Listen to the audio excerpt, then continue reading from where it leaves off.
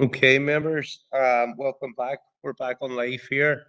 And members, just to remember, we're strictly on the judgment given, and follow-ups here if you wish to take. So what I'm going to do now, members, I'm going to move back to the convened planning committee held on 1st of October 2021, and first on is Councillor Doyle.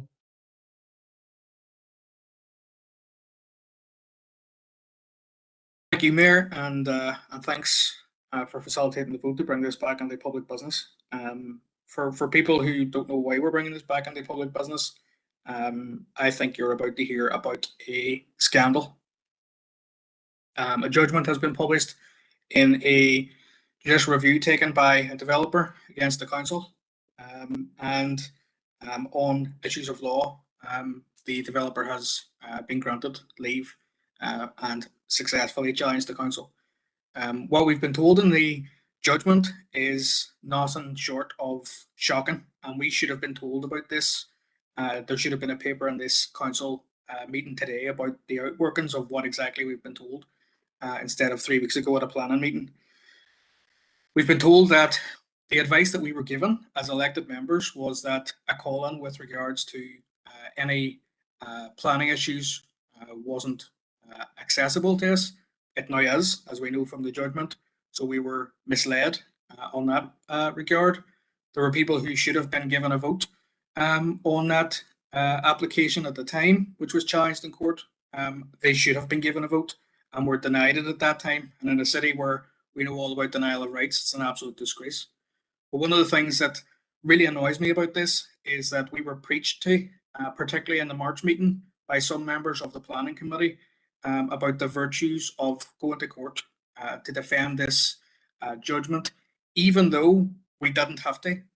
We were told that it would cost around £80,000 to go to court when we were offered by the defendant the option of no cost at all, £80,000, which I believe now is running into over hundreds of thousands of pounds of ratepayers' money. And some of those people, some of them spoke block this from being brought out to public business, now have serious egg on their faces because they defended themselves rather than looking to the bigger, wider benefit of housing in this city. And it is an absolute scandal that we have now effectively bitten a hole into our own and every other council in the North's standing orders because a judge has said that people were effectively told that they did not have certain authority as elected members in this council when they did. And I think that raises serious questions, not just for elected members, but for the legal advice that we were given over a period of time. We were told in March, when I was the only one to vote against taking this further, that we had a 51% chance of winning the case. We've now lost, and the burden of costs, which is still being worked out, is going to fall on our ratepayers. And there are certain councillors here who want to wax lyrical, and probably will, about the virtue of things that they know because they sit on a certain committee. And I think they should be ashamed of themselves. And what I'd like to know, given the outworking of the judgment, is if this council is now sued for damages, which I believe is an option, not being a legal expert, is that possible? And can the city solicitor and the members of the planning committee who know so much guarantee us that that will not be successful? Because then we could be looking at a cost of millions because of a decision where they wanted to protect themselves rather than sitting down with the developer and working out exactly how we could progress one way or the other this application. It's an absolute scandal, and people in the planning committee who have defended this should be ashamed. Okay, member, could you bring your comments to a close, please?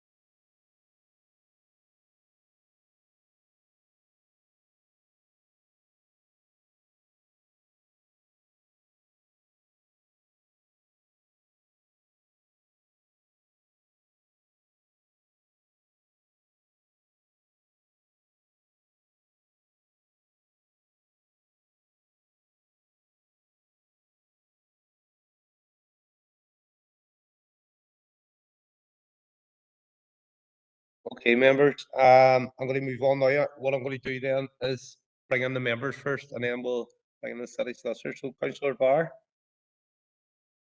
Thank you, Chair. Much the same as Councillor Doyle has alluded to there. I'm going back to when the presentation was made to Council. You know, I thought at that time this was an opportunity to help solve the social housing problem and at the same time promote investment. And I actually thought the presenter got a bit of a rocky read that night. But the judgment raises two questions. You know, number one, would some members have voted differently had they been given clear information? And could Council now be sued for damages on top of costs of the developers and Apex walk away? Thank you, Chair. That's notable. Come back to that. Councillor Duffy. Thank you, Mayor, and I will be very brief, but I'm going to just stick to the facts of the case. The judgment hinged on whether councillors on the planning committee who hadn't attended the predetermination meeting should have been advised not to take part in the vote rather than being expressly told that they had no vote. And the issue of the call-in, which the judge reluctantly accepted, does apply to the planning committee decisions, which I do still have a wee concern with. But the actual planning decision made by the council was found to be sound. So let's stick to just some of the facts around it. We as a party are always supportive of social housing and any type of affordable housing. We realise that there is a housing crisis that we are facing right across this island, and we need to be working to address that crisis, and we need to work with all parties who can assist us in resolving that. Now, our members on the planning committee are there as individuals, and I wouldn't take anything away from that. But I would ask at this point that we, and I hope that we are going to get one, is an overview from the city solicitor in terms of the judgment. And I will leave it at that point now, as this is now going to be a live application. And I suppose the least said in terms of that, the better at this point. Thank you. Thank you, Councillor Duffy. Councillor Donnelly. Good Chair. Look, I'm not aware of the intricacies or planning or how it all works, you know, far from an expert. But Chair, when people say, you know, talk about sound decisions, this decision, and I've raised concerns about this in the past too. You know, there's nothing sound about a decision that could cost this council tens of thousands of pounds. You know, I've seen councillors on here query about £15,000 for, you know, the local amusement arcade that and quite rightly agreed with the decision that was made. They oppose it. But when it comes to the like of this, and we had warned that if we get this wrong, that it would be a serious burden on the ratepayer. However, that seems to be completely ignored. And I have to say that some of the attitude from some councillors on the planning committee is maybe a wee bit elitist, as if we know best and others don't know. But you know, I would like to know how much is this going to cost the ratepayers for this decision, and a decision that costs us a lot of money is far from sound. Good Chair.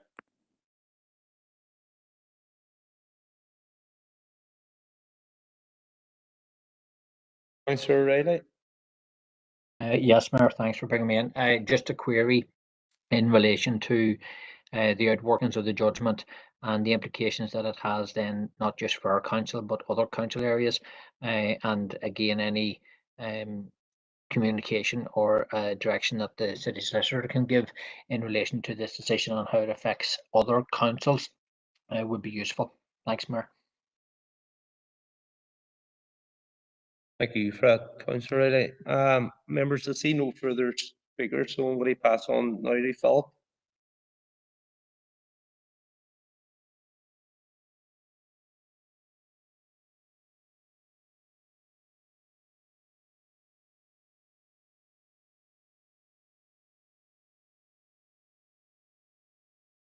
Apologies, Chair, for the delay there and coming in. Possibly bears a little bit of time to reflect upon the judgment in light of the comments made by Councillor Doyle in relation to this matter. They are detailed in the minutes which are before members. The judgment has also been provided to all members of the planning committee previously. I appreciate that the judgment has not as yet appeared online, so I can't say for certain whether or not Councillor Doyle has had the opportunity of reading the judgment, but he will certainly have had the opportunity of looking at the minutes of the planning committee meeting. And I'm sure he will have noted from those minutes that there were 3 principal grounds of challenge. And it probably bears sense to look at those in a little bit of detail.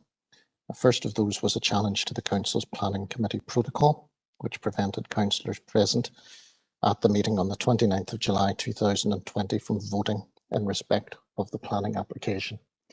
Now, as members will recall, I'm sure Councillor Doyle recalls from when this matter was discussed previously, that aspect of the Planning Committee protocol, which was a protocol which was adopted by this council and by the elected members of this council, was introduced as a direct result of a judicial review which was brought by this developer.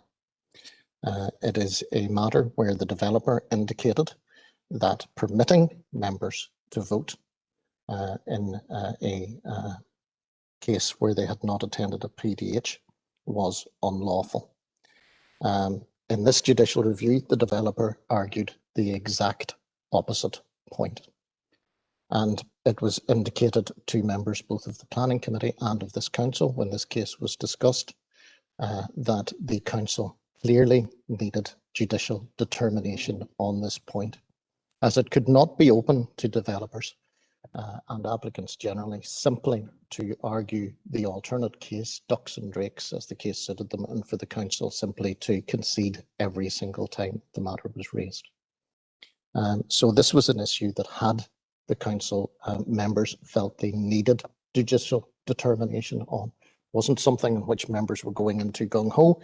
It was a matter where they were being challenged regardless of which approach they took in relation to this.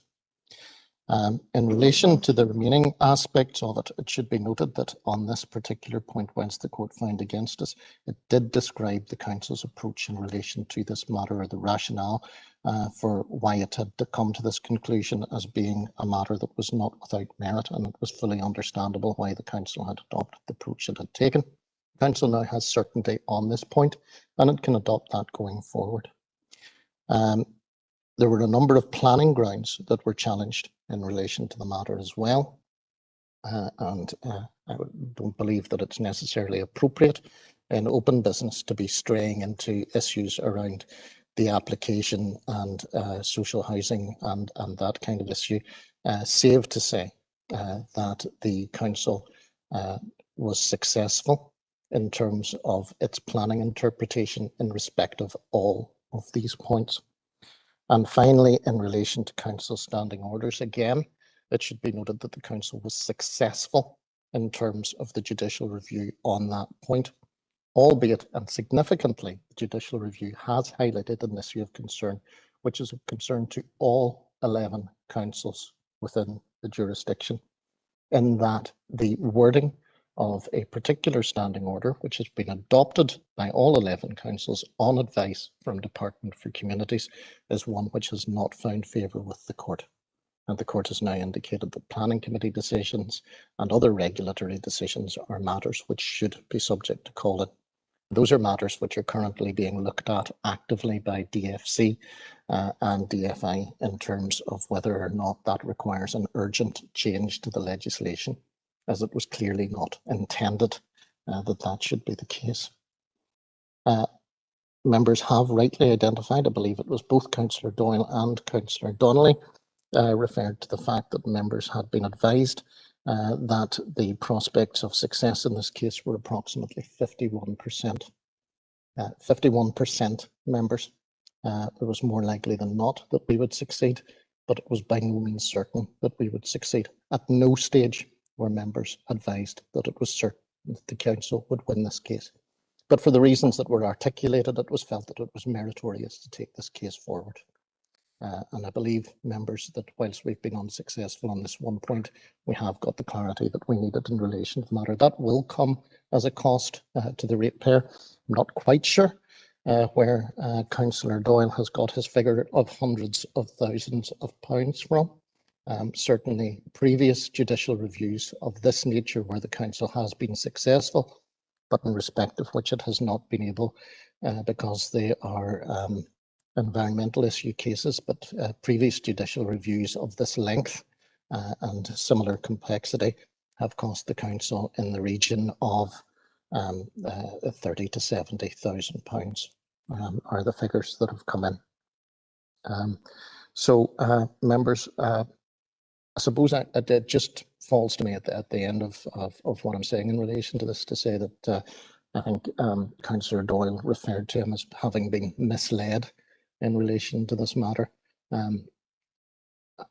I have to say that I reject that comment in the strongest possible terms. I think any review of the minutes in relation to this matter will show that members were fully appraised throughout of the issues in relation to this matter, that they were fully appraised of the rationale for going forward of this judicial review, and that they were fully appraised of the fact that there was no guarantee of success in relation to the matter. And I'm a little bit surprised, I have to say, that Councillor Doyle has sought to make a comment such as that in open council business without first raising the issue with me privately in advance. Thank you, Mayor.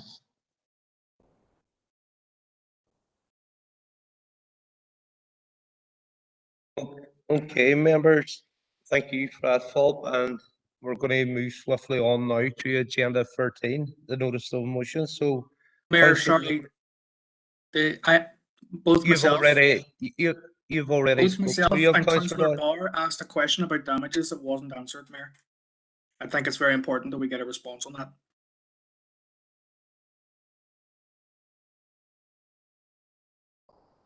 Happy enough to take that, yeah.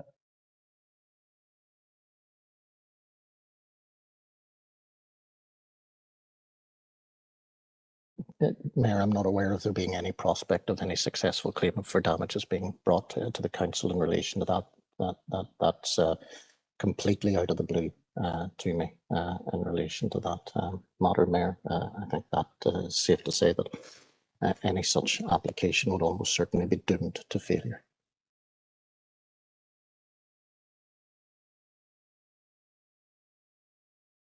Okay, happy enough Mayor, for Councillor sorry, Doyle. I feel I have a right to come back because the city solicitor has referenced my name a number of times in his response. There were other members who raised concerns as well, but he only mentioned me.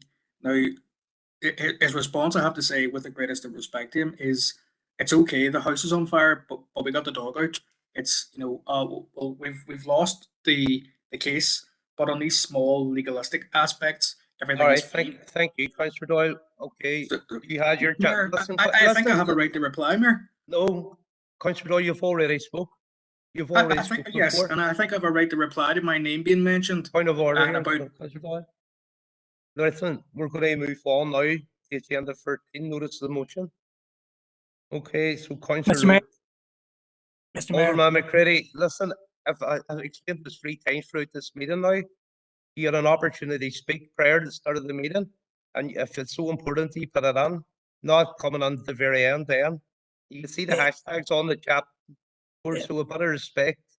And I'm going to move on now to notice the motions, agenda 13. Councillor Luke, you move.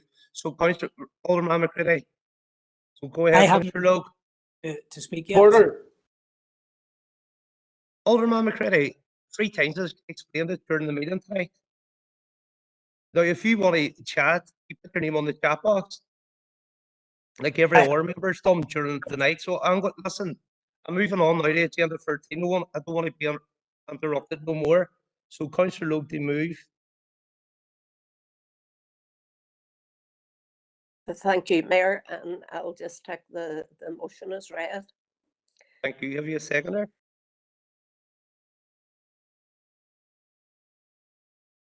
I'll Happy to second it, Mayor. I don't know who that was. Councillor Hayden. Thank Okay. you. Wait, Councillor Logue. Thank you.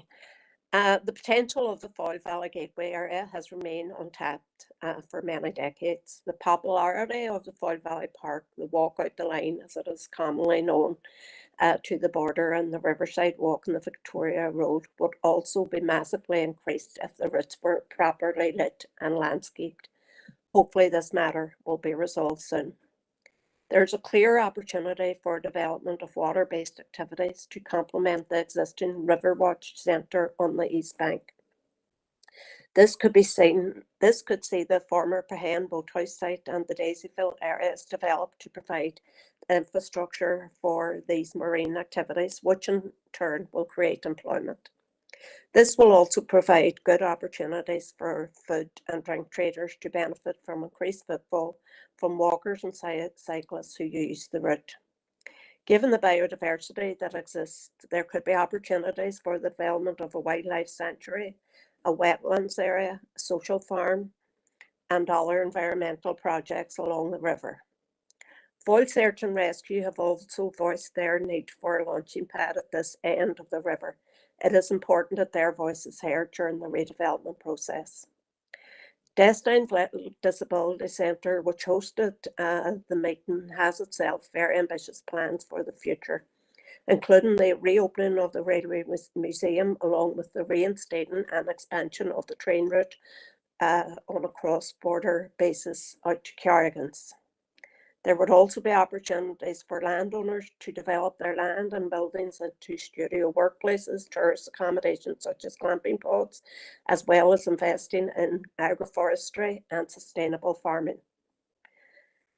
The most recent and much welcomed announcement that one of the 3 successful funding applications that was announced yesterday was for the sports hub at the Daisy Field, which will include a home for the Over the Hill Club, the boxing club, as well as pitches and changing facilities for the football fraternity. And this is very welcome and timely.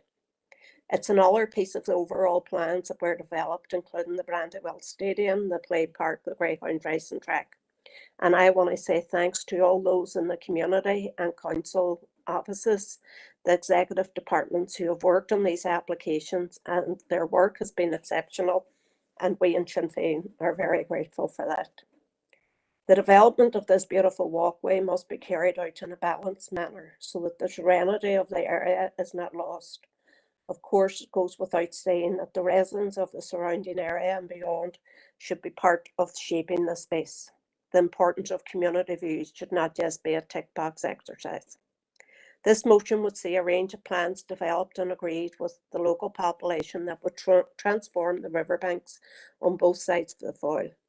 I am hopeful for the support of this motion will be unanimous, given the benefits that it will ensue. Thank you very much.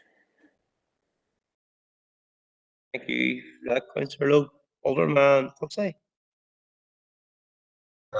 Thank you, Mayor, and thank you, Councillor Logue.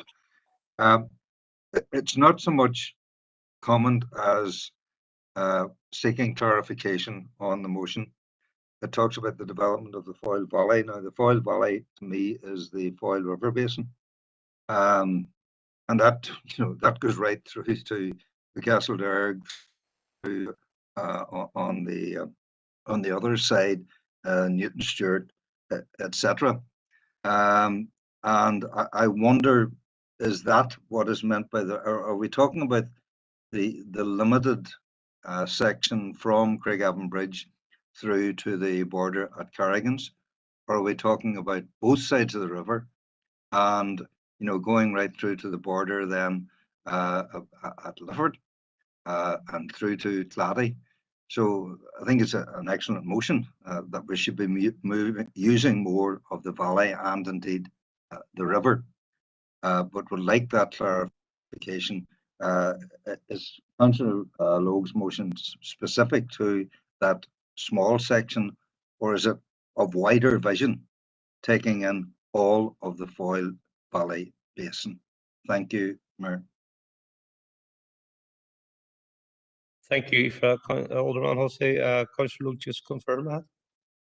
Yeah, well, I suppose initially my thoughts were, as the alderman said, out to the border and I suppose beyond. But look, this will go into the Capital Development Working Group, and I have no doubt that there will be discussions on there and other interested parties. So, you know, this will go wherever it goes, and if it's to be expanded, well, sure, that's to be welcomed. Thank you, Fred. Councillor O'Neill. Thanks, Mayor, and people before profit will be supporting this motion. However, I was at the meeting held on the 2nd of July and to discuss those proposals about how best to use the area.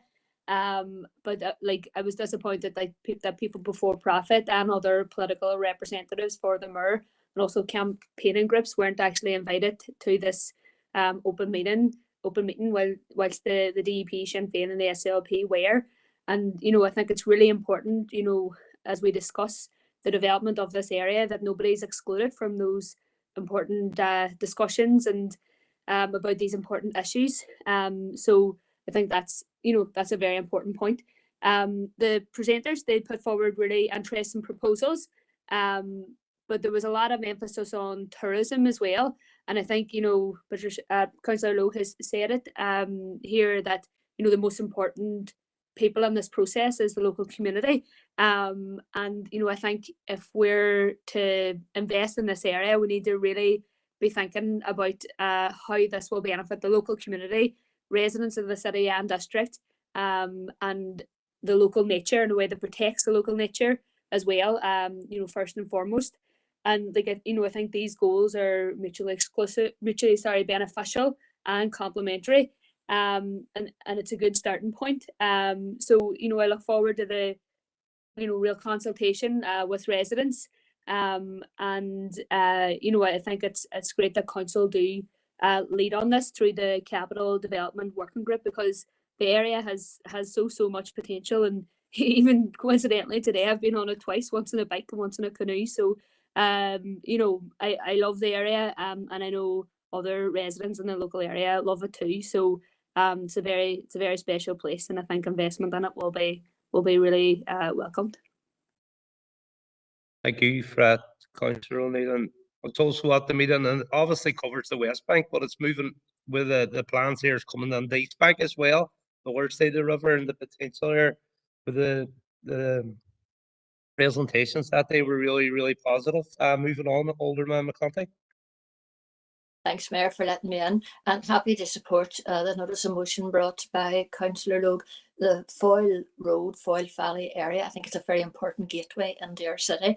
It's an area that I feel is very underdeveloped, and I think to avoid piecemeal development along this area, I think it's almost like a master plan really for the area is what is required. And I think council are the best placed people to take on board the lead management role to ensure that what is achieved there is the best that we possibly can achieve. I think it's very important, just building on Councillor O'Neill's point, that all stakeholders are included, and I think that it would be good for council to be a lead, take a lead role in this. And I suppose commenting on what Alderman Hussey said, I suppose I cannot appreciate that Councillor Logue starting local, and sometimes we can make the thing too big and too complicated. Maybe start with this and then extend it further on. But very happy for the DUP to support this notice of motion, Mayor. Thank you. Thank you, Fred. Alderman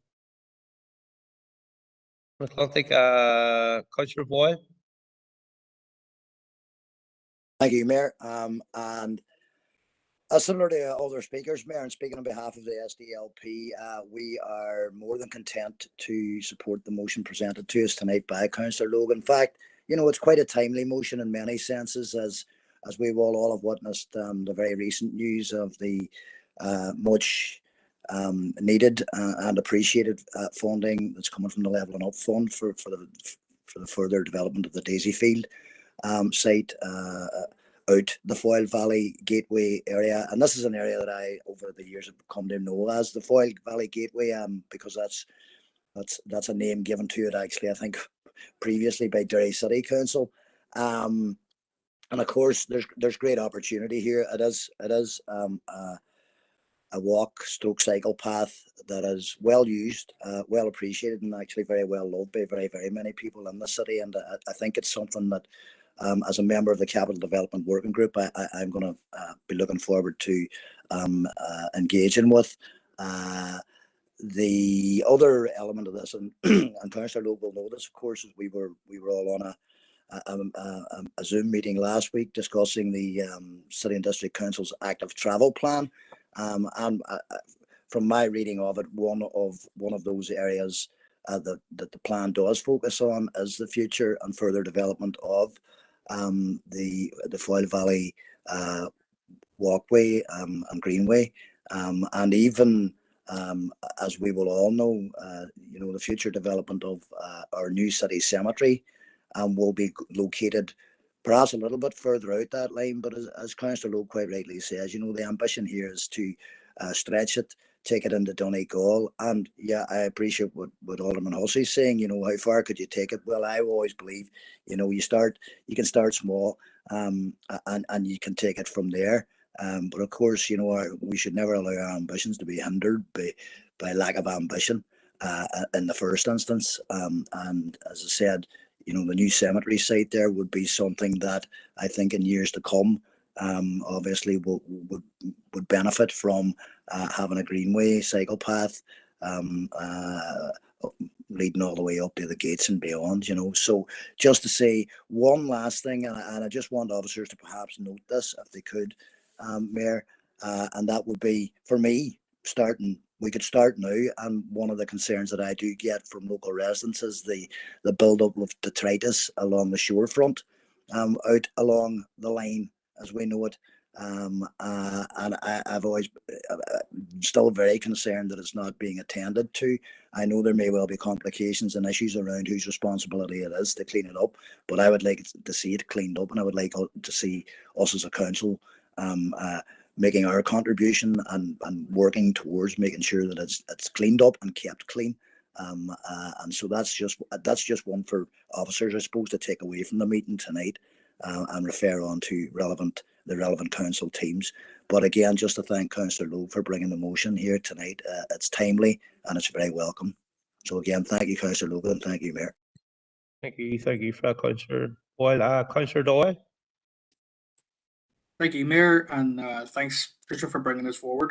I think knowing where you're living in the Brandywell, Patricia, and most of my family have been there for generations. Going out the line is just a normal day-to-day thing. So it's something that people from around that community love to do, and it's great to see that there's been long-term thoughts being put together around its future.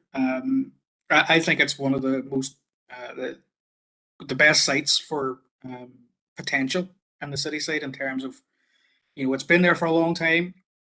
It's been the same since I was knee high, and probably wasn't all that long ago, I suppose.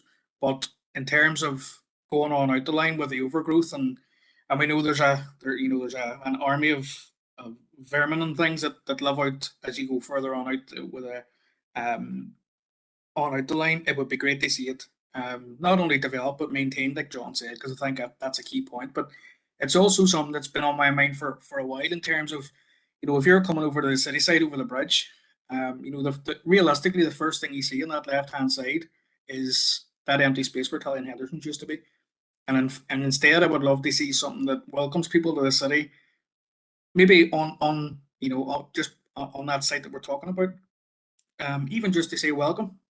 Because at the moment, you can imagine, we see those stacks of stones that say, welcome to the walled city. But when you're coming over a bridge, I think we want people to be welcome to the community.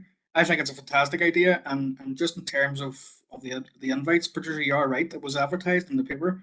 I think you had to contact Charlene down at Descent, which I did, to say, can I come along? So I don't think people should be waiting on invitations, but no, I'll be delighted to see it.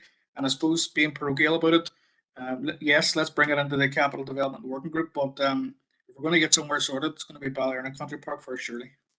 Thank you. Hey, Fred, Councillor Doyle, Councillor Donnelly. Thank you, Mayor. Look, great idea, and most of the points have already been made. It's an area that I know well. It's an area that, as a young boy too, spent countless days out that line, coming back in the darkness. You know, so just a couple of concerns that I would have, guarded concerns, was that, you know, that there is a vast array of wildlife in that area, and I think, you know, Councillor O'Neill has mentioned that. You know, we need to, obviously we will take into account that and make sure that, you know, it's protected and guarded and not in any way sort of, you know, detrimental to it. And I think, which has also been said, you know, the views of the residents who live from, you know, along the Foyle Road there, right over the old school. So no, I welcome the proposal here. Thank you.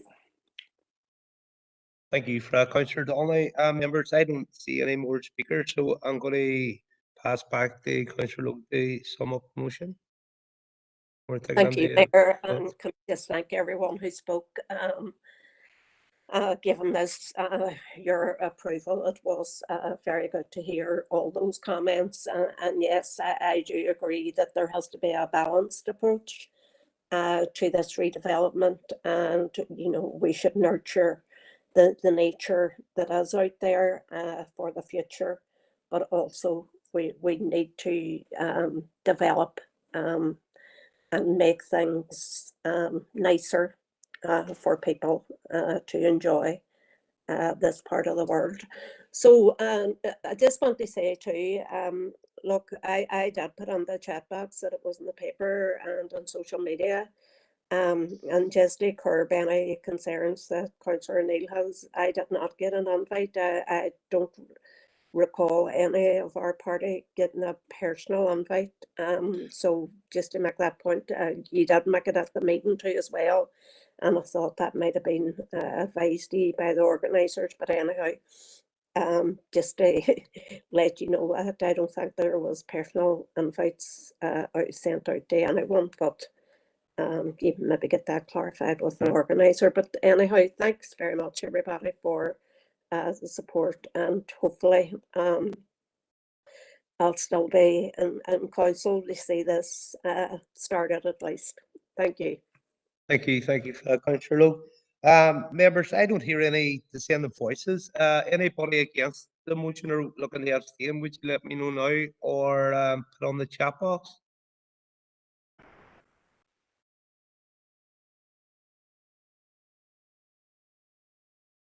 Okay, members. The motion for Councillor Logue passed unanimous. Well done, Councillor Logue. Moving on to Councillor Gallagher. Just to bring it up here, Paul. Okay, Councillor Gallagher, would you have a seconder on that? There you are, Councillor Barr. Councillor Barr's on the chat box there, members. Okay, go ahead, Councillor Gallagher. Thank you, Mayor. I'll take it as read, the motion. Look, this is a small council facility in the Beachmount Avenue area. It is currently needs a bit of tender love and care. It's currently not fit for standard of what it's designed to do. It needs a little investment by council, and I think that investment will serve us good for a number of reasons. One, at present, it's a bit of a liability, and we wouldn't want to see any like insurance claims coming on us because of it's not fit for purpose. But a wider thing that I think is more important for this council, and it's very important that we address it, is that we have a lot of facilities, top of the range facilities. We have Melbourne Hall, millions of pounds invested in it. We have the new arena, millions of pounds invested in it, and they're up to a real professional standard. Over the last number of months, since the arena has been finished, I and other councillors and this virtual chamber have been engaging with young ones who've been climbing over the top, they're using it as a kickabout. They're whatever, one thing leads to another, and there's been some vandalism. Some of the seats were broken and all the rest. But we're trying to encourage the young ones to not to be climbing the fences, not to be getting in, but we need to provide a kick-around facility for those young ones. And this is an excellent facility that we got on Beachmount Avenue.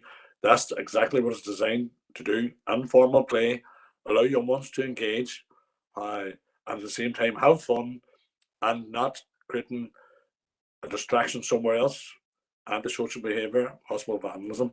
So I think that it's important that this council brings this up to scratch, wee bit of investment, and it will complement the new development that's happening in that area over in Adria, 158 new houses going.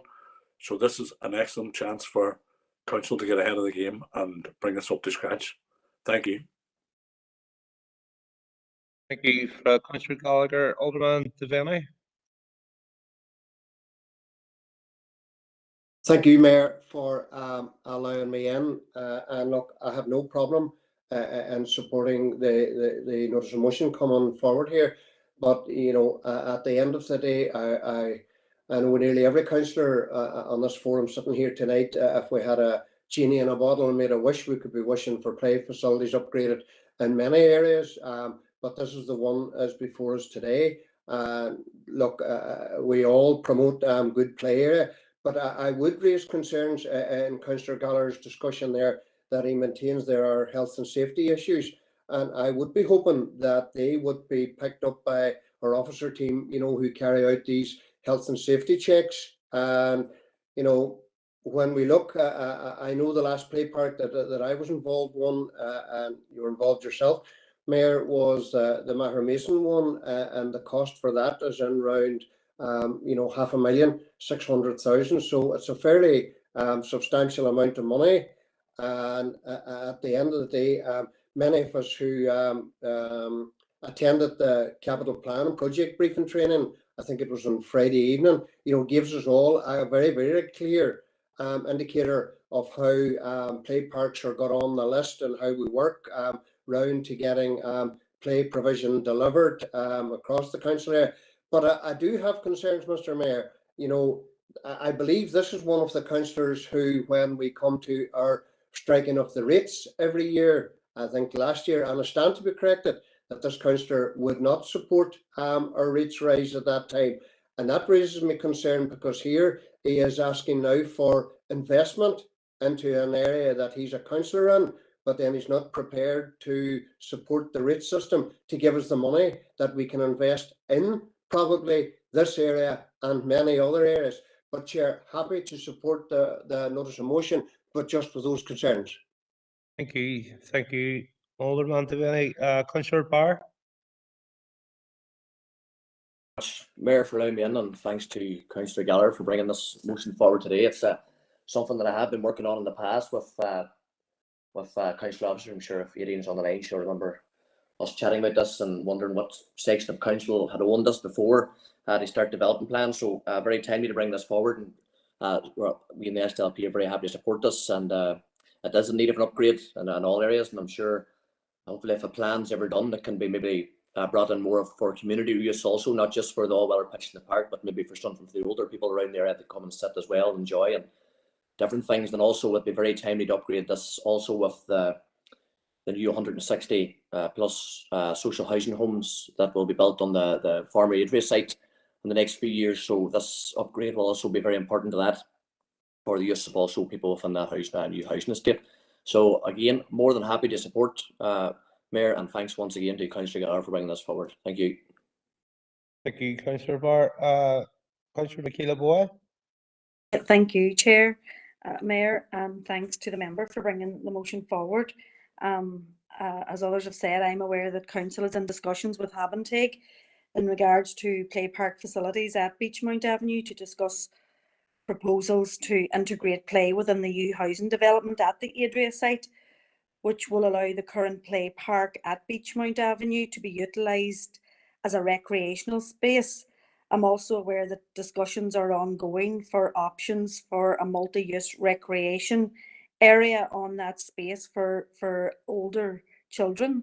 and I support council officers in their endeavours at looking at alternative, innovative ways of creating play space for young people to include all minorities and all gender sports, and those with a disability within that particular area.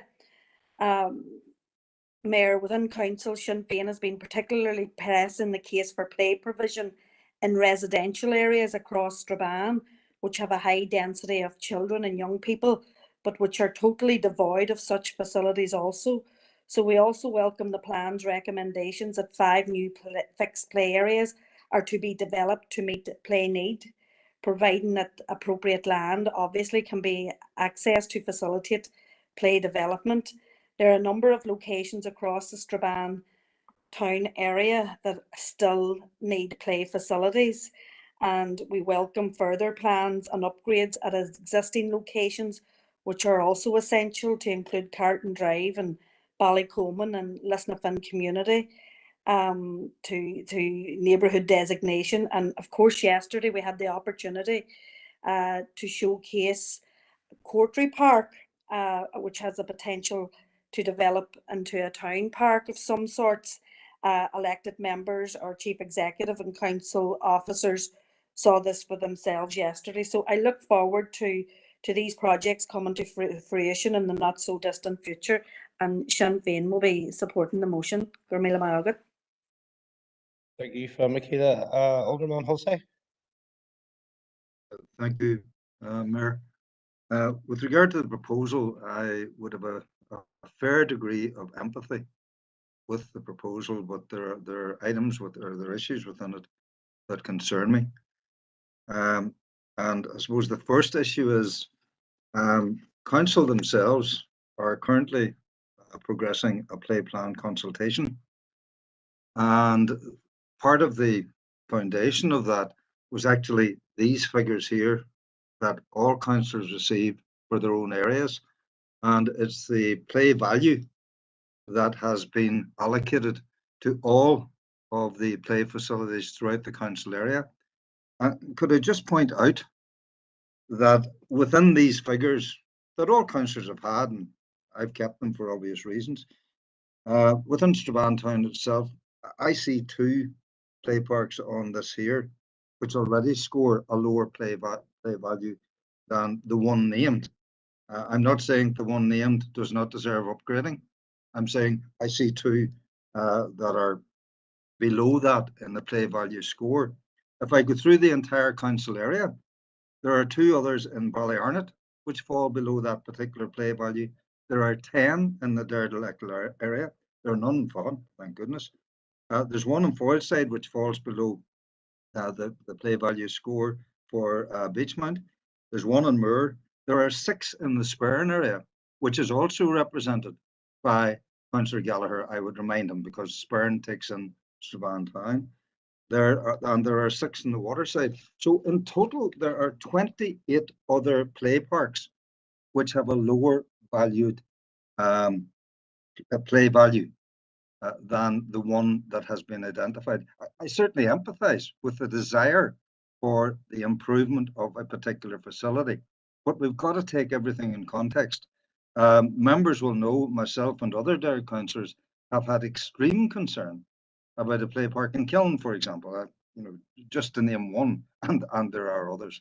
But as I say, that's been looked at within the play plan consultation, and it concerns me when the motion is actually trying to jump the queue, shall we say, by saying that this has to be done within the next 12 months, whilst there are so many others within the council area that need to be considered within the overall exploration and consultation that is ongoing.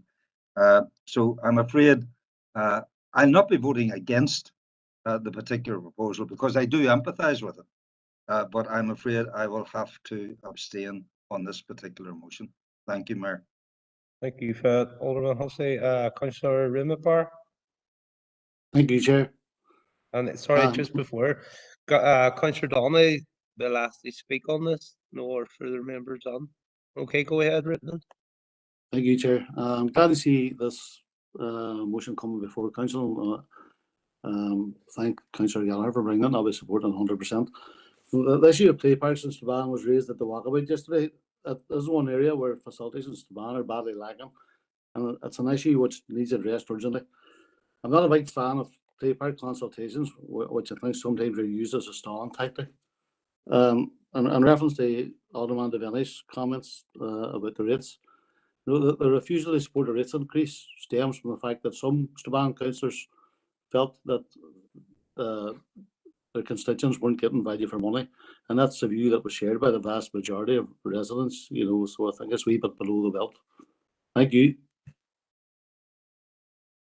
Thank you, Councillor Remember. Councillor Donnelly, last speaker, then we'll go to vote. Thank you, Chair, and happy to support this motion. Like to see Strabane getting its fair share of repairs money. But Chair, I think it's disingenuous of Alderman Devaney and others who this almost incessant complaining about councillors like myself who don't want to impose rate rises on our constituents. And Chair, like as Councillor Barr said, the reason why people like myself don't want to impose this is because of mismanagement. This mismanagement of our money, of the public money, and and Councillor Gallagher and myself and others who vote against this rise are quite entitled to, because we have to represent our constituents. And some of the reasons why people vote against the rates of that mismanagement that I'm talking about is City of Derry Airport, £3 million a year, PCSP, hundreds of thousands a year, and Chair, including unnecessary court cases like the one that we have previously discussed. We're ratepayers, we're elected reps, we're entitled to our opinion, so happy to support Councillor Gallagher's proposal, and well done. Thank you, Councillor Gallagher. Okay, or Councillor Donnelly. Councillor Gallagher, I'm going to bring you in now to sum up. Thank you, Mayor, and thank you to all those who spoke in favour of this. And I would just like to say before we go on here that this is not about jumping any queue. 2 years ago, I brought a motion forward in council in this particular area to get a feasibility study, and it didn't come through the system, which is why I put on this occasion a time bound. And I think it's important that people in this area, they have, and we raised the expectation that it was coming forward, and that we should now follow that through. They've been waiting, as I say, a number of years, not looking to jump any queue over any others or any other consultation that has taken place. This was well ahead of all that stuff. So it's not jumping no queues. And it's about time that this work was carried out. So thank you everyone who supported this.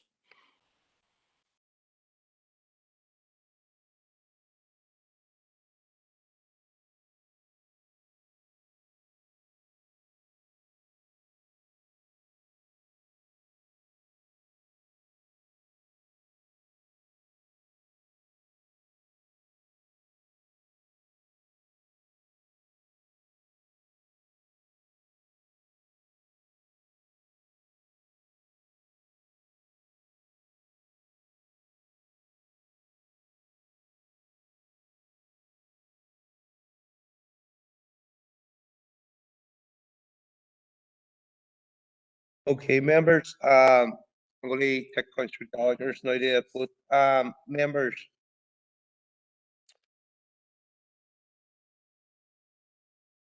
I see Alderman Hussey was only one to abstain. Is there any members there looking to go against this motion or a further statement instead of taking a free vote?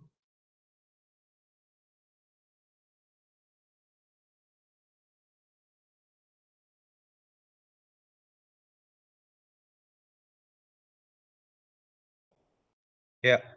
Okay, so Councillor Gallagher's motion passes with one abstention. That's Alderman Hussey.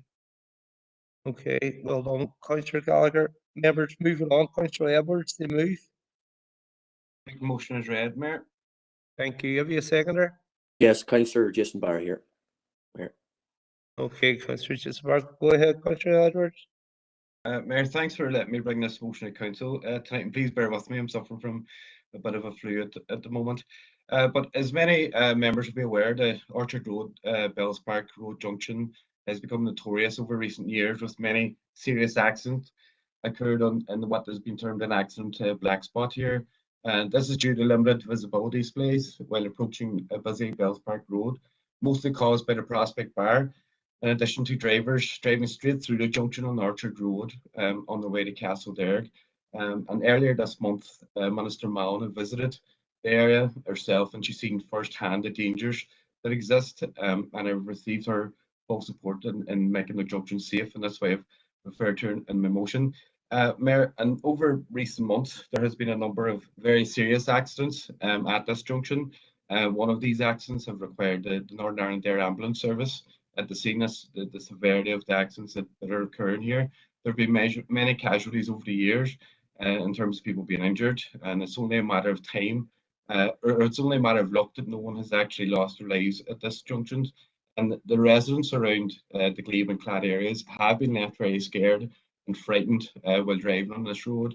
And I've heard countless accounts of near misses, and I've been sent many videos, CCTV actually, at the junction of accidents by residents, and they are asking me all the time, when is enough, and I have to agree. Mayor, the SLP has been working hard on this issue for a number of years, and while we've got additional road signs erected, relining work completed in the past, and grass verges cleared, this has not had a significant impact in improving road safety and reducing accidents at the junction, and that is why in recent months we have called for DFA to take immediate action at the junction to improve road safety. We've called for and have welcomed the laying of rumble strips on the Orchard Road, which does seem to have helped a bit in terms of reducing collisions and accidents. And also, I would like to, there's an issue with lorries on this road, and I want to take this opportunity to thank Minister Mallon today for making an announcement on the HGV ban in Clady, which should substantially reduce traffic and lorry traffic on this Bells Park Road, which is a safety concern for residents living along the road. But Mayor, going back to the junction itself, there does need to be a long-term solution for the area, for the junction, and that is coming in the form of a staggered junction, with the first phase of that being the acquisition and demolishment of the Prospect Bar there. But unfortunately, progress has stalled on this project, despite a budget being approved. I do believe the council currently should add the weight to pressing DFA to progress the scheme in the interest of health and safety of local residents, especially in the wider Derg area. And on that, Mayor, thank you for letting me bring motion, and I ask members for your support. Thank you. Thank you, Fred. Councillor Edwards. Councillor McHugh. August Stephen Foster. Thanks, Mayor, for allowing me in, and thank you to Stephen for tabling the motion. On behalf of my own party, Sinn Féin, goes without saying that we wholeheartedly support this motion, and indeed we have a long track record as well of lobbying on this very issue. We have had numerous site meetings with the Department of Infrastructure officials locally. Going back many years, my colleague Melissa McHugh, during his time both in this forum and now as an MLA, has been a constant champion for the people of Clady and the Glebe on this very issue, as he has been along with myself and other party colleagues on this issue and the HGV issue in Clady, which I also wish to welcome the decision on today. Councillor Edwards is quite right. This junction, you know, it's not uncommon, Mayor, that you get a report of an accident at this junction, and then in the same week, astoundingly, you get another report. Even there's been a case where there's been 3 accidents in the course of 2 weeks, and it's only by the grace of God that nobody has been or has lost their life at this junction over the many accidents that have occurred there many years. There has been some mitigations to address the danger here by the road service locally, but it's quite obvious that it has not solved the problem. In fact, my own party activists were forced to actually erect warning signs on every approach road at this junction to alert approaching vehicles. And I know that the department are in the process of seeking the land occupied by the vacant Prospect Bar Inn, and it's quite frustrating, I have to say, with all these kind of projects at the time it takes for it to come to fruition.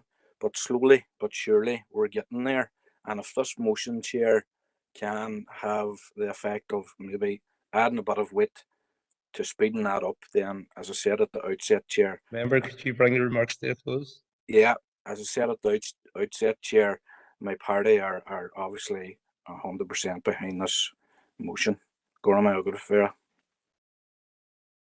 Thank you for that, Councillor Key. Alderman Kerrigan. Thank you, Mayor, for allowing me in, and I do thank Councillor Edwards for bringing the motion. Chair, it's ongoing, and as the other there councillors mentioned, you're constantly hearing of incidents there. You know, there's a lot.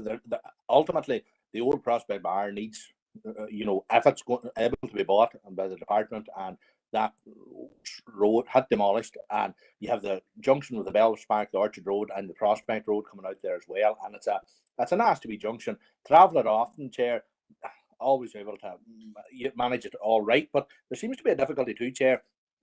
I know when you're putting in, you know, whether it's a sat-nav thing or something, it seems to be a lot of people not familiar with the area are directed that way. That seems to be the shortest route there, as the crow flies, effectively from Staban heading towards Castledairg, and rather than going on through Sion Mills and Staban, Victoria Bridge. So there seems to be a lot of people travelling the road, not familiar with the road. It's not, you know, to the same standard as the main road, and therefore getting caught out at that junction.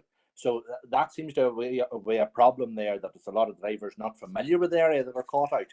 But you know, fully support what needs to be done there. And again, number of issues, even if the department could even, I don't know, until it's resolved, and pose like a 20-mile-an-hour speed limit at that junction to try to do something, because it's a serious amount of incidents occur, and as councillors have said before, that's by the grace of God that no one has been killed. I mean, Councillor McHugh's referred to a number of incidents, as I recall that too. It was three quite serious accidents in the space of a fortnight. So ongoing issue, and as I say, fully support the motion, and hopefully it can be properly resolved and finally resolved. But again, just disappointed that these things just do take time. But no, support the motion. Thank you, Mayor, for allowing me in.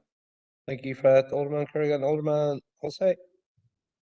Thank you, Mayor, and thank you, Councillor Edwards, for bringing the motion. This is nothing new.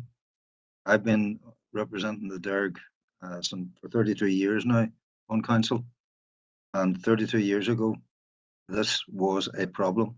I think the phrase "accident waiting to happen" was designed to actually describe the situation that exists on this particular crossroads. It has constantly been brought up, as Councillor McHugh has alluded to there. Councillors across the board have constantly brought this up at roads liaison meetings over a long period of time. We're beginning to see, hopefully, or hopes, I should say, of the issue being resolved. Folk have referred there to accidents. I think on top of the accidents, there are hundreds of near misses. I've heard stories of people, particularly coming from the Castledairg-Tullywisker direction, not realising crossroads was there and being across it before they even realised that it was happening. People coming up from Strabane to the crossroads, at times drivers, especially some of those drivers who are hesitant, would edging out, trying to see towards Claddagh.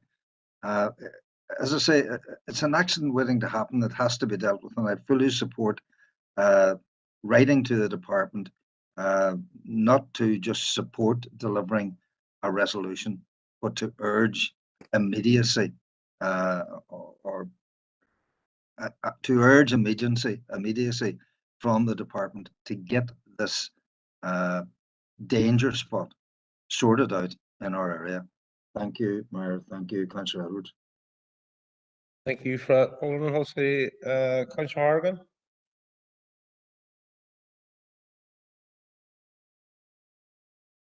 Thank you, Mayor. Yeah, look, this is obviously a welcome discussion that we're having, and I send my solidarity to the people in the local area who are, it sounds like, have been campaigning for something to be done about this for a long time, and are not seeing the kind of action being taken that needs to be taken, and that must be very, very frustrating. You know, I'm not.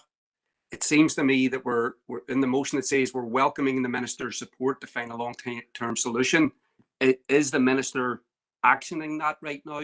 And we're patting the minister on the back, because look, the reality is our road network has there's historic underinvestment from consecutive Stormont executives in our road network that makes it dangerous.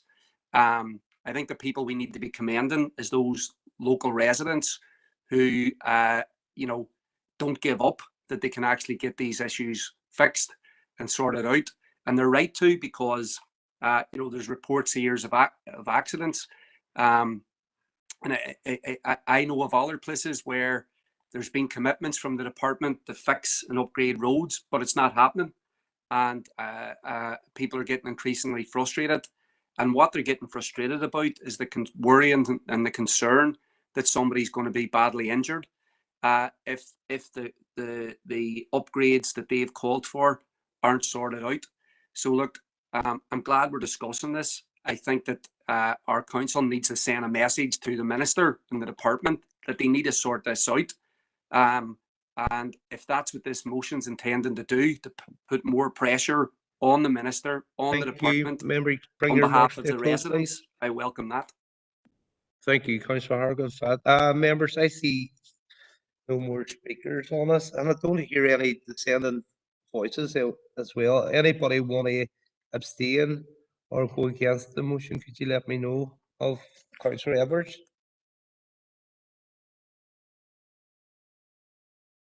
Sorry, I'm going to bring actually Councillor Edwards on. Be closed down. Apologies. And Councillor Edwards, I know the road access junction you're on about too, and it is dangerous. It is a nightmare. And I do welcome this here motion coming along today, but I'm going to bring in the closed down. Apologies about that, and then we'll move on to votes. No problem. Thank you, Mayor, and thanks to all the contributors there, and thanks to Councillor McHugh there, and I completely agree with him 100%. And Alderman Kerrigan as well raises the issue about the sat-navs, and he's right. And I've actually written to DFA to ask them to contact the sat-nav companies to raise it. I couldn't find all their details on Google, so I've passed that on to DFA. Hopefully they do that.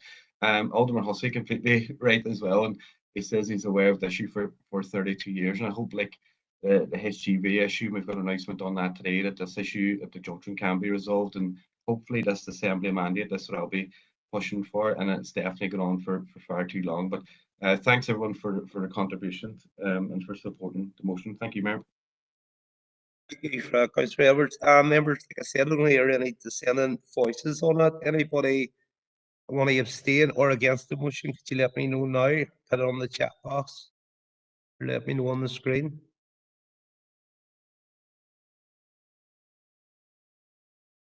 Okay, members, the motion from Councillor Edwards passes unanimous. Moving on now, members, to Councillor Seelan. Thank you, Mayor. I will take the motion as read. Thank you. Have you got a seconder? The Chair, Alderman Devaney. Thank you, Alderman Devaney. Thank you.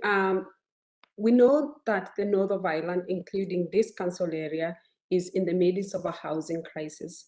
There are three types of housing tenure: social housing, private rental, and owner occupation. All three are in crisis and getting worse across all 11 council areas.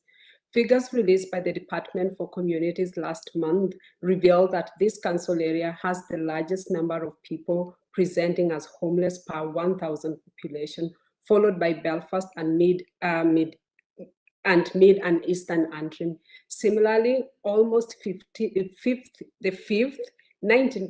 of the 44,278 households on the waiting list for social housing in the North of Ireland live in the 3 Derry constituency, Foyle, East Derry and Mid Ulster.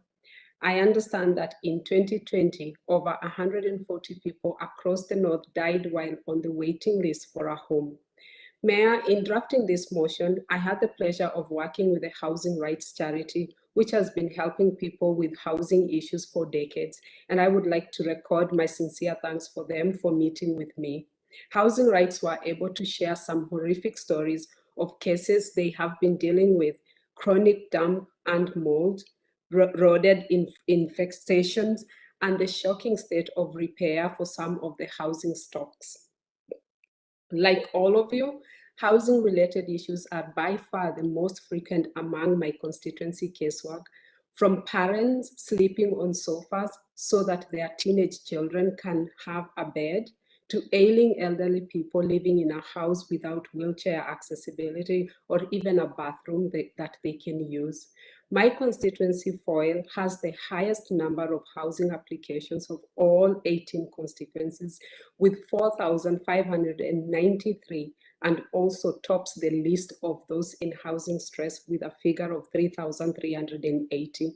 Foyle's figure alone makes up 10% of all housing applicants and 11% of those in housing stress. We simply aren't building enough social housing units. One couple recently told me that they have been living in temporary accommodation for 9 years. Yesterday, another couple told me that her family of 9 are living in a 3-bedroom house with a child on the way and her sister, who is homeless, with a 7-month-old baby sleeping in their living room. By January 2020, that family will have 12 people living in a 3-bedroom house with 1 toilet and 1 bathroom in it. This is simply unacceptable and should shame us all. What is more, housing stress is connected to broader social problems. It can trigger depression and can be a factor in suicide. It is also related to relationship breakdowns and a range of other social problems. As I speak to you this evening, there are over 15,000 children under 18s living in housing stress in these 6 counties. That is an awful lot of children growing up in accommodation that is not suitable. It's overcrowded in hostels, in single-lets, and even in their own homes. Children have become institutionalized and don't know any different. Private sector rents are rising at a rapid pace, with many couples paying in excess of £600 per month just to keep a roof over their heads. But because of low wages in our council area, rents often take up half of the monthly income of all our young people, making it impossible for them to save up for a deposit. The situation is made even worse by the recent cut for universal credit. Owner occupation is becoming increasingly an unreachable dream for many people in our council area. Over the past year, prices have increased by 9% across the north. This is too important for political knockabout. It took us years to get into the mess that we got ourselves in, and it is going to take a while to get us out, but we must come together to address this crisis. This is why I'm asking the mayor to urgently convince the civic forum so that we can gather people's lived experiences, examine social solutions, and make workable recommendations to the Department for Communities and Housing Executive. Nothing triumphs personal experiences. I should know that.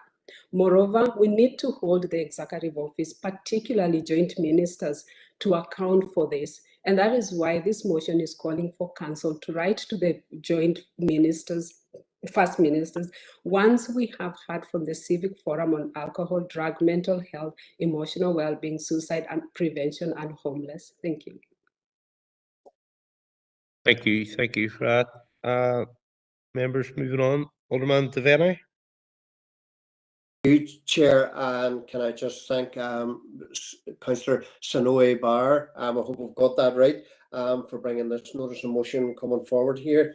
And look, as everyone knows within the chamber, I'm no stranger to bringing issues forward because of our landlord, our tenants, because of some of issues with landlords, whether that be private or whether it be housing executive or other. I do believe we as a council have a duty of care to our tenants out there to raise the arguments and around some of the housing issues and around the maintenance of houses. And yes, some of them live in very, very difficult circumstances.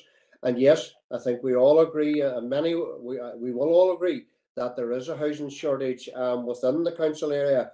And Councillor Barr has done her homework very, very well there. So I'm not going to go over all of that there. And yes, there is always demands for more social housing. And while that demand is there, there is always a demand that landlords, whoever they may be, keep to their deal of keeping the houses in good condition, livable conditions. And as Councillor Sonoy Barr has mentioned there, an issue of damp and other issues, yes, very, very important issue. And I do believe, yes, a meeting of the Civic Forum to raise the issues is a good way forward. But Mayor, just to cut it off short, we will be supporting the notice of motion. I'm very happy.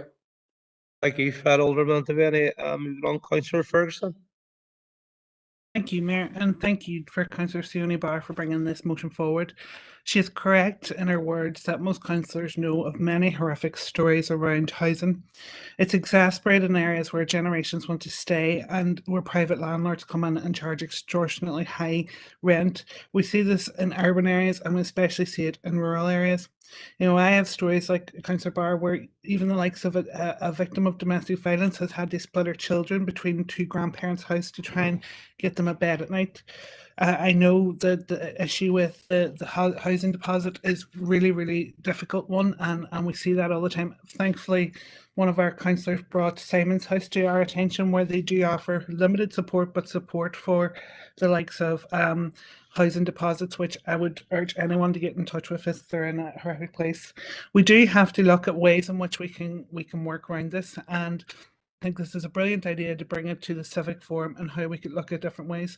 You know, we see already that the likes of James Hagan from Hagan's Home has said that they are pulling out of building houses in Northern Ireland because of issues with planning. He will continue to build in Scotland, England, but finds it too difficult to build here. You know, these are developers that we need to bring the likes of our social housing and private houses here. We also need to look at our LDP and make sure that we have a higher rate of social housing percentage. So we are happy fully to support this motion and thank Councillor Sione Barr for bringing it forward. It's a brilliant motion. Thank you. Thank you, Councillor Ferguson. Councillor Michaela Boy. Thank you, Mayor, and I'd like to thank Lillian for bringing forward this motion. We in Sinn Féin will be supporting the motion. We also have listened and engaged with those in the different housing and homeless sectors who raised their concerns in regards to waiting list housing crisis and associated problems across our city and district, and indeed across the whole of the north. Mayor, homelessness can take many shapes and forms and can descend on families and individuals very easily. The term homeless is not just about not having a home, like many people would think, but it's about having the right to a home to suit you and your family's needs, and having those rights to living in a home that does not meet today's standards that would cater to one's disability or mobility needs. Being displaced within a family, either through a breakdown or in a relationship through separation or divorce, or indeed a landlord in the private rental sector selling the home you rent from them, or living in a home not fit for purpose and in dire need of repairs, or no longer being able to afford the home you live in. Those are all issues around homelessness. The Communities Minister, Deirdre Hargey, has brought forward ambitious housing reforms that will address all of these issues. She is investing significantly in affordable housing options, investing in social housing new build programmes, and also directed more funding towards affordable housing through co-ownership, and introduced a bill to the Assembly to improve protections for those in the private rental sector. The Minister at the minute is urging all those to respond to her latest live consultation on intermediate rent, and it would be timely, Mayor, if the Civic Forum did meet to discuss recommendations to bring forward to the consultation. I just want to say also, Mayor, that Minister Hargey is delivering on the biggest transformational housing reform within a generation. The Thank thrust you. of the Member, can you Communities bring your Minister remarks to a close, policies and please? reforms is fundamentally bringing forward affordable housing back under the control of the Housing Executive, and to begin repositioning the Housing Executive by giving them the more powers to build. This is something previous SDLP ministers failed to do. So on that note, we're happy to support the motion. Thank you. Thank you, Michaela, for that. Councillor O'Neill. Thank you, Mayor, and thank you to Councillor Sonali Barr for bringing it. And we will be supporting the motion. And you know, our council here has already declared that there is a housing crisis in the city and district, and has taken very clear positions on the need for more social housing. And the reasons why Councillor Sonali Barr has explained very well. But the the Stormont Executive does not have a housing strategy at the moment that works in the favour of ordinary people. And this has been decades long, no matter who's had the ministerialship over that. The Stormont Executive has prioritised the development of private housing over social housing, and have really failed to deliver. And this is why we have a housing crisis. The number of people who are living in a housing crisis has increased. We've got private landlords with no rent caps, and there really does feel like there's true contempt and a lack of empathy that well-paid people at the top of our society are making a month of this housing crisis. And the entire executive have been asleep at the wheel and have even green-lighted the privatisation of the housing executive here. And again, this is why we're in a housing crisis. And and that's in the face of the civil rights movement, whose clear policy was equal housing back in the 60s and 70s, and we need a similar movement again. If we're going to properly address this housing crisis, we need a clear and strong people power movement for public housing and social housing to be built. Thank you. Thank you, Councillor O'Neill. Councillor Donnelly. Chair, look, we have a housing crisis because of mismanagement of those who are running this part of Ireland. People talk about a civic forum here. We don't need talking shops. What we need is action. We need a properly funded, a properly resourced housing executive, so that they can build new homes and carry out repairs properly. When people talk about landlords and slum landlords are not restricted. They private renting. Some of these semi-private housing associations are as bad. One example is Glassett Park currently at the minute, where the residents are up in arms. And they're talking about taking to the streets. They're talking about protesting. That one resident whose oil broke down is now left for the last week with no oil, lost 200 litres of oil, is now paying £50 a week. Electric, was told that she needed a new pump. When she filled it up with oil again, she was then told that the tank was contaminated with water, and they're refusing to reimburse her. That's not the type of housing associations, Chair, that we want to be investing in.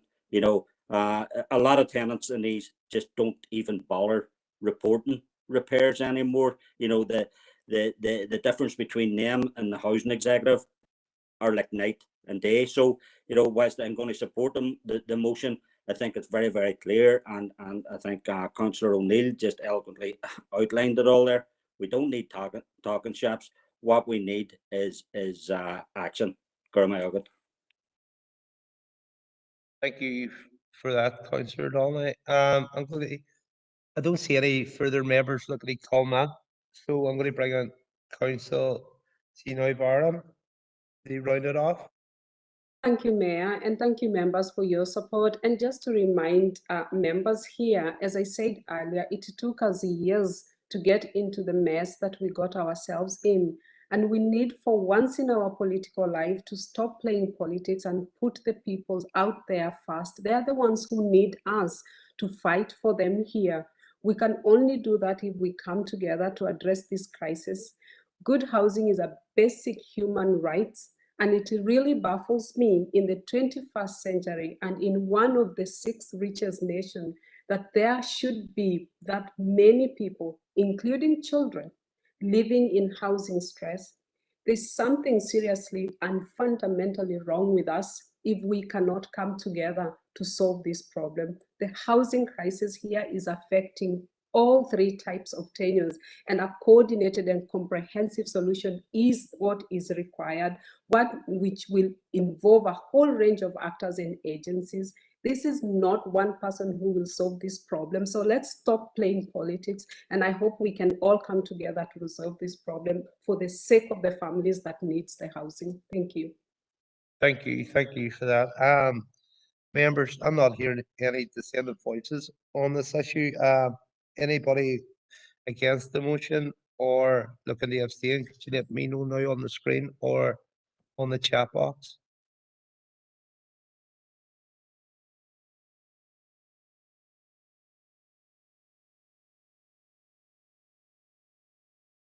Okay, members, the motion from Sino Bar passes unanimous.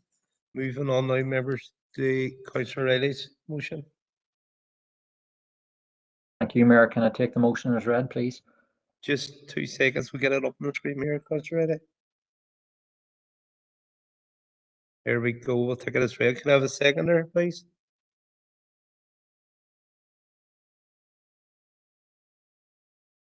Second, Chair. Oh. Not too sure. Do you get it yet? Okay, go ahead, Councillor Riley. Okay, thanks, Mayor. Black History Month is this month, and we're coming to the end of it now at October time. So I think it's the right time just to comment on that and to recognise that the United Nations General Assembly has declared that 2015 to 2024 was the International Decade for People of African Descent. The theme is People of African Descent, Recognition, Justice and Development. While the contributions and history of Black People Month is celebrated every October, the SDLP are calling on Council to work with schools and community organisations to ensure that the educational histories and narratives of Black people are properly taught and celebrated in schools across Northern Ireland all year round. This motion is also calling on Council to formally recognise and mark the UN International Decade of African Descent running from 2015 to 2024. In previous years, through its good relations policies, this council has been making progress to tackle racial inequality head on. We can see this through the establishment of things like the Foyle Race Equality Forum, the promotion of good race relations through its Ubuntu Festival, and in marking Black History Month by illuminating its buildings on the 3rd of October. And thanks must also go to other councils around Northern Ireland who did the same thing with their civic buildings. Our call today is about pushing further towards justice for Black people who have been historically enslaved and oppressed, and for this council to amplify the voices of Black people in this council area and beyond. In drawing up this motion, I've had the pleasure of working with the Northwest Migrants Forum and the Horn of Africa People's Aid and African and Caribbean Support Organisation for Northern Ireland. These 3 organisations have pledged to work towards achieving the goals of the United Nations 2001 Durban Declaration. I would like to thank them for their guidance and support and all the work that they do for people across Northern Ireland. In brief, the Durban Declaration acknowledges that slavery and the slave trade were appalling tragedies in the history of humanity because of their barbarism and also of their magnitude, their state-organised nature of enslavement and the negation of the essence of the victims. Africans and people of African descent were victims of these acts and continue to be victims of their consequences. The Declaration also acknowledged the sufferings caused to them by colonialism and regretted that the effects and persistence of these practices have been amongst the factors contributing to lasting social and economic inequalities in many parts of the world. So, Mayor, in relation to today's motion, there's a number of asks, and it's asking that this council marks the end of the decade in 2024. We know that history connects the past with the present. Understanding the linkages between past and present is absolutely basic for a good understanding of the condition of being human. That's why it's, in this Black History Month, it would be appropriate for this council to move that this it be treated properly both in our schools and in our council. So the motion is before us this evening, and I would ask that people use the opportunity to support it in helping to tackle anti-Black prejudice and racism. Thank you, Mayor. Thank you, Councillor Reddy. Councillor Heaney. Thank you, Chair. Our party Sinn Féin will be very happy to support this motion. I'd like to thank Councillor Riley for bringing it. I, like others from earlier in the meeting, also attended the Black History Month summit at the weekend past there, and I too would like to thank Lillian for what was a very informative and enjoyable event, and we learned a lot from it. So we'll certainly be supporting this motion. The more we can learn about each other's cultures and about how we integrate and work together, the better. So happy to support the motion, Chair. Thank you, Councillor Heaney. Alderman McContick. Thank you, Mayor, for letting me in.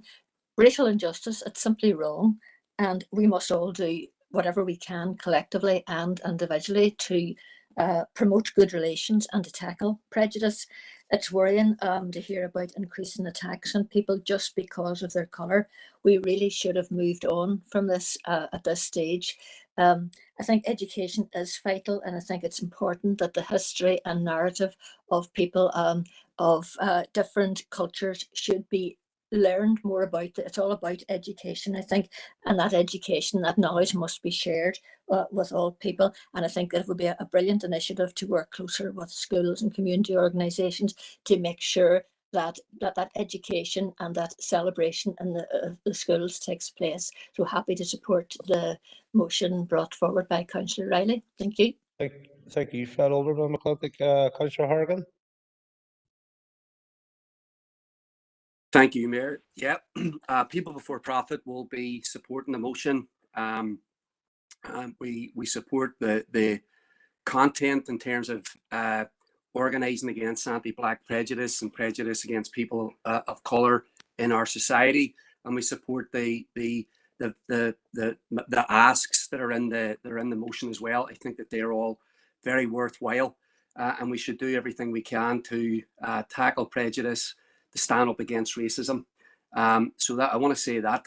I also want to say something about hypocrisy, the hypocrisy of the executive parties, and when we talk about taking on anti-Black prejudice. I'm sure other people read and watched the programme this week where people who had organised the Black Lives Matter protest in Derry felt that they were criminalised by the PSNI turning up at their door late in the evening to tell them that a protest against a Black Lives Matter protest would be a criminal activity. And I think we do have to look at the fact that there was a crackdown in Derry on that protest, and there was more arrests, more protest fines given out in Derry than in Belfast. And we have to ask the question, why did that happen? And I think it's clear it happened because the executive parties here gave the PSNI the green light. And not only did they do that, when they had the opportunity to overturn it and storm it, they all rubber stamped it and said what happened in Derry and Belfast was fine. So it says here that elected representatives have done a lot to promote good relations. What they did around Black Lives Matter was not promoting good relations. It was promoting prejudice against Black people organising for basic rights. And this will not be forgotten. I think it's very clear that there's a lot of discussion about racism. I think racism comes from the top. It comes from the institutions, our political institutions. Poor people get blamed for having some racist ideas. Councillor Hargan, could you bring your remarks to a close? Thank you. I think we have to challenge our executive parties, our political institutions, our policing force that are institutionally racist. And if this motion helps to do that, we're backing it 100%. Thank you, Mayor. Thank you, Councillor Hargan. Councillor Ferguson. Thank you, Mayor, and thank you to Councillor Riley for bringing this forward. It is a great motion, and I really do appreciate the time that Lillian and the Northwest Migrants Forum did to invite us along to the Black History Month Summit. It was a great day. It was full of amazing culture, and it was how we needed to be comfortable in feeling uncomfortable and having those challenging conversations around racism. So I really do want to say my thanks to Lillian and the Northwest Migrants Forum for that great day, where I learned that just being not racist isn't enough. We need to become anti-racist and look back at our history and teach our future generations better. So thank you, and I really appreciate the work that the Northwest Migrants Forum did in enlightening me, and I hope that this motion goes forward so that we can do that for our children and our schools. So we're happy to support this motion. Thank you for that, Councillor Donnelly. Thanks, Chair. Happy to support the motion, and I commend Councillor Riley for bringing it forward. It's a very important motion, but I do believe, having worked with a couple of families here who were subject to horrific, particularly children, their children were subjected to horrific racism. It absolutely opened my eyes. There's a lot of it here, a lot of it's hidden, and I agree with Councillor Hargan that it's also my belief that this prejudice is institutionalized in the very at the very heart of this state. But I don't believe that the youth, for the young people who are coming up now, hold the same views. I think they're a lot more progressive. So I think it's very, very important of the education part of I think the whole motion's important, but I like the part about education, because children aren't born racist. It's put into them, and I think that education is going to be very, very important to tackling this issue. There's also the issue of the rise of the far right, and we see that now, and particularly those who are hiding behind the cloak of religion. I think it's absolutely shocking, and it would be a cause of concern for myself, but very happy to support the motion. Thank you, Chair. Thank you, Councillor Donnelly. Alderman McCready, the last speaker. Thank you, Mr. Mayor. So firstly, I welcome the motion, and secondly, on behalf of the Ulster Unionist Party, we support the motion. Over the past year or so, we've attended, and myself, I've attended a couple different events, predominantly related to the Northwest Migrants Forum. And at one of these events, a young child, who I can't name, but he's very well known, and most of you do know him, stood up and said something. And it was aimed at of the perception and how he felt of how unionists seemed to be a cold place for him. And I thought about it for a couple of minutes, and then it was my turn to stand up and address the forum at that point. I took it to heart and said, I need to do something about that, which I have. And it's not just by agreeing or supporting motions. It's not just words, but actions. And so I followed up with this group, and I invited them when we opened our new office in the Waterside. And we had politics and pizza and racism, different cultures, and unionism as well. And how can we rectify a perception? And that's their lived experience when they arrived in the city. And so we did something about it, and we challenged it head on, that irrespective of your color of your skin or what culture or where you originated from, whether it's 3 generations ago or you landed here last week, that Northern Ireland is open to you. This is your country. And if you're for the union, it's as much your union than it is my union. And you're very welcomed in this country and this city. And I've been pushing that ever since. And hopefully in due course that they will see and be able to come back to us and say, do you know what? I do feel welcomed in this city by unionists. And I'm taking an active role with my team here in Londonderry to do that. And so lastly, Mayor, I did attend the summit, which gave a narrative of the historical events which happened. Some of them are absolutely appalling, and they're inexcusable And whether you say it was context or it was just the way, it's still wrong.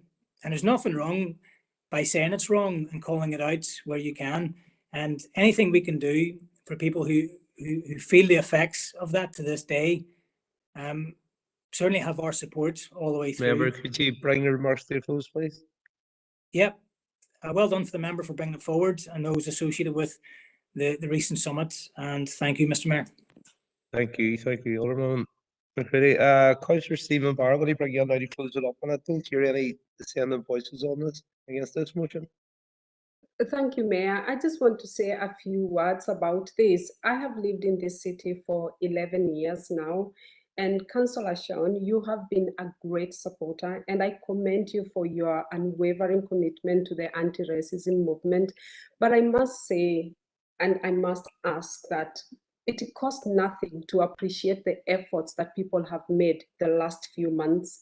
My mother always tells me when I do something wrong, a mistake is never a mistake unless it is repeated again. And I have seen a change of attitude from elected representatives from June 2020. And I want to commend everyone who reached out and those who have become very proactive in promoting race relations here. It will take all of us to achieve race relations in Northern Ireland. And we do know that there are specific underlying issues. And I want to see all of us coming together to support our community. And on behalf of myself and the Black community, I want to thank you all and this council particularly for taking the lead in supporting me and our community here in the city and district. Thank you. Councillor Riley, you can come on now, sorry. Yep, no, thanks, Mayor. Just to sum up and to thank everyone who spoke in the debate here this evening, not only at this part of the meeting, but earlier on in the meeting as well, when people touched on the attendance at the event and how well it had passed off at the weekend.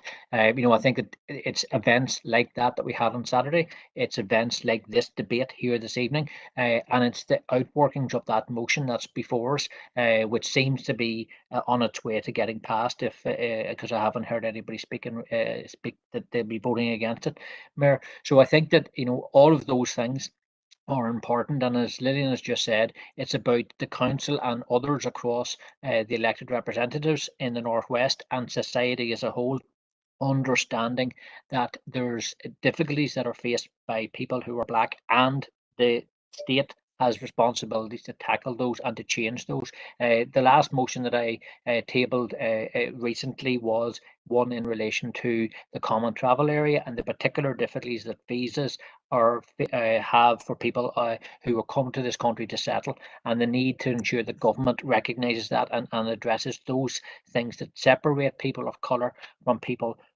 who are here who are not Black. And I think that the motion that we've had here this evening has allowed people to share their own personal testimony, and I think that that's welcome, and I thank people for that, and I hope that the motion passes now. Mayor, thank you. Thank you for that, Councillor Riley. And thank you for that motion too. Members, I'm not hearing any dissenting voices on this here. Anybody want to abstain or against the motion, could you let me know in the chat box or raise it in front of me now on the screen?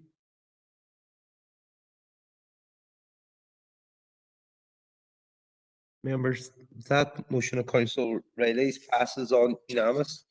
Members, I'm going to do one more here before we take a short comfort break. So I'm going to move straight on to Alderman Guy. Thank you, Mayor.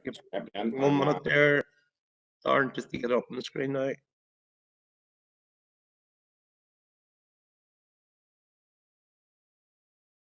And Alderman Hussey second that. So go ahead there, Alderman Guy.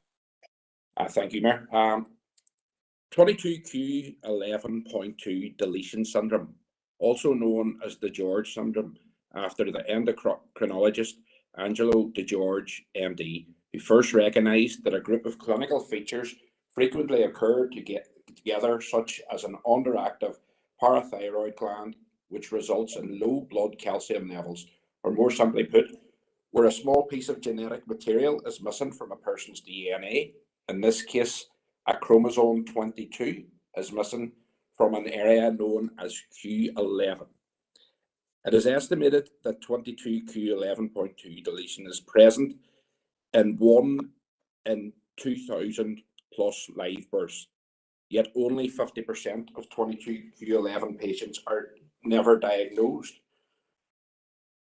A parent whose deletion has a 50-50 chance of passing it on to their children, although not all children will experience the same problems, and some may well have very mild symptoms. It's up to 70% of people with 22q deletion will experience heart problems, the most common being a hole in the heart that everyone has heard of, as well as a type of palate anomaly known as velo. Recurrent infections are likely due to partial immune deficiency. It will affect children will experience development delays such as crawling and walking, as well as learning difficulties due to their slightly lower IQ. Although not all children with the deletion will need a statement of educational need, many will attend mainstream school with support assistance provided. Those children with 22q who show symptoms of ADHD and autism can add to their social anxiety, phobias, poor social interaction, communication difficulties, and mood disorders experienced by those who have been diagnosed. 22q deletion syndrome has many variables depending on the severity of the symptoms, but researchers continue to work to achieving an understanding of these mechanisms. I was approached by Daphne, whose daughter Rebecca suffers with 22q11.2 syndrome. Daphne asked if I would assist in raising awareness by requesting that this council lights up its buildings into a red spotlight on the least known, most frequent of rare disease on 22q11 Day on the 22nd of November to join in with public and private organisations across Europe in raising awareness of 22q11 syndrome. Thank you, Mayor. Thank you, Alderman Guy. Alderman Guy, I'd be totally happy to request that on the 22nd of November as Mayor. But I don't want to take it away from the motion. I want to hear all the members obviously coming on, and obviously it's in the message here, it's educating people and it's getting it out there. But I'd be totally happy with it on the 22nd of November, lighting council buildings for this. So what I'm going to do is move on and listen to all the members on this motion, okay? So Councillor Minnie. Thank you, Mayor. Excuse me. Thank you to Alderman Guy for bringing the motion. Give me an opportunity to read, Andy, this condition. Obviously, its more common name is DiGeorge syndrome, named after the doctor who obviously diagnosed it in the first place. But what I can say is that, as what Alderman Guy said, it is a genetic disorder caused when a small part of chromosome 22 is missing. This deletion obviously results in the poor development of several important body systems, such as which goes on to impair speech and hearing impairment, and obviously can influence conditions such as ADHD and those sort of spectrum type disorders that we hear of today. But very happy to support Alderman Guy in this. This is obviously something that somebody has brought this to his attention, somebody who he knows. And thank you to the Mayor, who has obviously confirmed already that he's quite prepared to light up the building on the date. Thank you to the Mayor, and thank you to, more importantly, to Alderman Guy for bringing this to your attention. Thank you, Chair. Thank you, Councillor Minnie. Alderman McCarthy.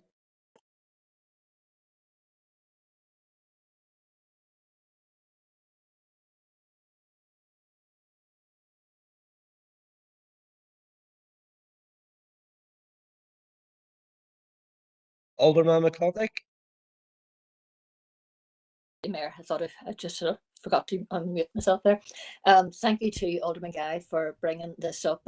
Like he said, this is one of these syndromes that probably most of us had never heard of before. I'd be certainly more aware of other chromosomal issues like Down syndrome, but certainly had never heard of this one before. So I think the very fact that we have done a wee bit of research on it now and learned about it, others have said that the chromosome 22 missing and just the impact of that small piece of genetic material missing. So I think it's a very useful way of bringing this to the attention of ourselves and hopefully to the public, and look forward to seeing the buildings lit up on the 22nd of November. Thank you. Thank you, Fred Alderman McClanty. Councillor Fleming. Thanking you, Mayor, and on behalf of Sinn Féin, I wish to thank Alderman Guy Darren for bringing this motion, and in doing so has brought more awareness and appreciation of those children and adults who live with the condition, the George syndrome. And obviously in terms of your own suggestion in terms of lighting up the building, I think will be more than helpful, because in terms of the buildings being lit up, you do hear people asking what is it lit up for. But this has brought attention and awareness to a condition and a syndrome that I certainly wouldn't have been aware of. So I do thank Darren for bringing it forward, and obviously there's a very personal story behind as the way he brought it forward. And certainly we in Sinn Féin support Darren's motion and your initiative in lighting the buildings up. Thank you. Thank you, Councillor Fleming. I'm going to pass now on to Alderman Guy. Please sum up on the motion. Thank you, Mayor, and thanks to all the members for all their comments. Very much appreciated. Mayor, I'd like to thank you for agreeing to light up the buildings red to raise awareness for 22q11 deletion syndrome. It's very much appreciated by me and by the families who have loved ones who are who suffer from this rare disease. Thank you. Thank you, Mayor. Thank you, members.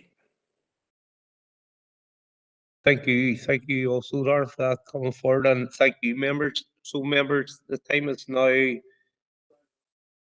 8:10. We're going to take a short break here. I will see you at 8:30. Okay. Decent, members.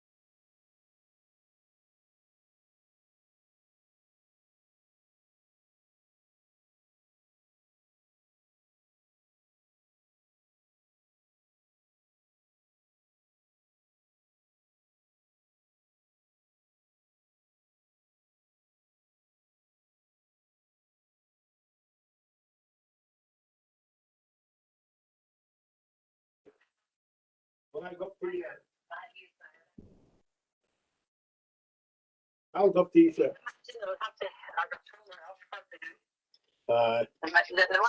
Alderman President, your mic's still on.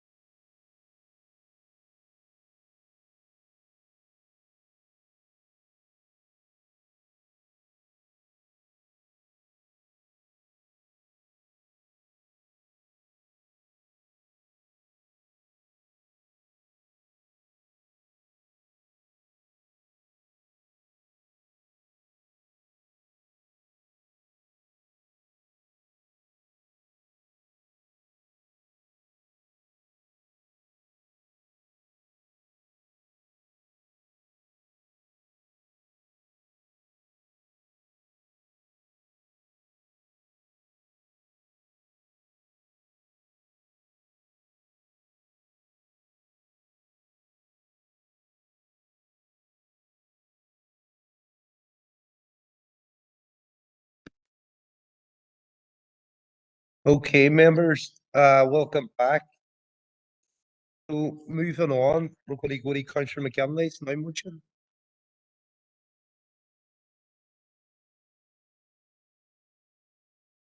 Mayor, for allowing me to bring this motion forward. I'm really proud that the first motion that I'm bringing to this council is in reference to mental health support, specifically in the workplace. It's no secret that we're in the grips of a mental health crisis. Councillor. Sorry, thank you. We have a secondary or Councillor Heaney. Sorry, go ahead, Councillor McGinley. Thank you. It's no secret that we're in the grips of a mental health crisis in the city, district, and indeed across the whole of the north. Just for context, the suicide rate in the north is 3 times the number of road deaths, and there's a worrying increase amongst males who are under the age of 35. Mental health problems are now considered as one of the most common forms of illness, with 1 in 5 people in the population experiencing a mental health issue at any given time. Mental health awareness campaigns and education are thankfully helping to start to lift the stigma around mental health issues, but we can always do more. I know that there is a current campaign being headed up by Tamsin White and Councillor Emmett Doyle, calling for a detox centre for the city, and this is undoubtedly needed, and the work going into that campaign should be commended. However, not every person that experiences mental ill health is as a result of addiction to alcohol, drugs, or any other substances, so we need to be ensuring that mental health services are developed for all of those who are experiencing mental illness.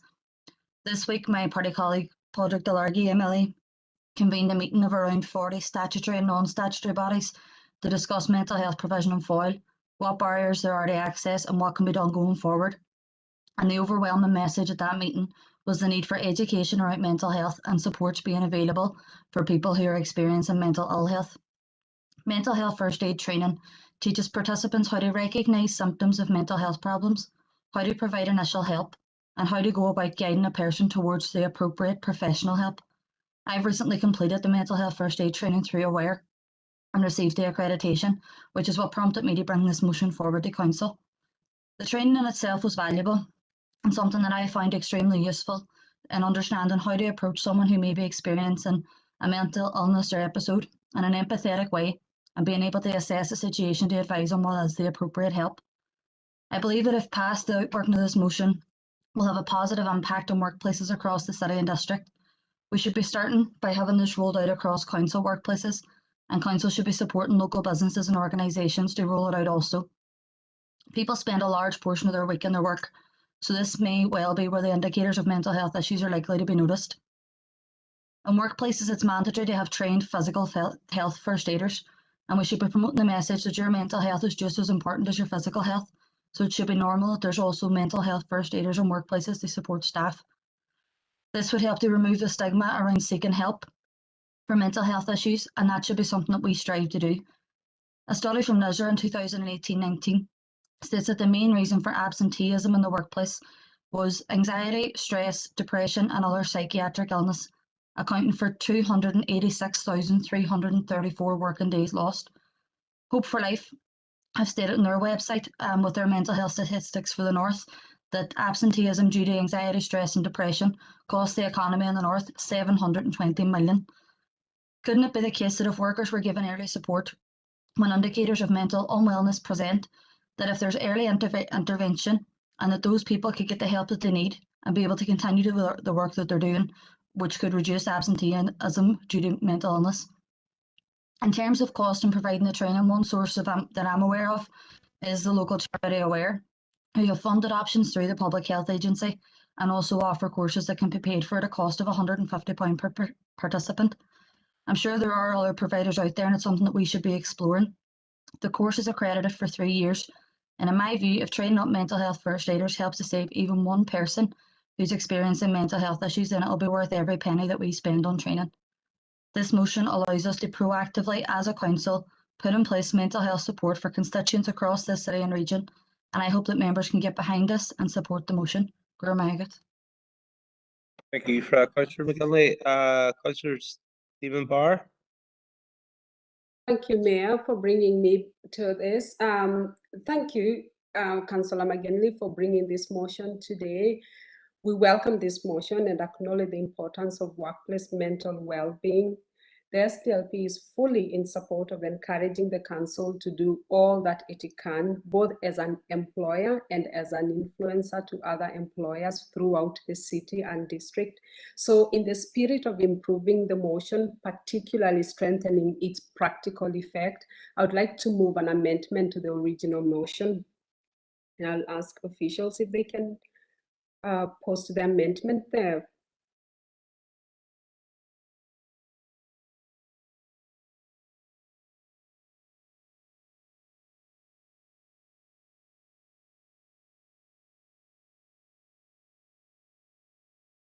Two seconds there, members, just to get this.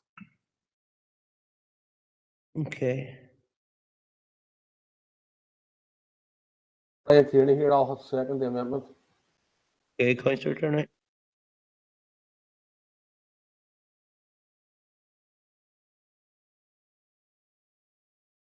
Are you happy for me to speak on the amendment? Oh, okay, I'm happy enough. Yeah, go ahead.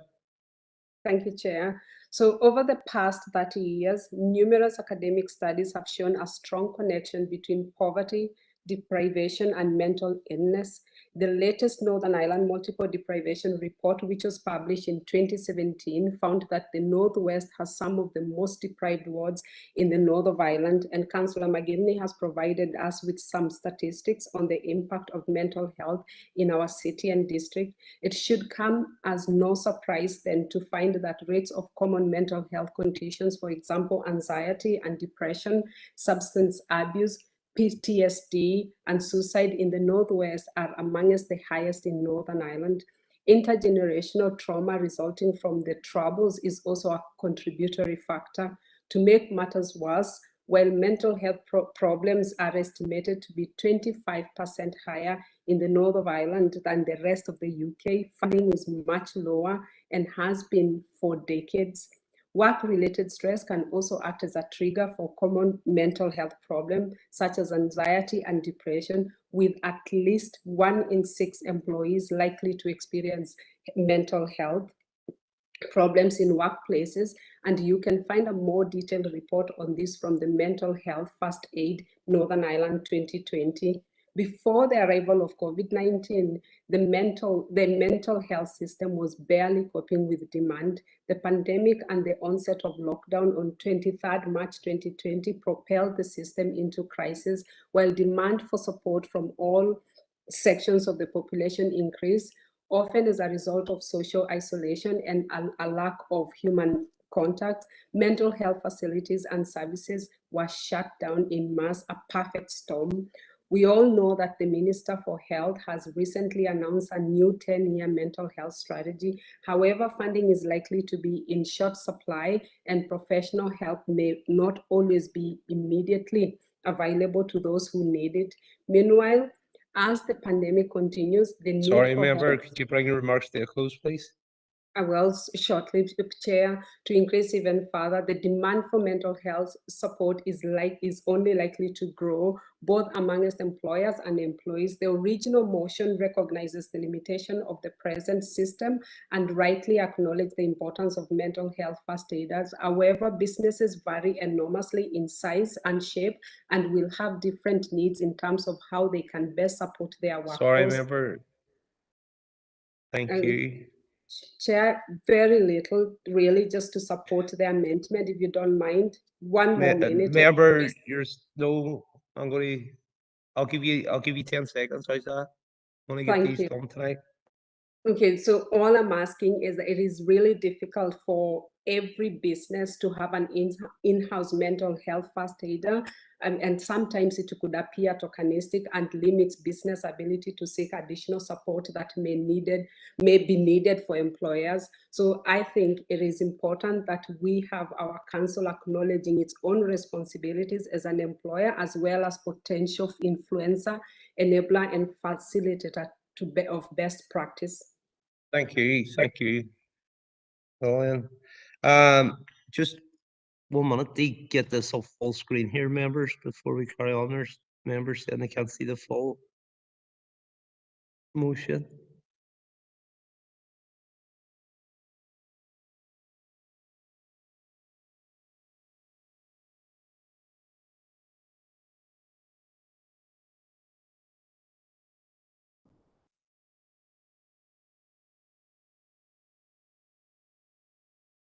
Alderman Devaney, do you want to speak on the amendment?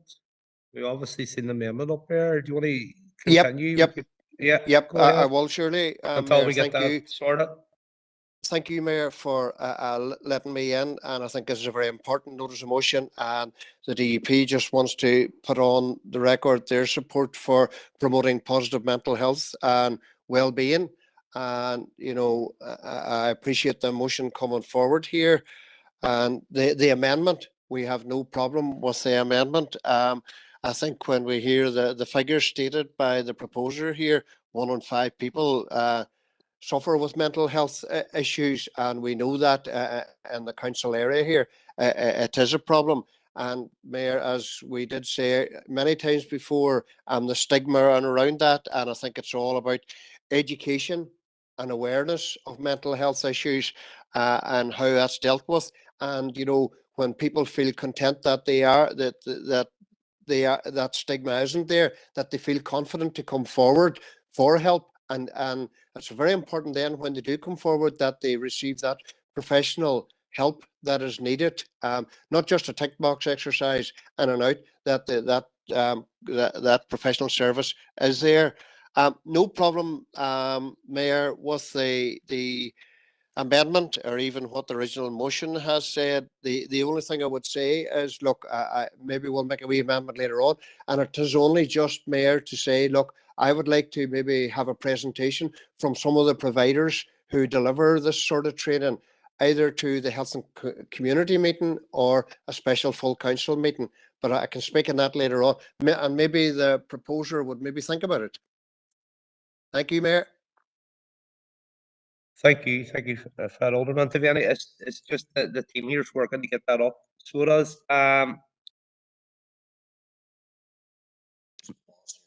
Yeah, I tell you what, we'll just take a wee pause here until we get it up, members.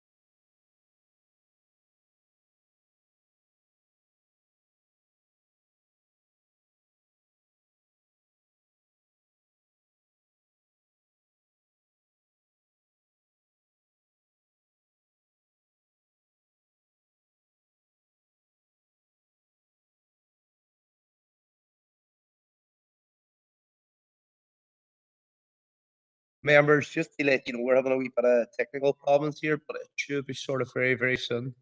There's a couple of systems just crashed. So we should have that up on screen very shortly, and then I'll pass on to Councillor Neil. Councillor Neil, you're going to be talking on the amendment too, are you?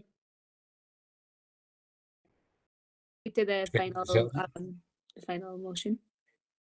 Right, okay. 2 seconds, members.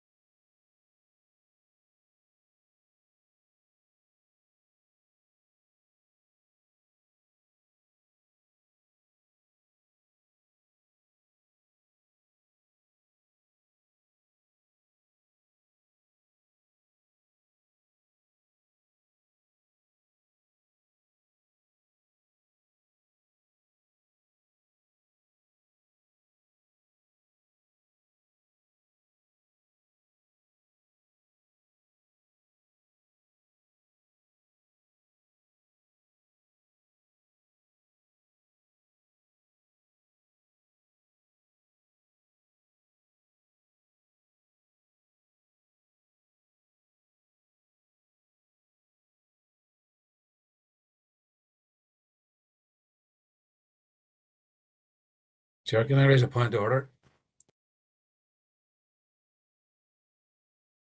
Yeah, go ahead. It's just on the issue around the amendment. Obviously, it's not that any particular issue, the content of the amendment. Obviously, everybody agrees mental health is a huge issue, but can we get an opinion from Philip?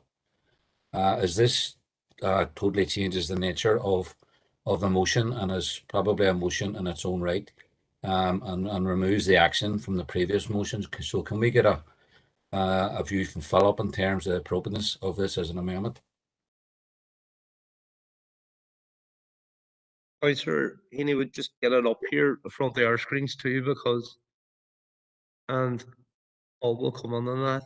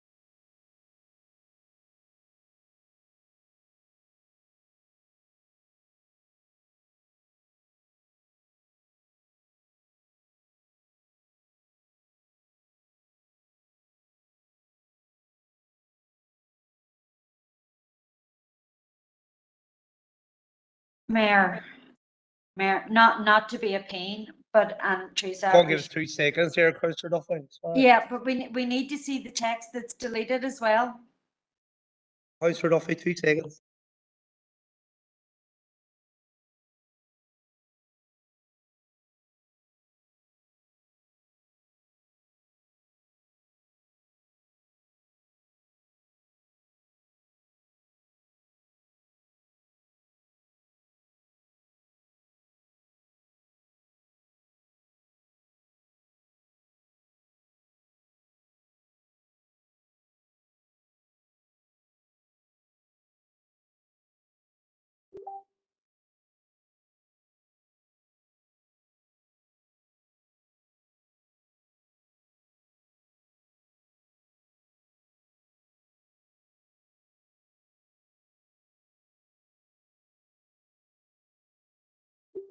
Okay, thank you. Sorry, apologies for that.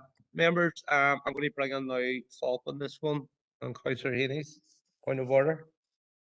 Yeah, thank you, Chair.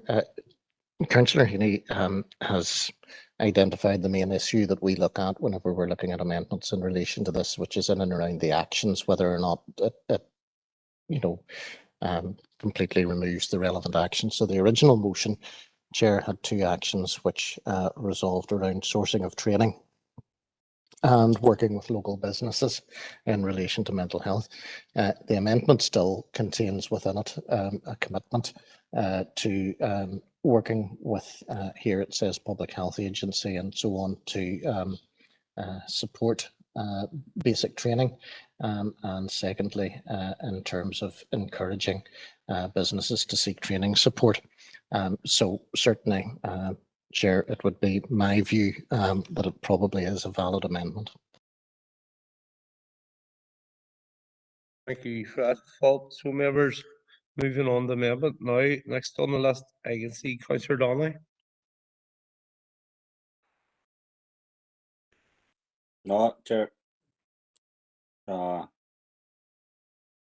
just commented I can't see the amendment. You a while can't back. see the amendment, right? Okay, okay. Chair on the amendment, Councillor Heaney, you're happy enough, Mayor? Can I speak and clarify on the amendment? Yeah, Councillor McGinley. No, I commented after I was asking the same point that Councillor Heaney had come in with, so that was.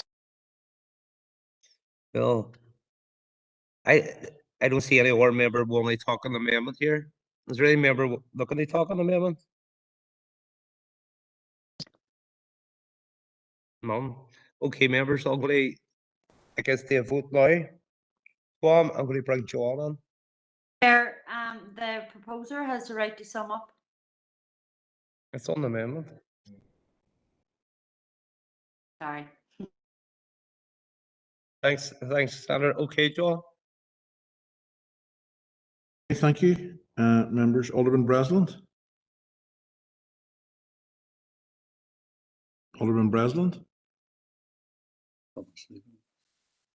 Alderman Devaney. For.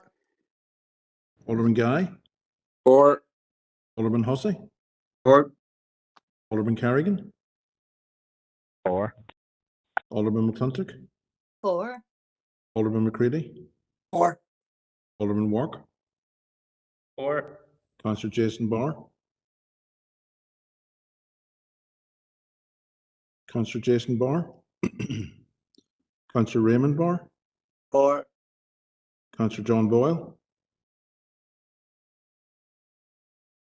Councillor John Boyle.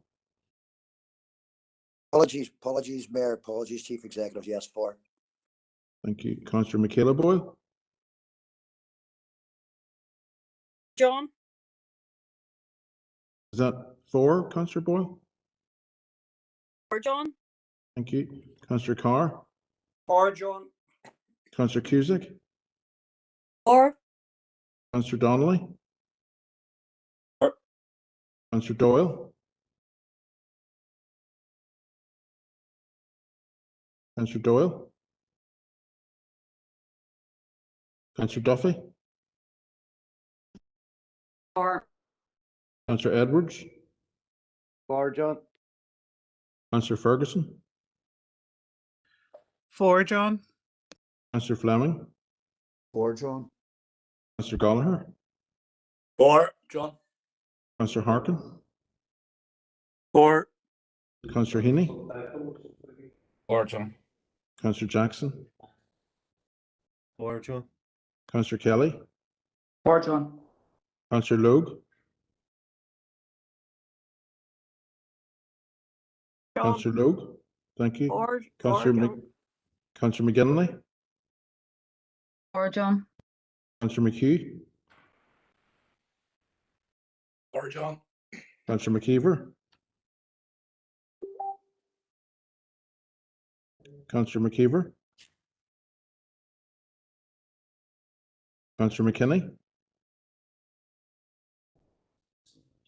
Councillor McKinney. Councillor Mooney. For John. Councillor O'Neill. For. Councillor Riley. For. Councillor Sheena Barr. For John. Councillor Tierney. Thank you. Mayor, that's unanimous in terms of those voting. All for, no against, no abstentions. Executive, there's also a few other votes in the chat box as well. Oh, my apologies. Alderman Ramsey, I see. Councillor Jason Barr. And is that Councillor McKeever? Yeah. For as well, John. Thank you. Thank you, members. Thank you, Mayor.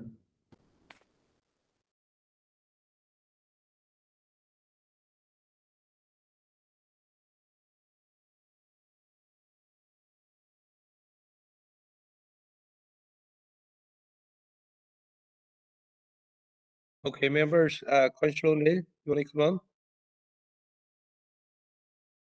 Yeah, thanks, Mayor. Chair, sorry. Go ahead, Councillor O'Neill. Okay. So yeah, we people before profit will be supporting this motion. You know, we welcome anything that's going to be challenging the stigma of mental health and educating people and supporting people, most importantly, and giving people assistance with mental health. But I think we, you know, need to also talk about the mental health stress that workplaces can cause on people as well. You know, so workplaces can often be a cause of stress, and you know, more and more we're talking about mental health, and you know, we also need to look at the capitalist system, which is driving this crisis in mental health. Because you know, at the center of it, it's a system that's dependent on profit, and it exploits and extracts from workers. And you know, at the like some of the causes of ill mental health for workers in workplaces is the juggling of multiple jobs, is low pay, is working too many hours, bullying bosses, 0 hour contracts, demands on staff, and job insecurity as well. And I think, like, you know, unions play a central role in supporting workers, you know, and workers' mental health within a workplace. But by trying to challenge the systems by which and the structures by which you know, are causative factors of poor mental health among workers in the workplace. And you know, I myself as a union rep, you know, have first-hand experience of this and working in a stressful environment, and understand the stress and the causes of poor mental health among my co-workers because of some of the inflexible working that comes with some jobs.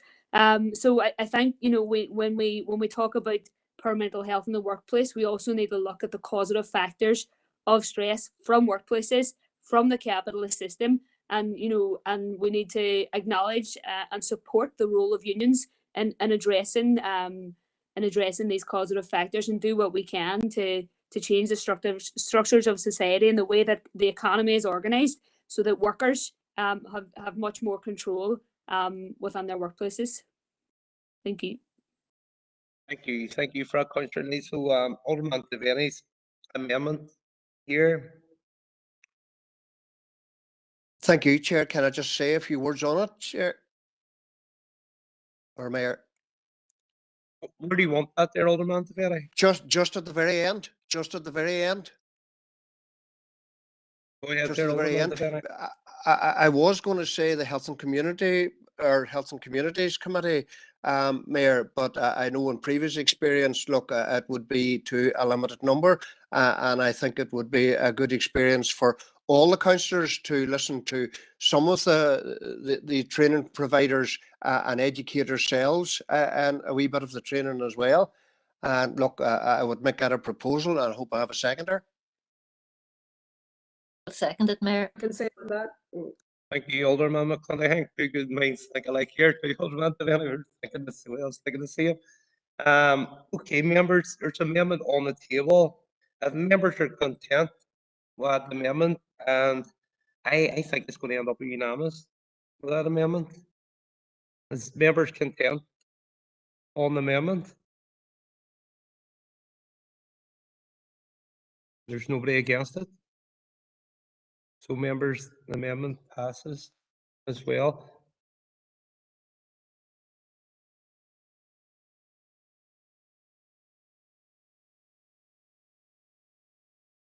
Yeah. So members, going back to substantial motion now, I don't see any further members. I'm going to get Councillor McGinley to sum up. Mayor, and thank you to everybody that did speak on the motion. Obviously, mental health is something that's close to us all. As I said in my original opening remarks, it's, you know, it's a crisis, and it's something that we need to actively do all we can to tackle. So passing this motion, as I think it's going to pass, is obviously a step in the right direction as a council. In terms of the amendment that was brought forward, I'll not lie when I say I'm slightly disappointed that the whole thing was changed, and that Councillor Sinead Barr could possibly have brought her own motion. But you know, in terms of sorting things out in terms of mental health, then we'll do what we can, and we'll do what we have to get that through and get it passed. So, Gormaigat to all the councillors that supported it. Thank you for that, Councillor McGinley. So members, obviously it's a substantial motion now to a vote. If there's anybody against it or wants to say, I should say this here will be unanimous. Okay, members, the substantial motion passes. Members, moving on, Alderman McClintock. Thank you, Mayor, and I'll take it for read. It's a simple Yeah, motion. and we have a seconder, Alderman Can I, Devaney. can I second that, please? We have it on the chat. Can I, sorry, Sean, it's on before you. Yeah. Go ahead, Alderman McClintock.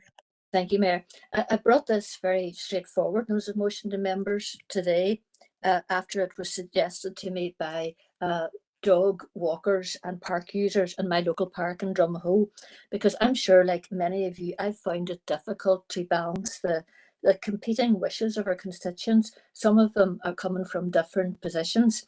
I've listened to many people say they've been frightened by dogs allowed off the lead, and it's no consolation to be told, don't worry, it's just been friendly, or it means no harm, it won't hurt you.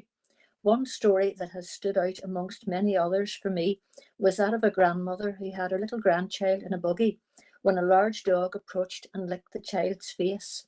Her terror of what might have resulted is still at the forefront of my mind. That lady says she will never again return to that park, such is her anxiety after the experience. Then I've listened to people who want to let their dogs off the lead and would say that the dog is under control. And in some cases, that's certainly true, but most definitely not in all cases. And our council wardens cannot be everywhere to ensure that regulations in particular parks are being adhered to. I suppose it's the old story, Mayor, of competing rights, but I think we can explore how with very little effort and minimal financial outlay, we may be able to provide a possible solution that is popping up now in various council areas at present. I mentioned originally Antrim and Newton Abbey in the notice of motion before discovering that doggy parks are much more widely distributed, although I'm not aware that we have any in our council area. Simply put, a doggy park is an area of existing parks fully enclosed from the rest of the park where dogs are able to run free.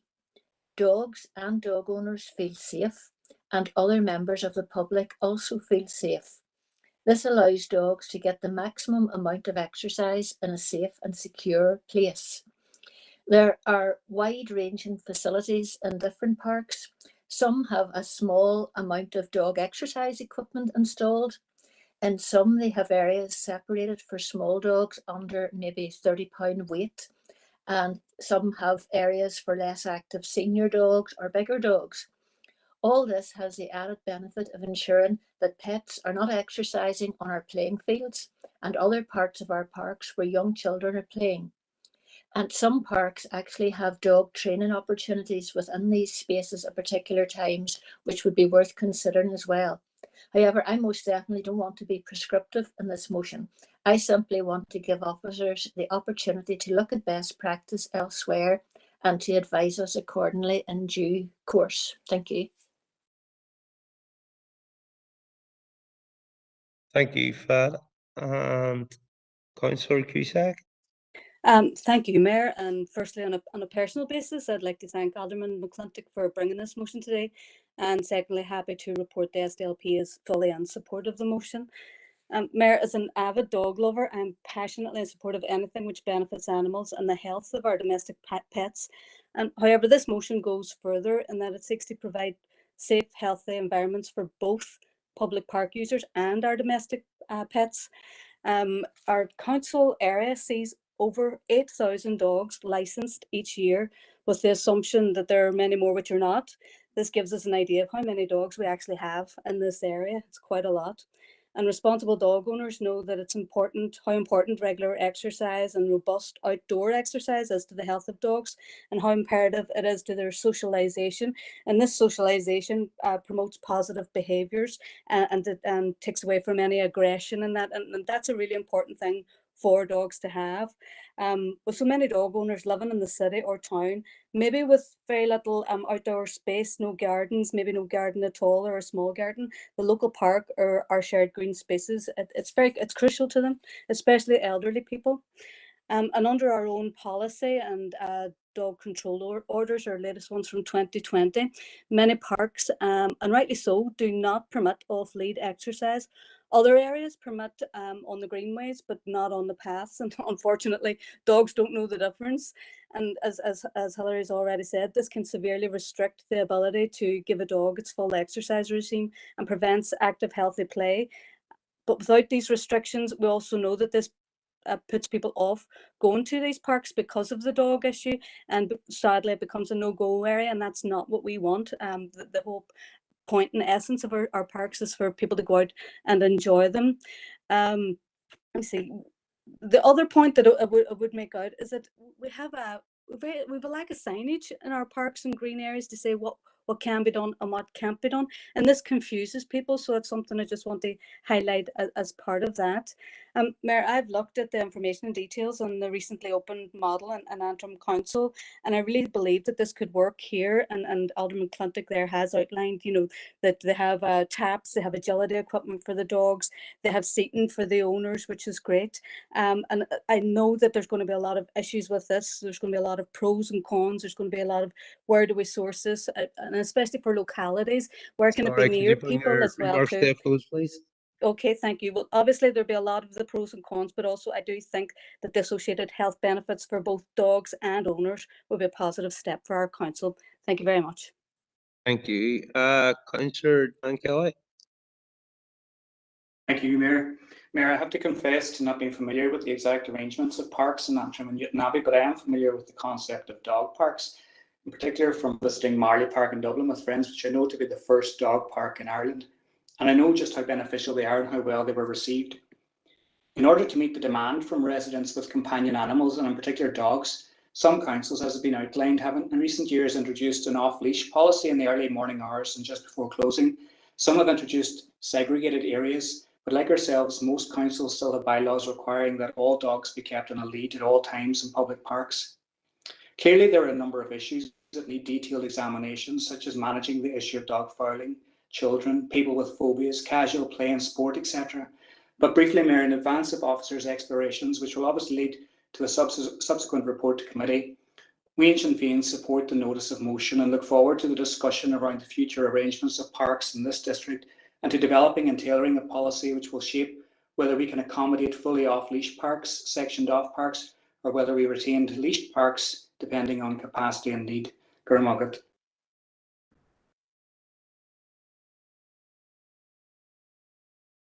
Thank you for that, Councillor Kelly. Okay, Alderman, I don't see further any more speakers, so Alderman McClintock, do you want to come and sum up? Yes, I've very little to add to that. Just thank the members for their support. I suppose I know from personal experience that I had a bad experience near enough 40 years ago with a pack of dogs sort of running at me when I was taking a child to nursery school, and that has always been with me. So I admit that I do have a fear of dogs, and I suppose I would say that I'm probably not really a doggy person, and I'm hoping my grandchildren aren't listening to me saying that tonight. But I think it's something that we can explore further. It's very little cost and it has plenty of benefit. But obviously, I look forward to maybe getting a paper if this goes through tonight. Thanks, Mayor. Thank you, Fred. Alderman McClintock. So, members, going to bring this to a vote. Now, I don't hear any dissenting voices on the motion from Alderman McClintock. Is there anybody wishing to abstain or go against it? Could you put it on the chat box or highlight it now on the screen?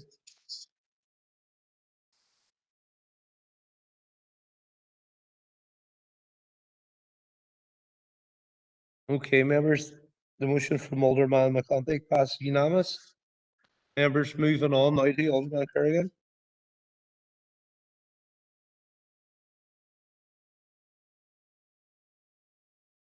There we go.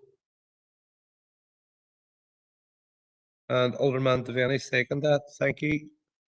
Okay, Keith.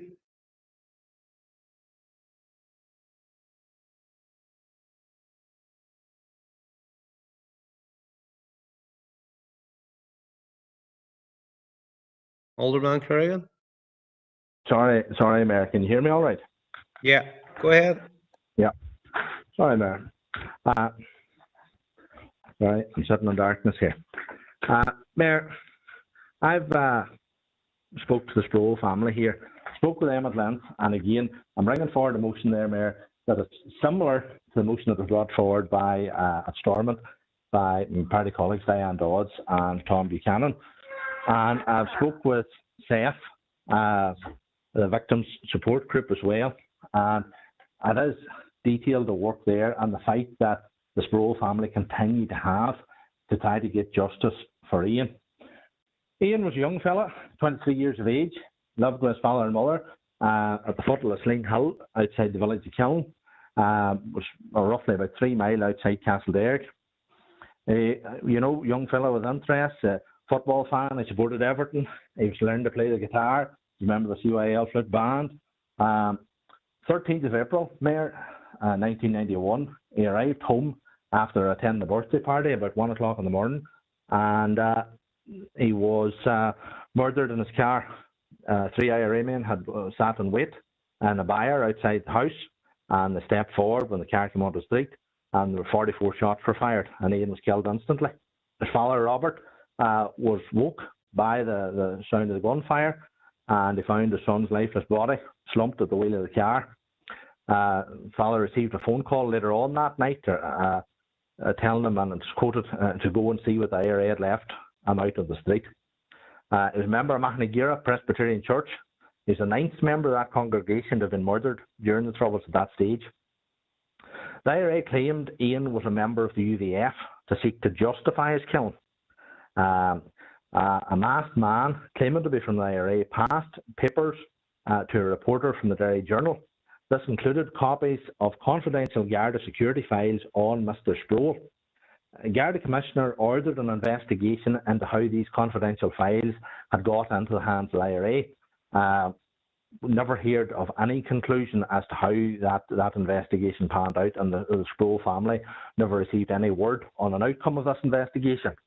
However, Mayor, the Smithick Tribunal in 2012, witness 68 testified, and quoted, beyond doubt that there was a leak from the Garda to the IRA. Mayor, the family have sought to deal with the Garda Ombudsman in regards to getting an investigation, because they do state that there are questions that need to be answered. And the Garda Ombudsman now, in August of this year, have sent a letter to the family stating and summarising it here that they don't have the resources to investigate the allegations of collusion, and that it would be difficult to investigate a crime which took place 30 years ago due to the passage of time, and thus that the Garda Ombudsman, and quoting from the letter, will not be taking any further action. Now, Mayor, the family are very adamant that there's a case to be answered, and we're calling upon, Mayor, that we support the family in this case, and that we do write a letter to the Ombudsman to reconsider their decision not to investigate it any further. Also write a letter to Drew Harris, the Garda Commissioner, and to the Minister for Justice. So that's my proposal, Mayor. I'm seeking here to support the family in this, because, I mean, that event wrecked that household. That event, I'll be very brief, that event wrecked that household. The mother in that house, Mayor, was just never got over that. She died of a broken heart. That mother never left the house after that. You know, she wouldn't go out to family events, she wouldn't go to see grandchildren or nothing. She was that heartbroken of that and died of a broken heart of her son being murdered. And no crime, nothing was ever convicted. Ian was never found guilty or to be a member of any organisation, and his only crime was that he was a young Protestant. And Mayor, we're seeking that the Republic of Ireland authorities investigate the collusion and the handing over of information to the IRA, and we're calling upon support for that. Thank you very much, Mayor, for allowing me to speak. Thank you, Alderman Corrigan. Councillor Duffy. Thank you, Mayor. Mayor, as I speak, I would like to just make the point that the principles that underpin the Stormont House Agreement are themselves the basis for dealing with the past in a victim-centred manner. So as I approach this debate tonight, I am really sensitive to the hurt, pain and loss across all our communities. But let me say at the outset that all victims and their families have a right to truth, justice and acknowledgement. Not some victims, but all victims. If we're serious about dealing with the past as the basis of building for the future, then there could be no dilution or erosion of the human rights of victims. Today, we can send another message to the British government that there is a broad-based rejection of their amnesty proposals for state forces as outlined in their command paper on the 14th of July. The British proposals were an affront to all families, not some families, not a few families, but all families. These British proposals are about denying families their rights. We in Sinn Féin made our position in respect of the role of both governments clear in our legacy consultation response in October 2018. So let me just restate that position. 2 decades on from the signing of the Good Friday Agreement, many families continue to ask questions about the deaths of their loved ones. Many feel that there have been no official recognition of their loss. Many are still denied legacy inquests. Many are still battling in the courts for maximum disclosure from the British state. This is not a tenable situation. Equally, the Irish government has a binding obligation to assist families and facilitate full disclosure to assist information recovery. In reality, that means that the Irish government has a binding duty to assist families in the same human rights compliant manner, with information and to the same standard as the British government. Here we have another opportunity to speak with a clear and consistent voice and call on both governments to fulfil their international human rights obligations and provide effective investigations without further delay. As parties, despite our different standpoints, we must make common cause and oppose, object and challenge these proposals and stand up for the basic human rights of all victims. And in line with that comment, I would like to propose an amendment. I've sent it to the committee section. Thank you.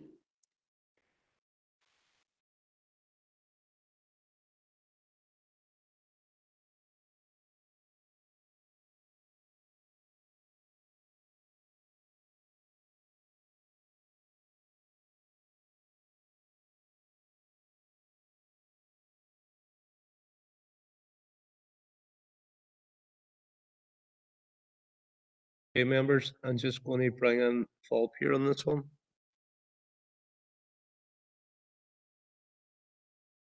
Yeah, Chair. So just to be consistent with the approach that was given on the previous occasion, the difficulty with this particular amendment is that it deletes in its entirety the action which is contained within this amendment, within the motion, in terms of the writing to the Garda Síochána. Otherwise, the amendment would have been fine if that last paragraph had been left in. But currently, the amendment, Chair, in my view, because it deletes that action, could not be accepted. Okay, can I just respond to that very briefly, Mayor? Yeah, okay. Thank you, Philip. And I was expecting that, and but I do find it unfortunate, and it has now left Sinn Féin in a position where we will have to vote against this motion, as it is only concerned with some victims, and it is therefore selective in terms of whose human rights should be respected. So unfortunately, we will have to vote against the motion. Thank you. All right. Okay. Thank you, Councillor Duffy. Alderman Hussey. Thank you, Mayor, and thank you, Alderman Kerrigan, for bringing the motion. Perhaps Councillor Duffy should reflect on the very opening line of the motion, all allegations. So trying to weasel out of not supporting this particular motion doesn't wear with me. I knew Ian. I knew him as a student at Castlereagh High School, where I taught. Occasionally, this fair-haired young fellow would be sitting in front of me in the classroom. I knew him as a colleague in our local band. In that band, we had 4 band members murdered. Revelations from the Smithick inquiry, as Alderman Kerrigan has alluded to, made clear the issue of Garda Síochána collusion in the murder. Cracker, Ian Sproul, Cracker was his nickname. It was shamefully and erroneously alleged by papers passed by Garda Síochána to the IRA that Ian and another young lad, well known to myself also, were involved in illegal activities, which led to Ian being targeted and murdered at his home outside Kiln, Castleberg, just over the hill from my own home, and not too far away from Alderman Kerrigan's home as well. That issue of collusion, particularly this cross-border collusion, has always been alluded to in many of the other 29 murders carried out by Republican terrorists in our Derg area. Only 2 of those attacks have ever seen anyone in court. I have no doubt that there is information in Garda Síochána hands about Ian's murder, and indeed many others. Have Garda Síochána and the Irish government something to hide? If not, why has there been no cooperation to investigate or pass information sharing in this case? I have been previously involved with this when I was an MLA. I was involved and worked alongside Sir Geoffrey Donaldson.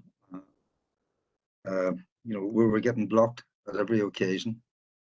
Requests from the local victims body to meet with Irish officials, knocked back time and time again. And at this stage, I can only commend John Sproul, Ian's brother, who again is a friend whom I know very well, and all of the family, on their ongoing fight for truth. And that's what's wanted here, truth. I commend this motion to our council and thank Alderman Kerrigan for bringing it. And I hope that reasonable people in this council can see the logic of the motion and can support it. Thank you, Mayor. Thank you, Alderman. I'll say Councillor Turney. You, Mayor, for bringing me in. Mayor, to begin, on behalf of the SDLP, I would like to acknowledge the family of Ian Sproul and the suffering that they have endured for many years. The grief that struck that household that evening was compounded by the callous call that their father received on the evening of the murder, which was cruel beyond belief. Mayor, the murder of Ian Sproul was wrong, and those who committed it or colluded in it and the events leading up to it or after the murder should be brought before the courts, as should anyone who has had a hand in any legacy killing. It's my understanding that the Irish government are already in the process of drafting a legal framework to allow the sharing of information, but the Irish government can answer for themselves. My concern tonight is about victims and about the reconciliation that we need so that the past is not rewritten in the way that some people would like it to be. There are elements of this motion that I agree with, where it talks about justice, accountability and truth. On justice, I hope people here can agree on our opposition to the British government's command paper of the 14th of July, which in the most horrendous fashion introduced a statute of limitations. In terms of accountability, I hope that we can all agree that everyone is equal under the law and should be equally subjected to the law, whether they are a member of a paramilitary organisation or a general in an army or a member of a government. On truth, I think that we can all agree that too many families, such as the family of Ian Sproul, have needlessly suffered the loss of a loved one. Lives have been lost, livelihoods have been destroyed, and generations are still living with the legacy of the past. Today's motion by the DUP isolates the Irish government for criticism and examination. In my view, that's counterproductive. There has been no greater enactor of collusion than the British state, so to attempt to raise one without addressing the other is imbalanced and altogether unhelpful in the entire legacy conversation. Mayor, we charge the Irish government with the same principles that we put to the British government in ensuring that the fullest account, the fullest truth, the fullest access to justice has to be the right for every bereaved family and victim in terms of how we deal with the past. Those principles apply regardless of whether it's the Irish government or the British government. But let's be honest, in terms of collusion, the British government would want a gold star because it was state-sponsored. An imperfect consensus on how we address such matters was found in the Stormont House Agreement. It was an imperfect solution, but it was a solution nonetheless.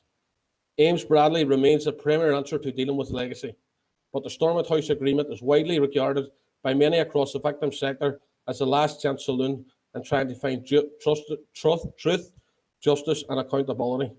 Imperfect though it is an international agreement that the British government have unilaterally reneged upon. Mere justice, accountability and truth are not mere words, they are ideals that we must seek in building a better and more reconciled society than the troubled one that we have inherited. If we are ever going to adequately address the legacy of the past, it cannot be done by cherry-picking elements that make us uncomfortable. Piecemeal reconciliation cannot and will not deliver for all victims. The only way to deliver for victims is for everyone who played a part in the violent past to come forward and to step up to the plate of truth, justice and accountability, regardless of what army or government they claim to belong to. Elected representatives talking and calling out collusion when it suits them and ignoring it when it doesn't is not helpful in trying to address the legacy of the past. The SDLP has walked Member, the could you bring road. your remarks to a close, please? Yeah, the SDLP has walked the road to truth and justice with many families and will continue to do so. And the family of Ian Sproul will be no different. Mayor, this isn't for us about supporting one family over another. It's about supporting this family as we have been asked to do and trying to help them find truth and justice for their loved one.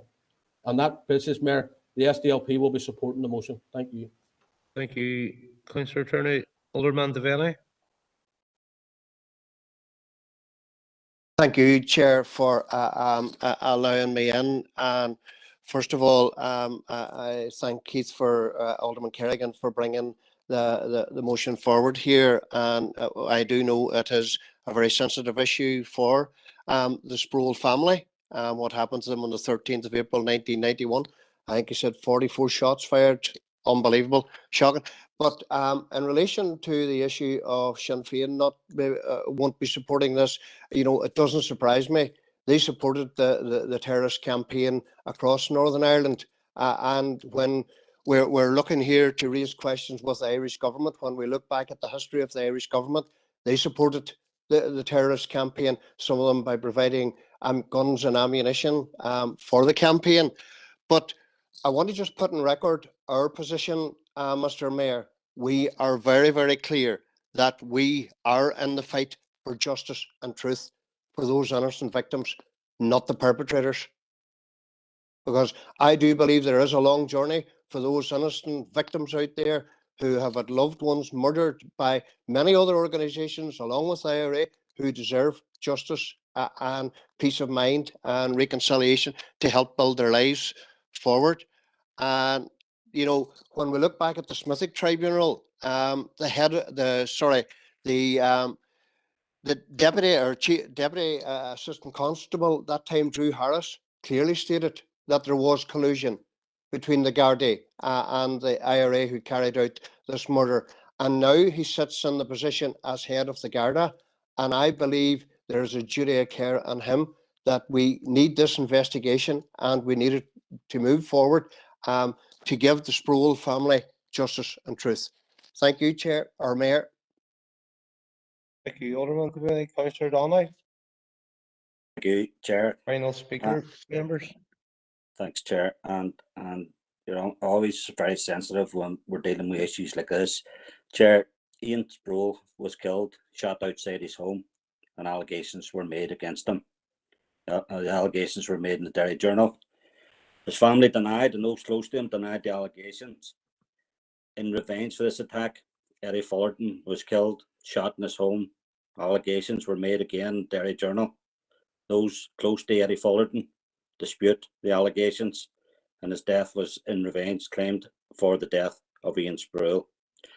When we look at the Garda and the Free State government's position on the death of Eddie Fullerton, it was covered up for 18 years, still being covered up. The corruption in the Gardaí, it's well documented. There's no doubt. It's, you know, we've seen some of it in the Morris Tribunal. It's only the tip of the iceberg. There's been collusion by both authorities, by the police, their agents in both jurisdictions, There's been IRA, INLA volunteers killed in the 26 counties. Their deaths have been covered up. A blind eye has been turned. They can't be trusted. People are looking for the truth. We can't depend on either of these rogue states to investigate themselves. Chair, I'm going to be consistent in my position here. When people were looking for those connected to the British government to investigate Bloody Sunday, I couldn't support it, and I'll be adopting the same position here. Thank you. Okay, Councillor Donnelly. Members, as I said before, Councillor Donnelly was coming on. That was the last speaker on this here. I was going to take a vote, and you see by the chat box, the hashtags are on it, and I see two fellows speakers looking there, two members looking on. I'm going to keep the guns. I'm going to take it the Alderman Kerrigan now to sum up the motion. Thank you, Mayor, for allowing me back in. And I do thank Councillor Tierney's comments there and the support for the SDLP. I know that John has met with your MLA, Dolores Kelly, and what a past comment on a very positive meeting with her to discuss issues. So, as I say, it was where I was coming from. As I say, I had John with me this evening, and he's watching this online as we stand, and it was more so to try to get that support from this council that we would write a letter to seek to see about getting the information there. Can it be looked into? Because, I mean, it's to investigate it. And as I say, the motion is as it stands. You know, Ian was killed, there's been a lot of people murdered, and it has been a tragedy. But as I say, the collusion was involved, information was passed from a government agency, and it happened to be the Republic of Ireland and the Garda Síochána, and passed on to the hands of people, and ultimately Ian was murdered. And as Alderman Hussey has clearly stated, you know, there are 29 people murdered around Castlereagh, and only 2 of them there have been any have had a day in court. And Ian was one of these people that there's been no justice for him, and the family continue to fight for that. And it will be appreciated by the family if we can get that support to try to put a bit more pressure to keep this case focused, that the family can get you know, answers to the questions that have sent a father and a mother to their grave, never knowing the right way of what happened, only finding their son. I mean, for a father to go out and find his son lying dead, shot to pieces in the car, you know, that image was sat with him until that man passed away, you know, and the horror that has stuck with the brothers and sisters. So as I say, Mayor, very much appreciated, and the family will appreciate it if the council do support this motion to try to add any bit of pressure they can to support their fight to get the answers into Ian's death. So thank you very much, Mayor. Much appreciated. Okay, thank you, Alderman Kerrigan. I'm going to pass on now to John to take member 3 a vote. Thank you, Mayor. Alderman Breslin. Alderman Devaney. For. Alderman Guy. For, John. Alderman Hussey. For. Alderman Kerrigan. For, John. Alderman McClintock. For. Alderman McCready. For. Alderman Ramsey. For. Alderman Wark. For. Councillor Jason Barr. For. Councillor Raymond Barr. For. Councillor John Boyle. For. Councillor Michaela Boyle. Against. Councillor Carr. For. Councillor Cusick. For. Councillor Donnelly. Councillor Donnelly. Against. Thank you. Councillor Doyle. Councillor Doyle. Councillor Duffy. Against. Councillor Edwards. For, John. Councillor Ferguson. For. Councillor Fleming. Against, John. Councillor Gallagher. Against. Councillor Harkin. Against. Councillor Heaney. Against, John. Councillor Jackson. Against. Councillor Kelly. Against. Councillor Logue. It's John. Councillor Logue. Thank you. Councillor McGinley. Against, John. Councillor McHugh.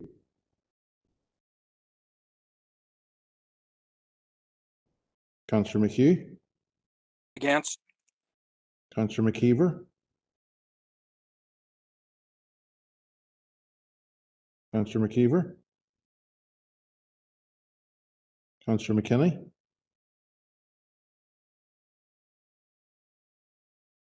Councillor McKinney. Councillor Mooney. John. Councillor O'Neill. Sorry. Councillor Riley. For. Councillor Sinead Barr. John. Councillor Tierney. Thank you, members.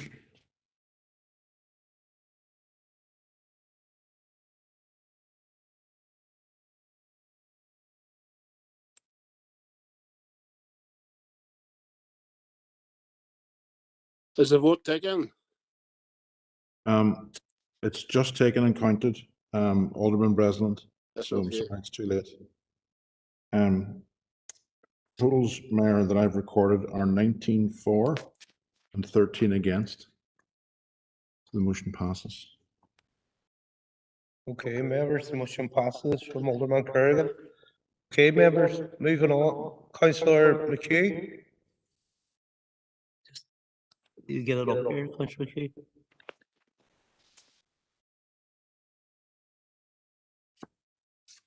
You on there, Councillor McHugh? Yeah.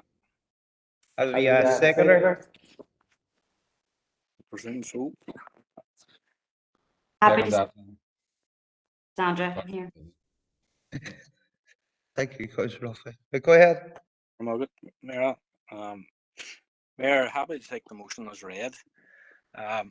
Mayor, I've brought this motion to council today following information that was brought to me earlier this month with regards the ongoing review into the ambulance services. And in particular, there was a concern around the local ambulance station here in Castleberg that coming out of that review, there was a strong possibility that there would be a recommendation to relocate the ambulance service in Castleberg to either Strabane or to Derry, which obviously set alarm bells ringing in the local community. Already at present, the ambulance that is based in Castleberg finds itself often taken out of the area into Strabane and Derry, so to have the station relocated to there, you know, would be very detrimental to this area, because once you relocate an ambulance to a bigger town or city, well then it's very hard then for that ambulance to get out of it and back into the area where it's supposed to be. Since submitting the motion, Mayor, myself and my party colleague, the local MLA Melissa McHugh, have actually met with members of the ambulance service, including the chief executive, Mr. Bloomfield, and obviously we were bringing those concerns that have been brought to us to them directly on behalf of the community in Castleberg. And following that meeting, we have been somewhat reassured that at least in the immediate future that there's no immediate threat to the Castleberg ambulance station. But with all these reviews, often there's a price to be paid in terms of what it is that the ambulance service are seeking to implement in terms of improving the service. And we were informed by the chief executive that the ambulance service will be seeking an extra 30 to 40 million to implement into the ambulance service to improve services across the north, and in particular in the western division here. And I'm just mindful that the finance minister has, indicated that he will be seeking extra funding to go into the health service here, and hopefully that 30 to 40 million can be found there.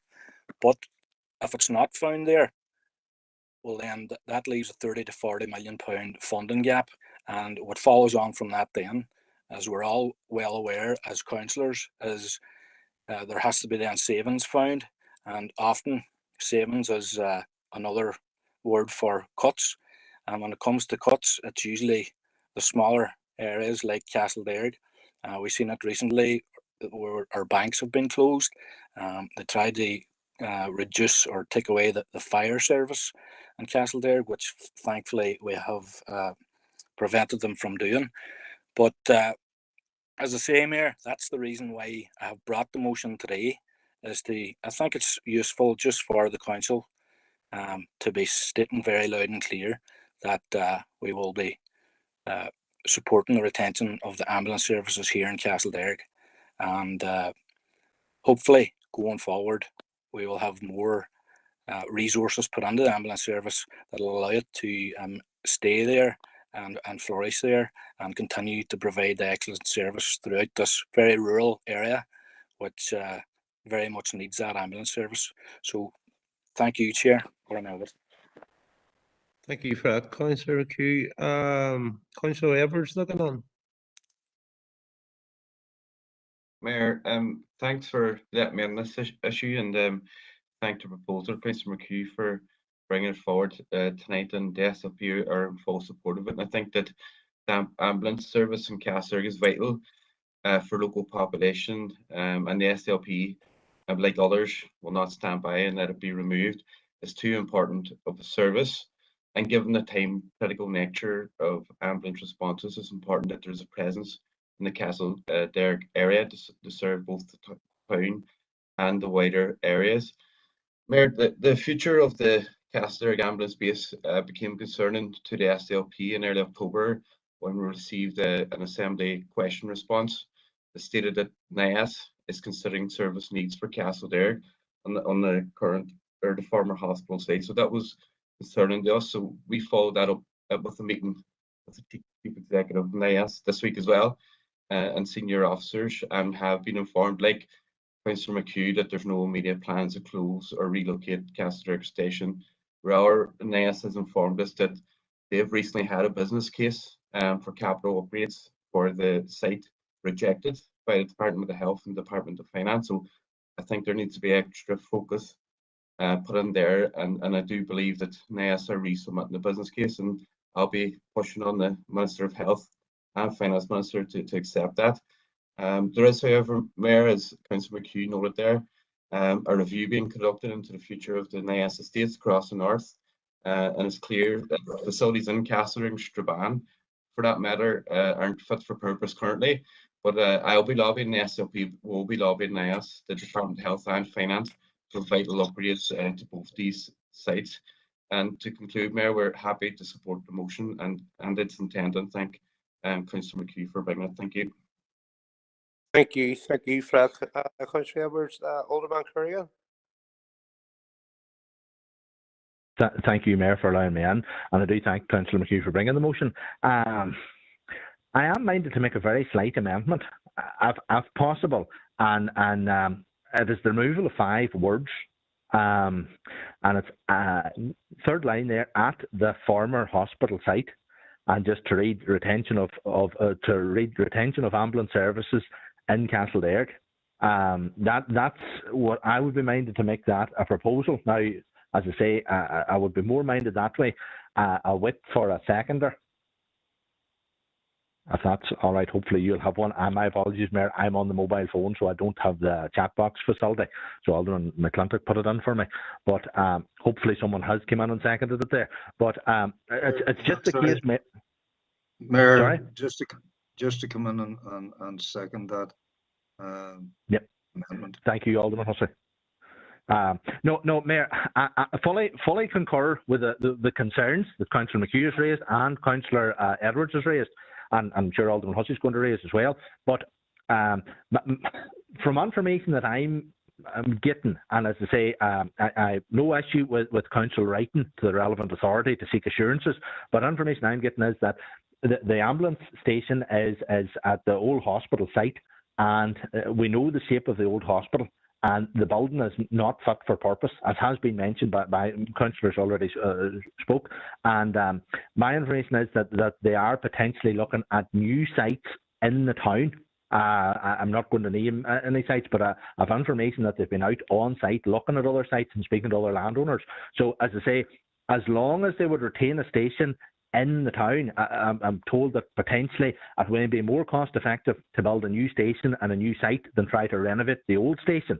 So, as I say, and we would hope that that is the case. We definitely cannot have anything taken away from the town. As Councillor McHugh has touched upon, I mean, we've lost the 3 banks out of the town, and you know, Castleberg is suffering with the amount of things that have been taken away from the town and the amount of schools that have closed round about the town in the rural area. So, as I say, we need this vital facility. And Chair, I know well enough, and my own past and the very, very recent past, the excellent work the ambulance service do, and also the air ambulance, which has been a key factor that we've had to use ourselves in regards to the rural area that we're in. And you know, they're doing excellent service, the ambulance team. Yeah, bring the and, remarks to a close, Alderman Kerrigan. So as I say, I would be minded of putting that forward, that slight amendment, just that we remove at the former hospital site and just read the motion as the rest. So thank you very much, Mayor, for letting me speak. Thank you. Okay, Alderman Halsey, do you want to come on the amendment? Yes, Mayor, if I may. Initially, I'll thank Councillor McHugh for the motion. And I'll thank Alderman Kerrigan for the amendment. It was one that I was looking at myself. But if I can go back to where this all came from, as I say, I suppose alarm bells should have rung in council when we actually in council received a reply to a query about the overall hospital site. It was the one that I brought up the issue of the Paupers Graveyard on. But the ambulance station was one of the facilities mentioned within the hospital site. Subsequently, I mean, I'm sure Alderman Kerrigan, well, Councillor McHugh has indicated he did receive or met with and received that assurance. But like Councillor McHugh, the word that was coming back saying no immediate plans causes concern also. And Councillor McHugh has rightly outlined there that, you know, there's no guarantee and it's up to us to cement in the retention of ambulance services in Castleberg. I think all local representatives will know that there are issues with the conditions at the station on the hospital site under which the staff have to operate at that location. And they are unacceptable conditions, and they've been unacceptable for some considerable time. Relocation. Remarks to a close, please. Will do, thank you. Relocation has been mentioned for quite some time, but the relocation that was indicated was relocation within Castleberg. And I would like to see the retention of ambulance services at a properly new and upgraded station in the Castleberg area, wherever that may be. But it's important we retain the services to cover a wide area. And a big thank you to the ambulance services in our town who do a fantastic job. Thank you, Mayor. Thank you for that, Alderman Halsey. Councillor O'Neill. Yeah, we'll be supporting the motion, and I think it's just important that we, you know, this is an essential public service. Like ambulance, the ambulance service is dependent on your speed of response, and that's why like these rural ambulance stations are incredibly important. And you know, our public services are a threat, and they will be at more threat. You know, as we continue, and it's really important to fight any threats to these essential public services. You know, like any campaign that establishes in support of the ambulance service, I think the council should fully support. It's great to hear the fire service has been decided to not be shut down in Castleberg, and you know, again, I'm sure there was a very good campaign that made that happen. And I think we need to think about the workers within these services as well. and their rights, and their jobs being lost or their jobs being moved. And I think we really need to fight for them as well as all the people who the service serves. So we like to support the motion. Thank you. And Councillor Evers? Mayor, thanks for letting me in. And the SLP are happy to support the amendment as it does widen the scope in terms of location, but it doesn't exclude the current site either. But speaking to NIAS yesterday, I know that they're open to looking at other locations in Castledare, but there's an issue, I suppose, with having land there or property there that's owned by the health service or owned by another public body, which might make it a lot easier than get into the private market. And that was an issue that was raised with me yesterday. I just want to put on record my thanks to all the ambulance staff as well. I should have said it in my opening remarks for the work that they've done, especially over the last year and a half during the pandemic. They've gone above and beyond. They really are heroes, and they deserve every recognition for that, Mayor. Thank you.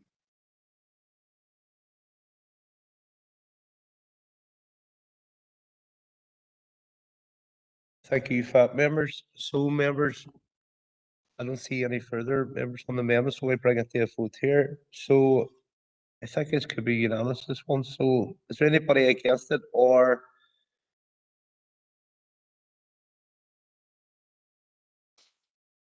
just highlight it on the chat box or on the screen?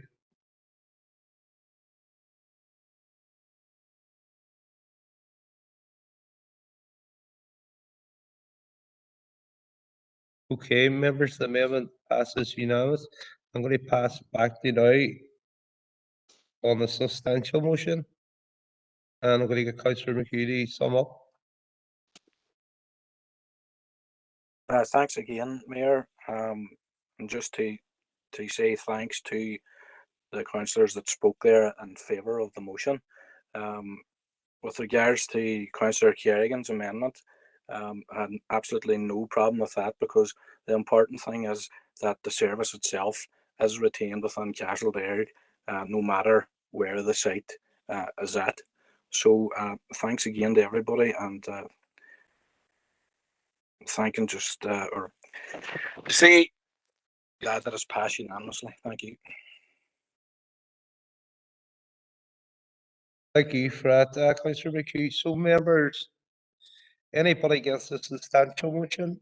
Could you highlight on the chat box or highlight on the screen? I guess could it be unanimous? We are members, the substantial motion passes unanimously. Okay, members, the time's just coming up to 10 o'clock now. Members, I'm going to take 10 minutes comfort break, so I'll see you back at 10 past 10.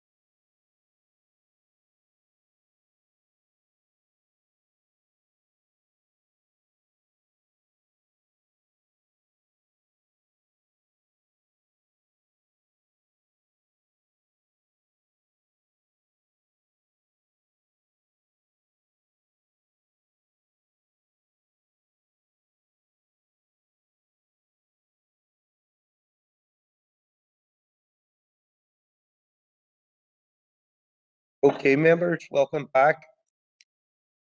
Moving swiftly on, we're going to Councillor Hargan's motion now. Thank you, Mayor. Can I take the motion as read? Yeah, have you a seconder?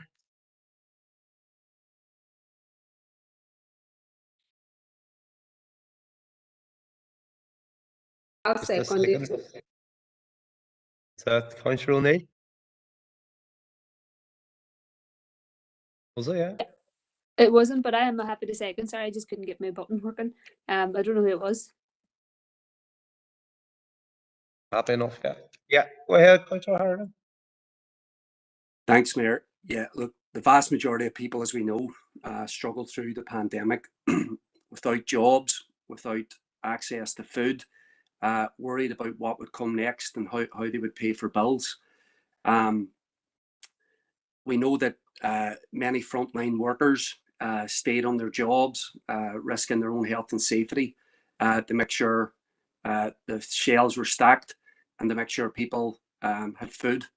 And I think we are indebted to those retail workers and others who kept things going when everything was shut down. And so, first of all, I would like to say from People Before Profit, we want to put our thanks to retail workers right across this island.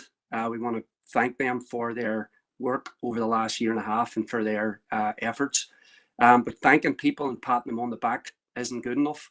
So that's why we are bringing forward this motion tonight, which is part of campaigning and calling for a new deal for workers, especially those frontline workers who have done so much and often on no wages. We know that it's now clear that corporations and the super rich accrued a tremendous amount of wealth through the pandemic, more than ever before. They are really richer now than ever before. And all this talk about building back better it's all been proved to be absolute nonsense. The Tory budget, as people can see, was a banker's budget that rewards the rich and punishes everyone else. We see universal credit slashed. We see new taxes that are going to disproportionately burden working class people. We see pay cuts for health workers, for council workers. And that's why you see health workers now talking about strike action. That's why council workers are balloting for strike action. And that's why Tesco workers here in the north are now balloting for strike action. Tesco is a company that made $3 billion during the pandemic, but can't even offer its workers an above inflation pay increase. So we're seeing people starting to fight back for a new deal. We believe that the biggest divide in our society is between haves and the have-nots. We're constantly told that the biggest divide is between nationalists and unionists, and we believe elites are constantly trying to divide working class people to stop people from uniting to fight for a better deal. So this demand from USDA, we believe, deserves support. USDA are demanding that workers get a proper holiday over the Christmas and festive period. Many workers in retail right now work very, very hard over the next several months, and then they have to work right through the Christmas period. And in surveys done by USDA, it's clear that a majority of workers no longer see Christmas as a holiday, but it's simply a day off to get ready for a 6 a.m. start on Boxing Day. And that is not the way that people should be going through the holiday period. So people deserve a proper break. And I think we should support USDA in their demand that all retail workers get a real holiday. And what they're demanding is that there's early closure on Christmas Eve, early closure on New Year's Eve, closure on Christmas Day, New Year's, Boxing Day, and New Year's Day, and that workers who are scheduled to work at any of those times don't lose money now if any of those retailers decide to actually heed this call and close down. So I think we as a council should back this demand. It's only a small demand in terms of what workers actually deserve. I think we should call on the retailers, the large retailers in the district, so that they can set a good precedent. And we should also call on Stormont to back this demand for retail workers to get a proper holiday through the Christmas festive period. Thank you, Mayor. Thank you for that, Councillor Hargan. Okay, members, Councillor Jackson.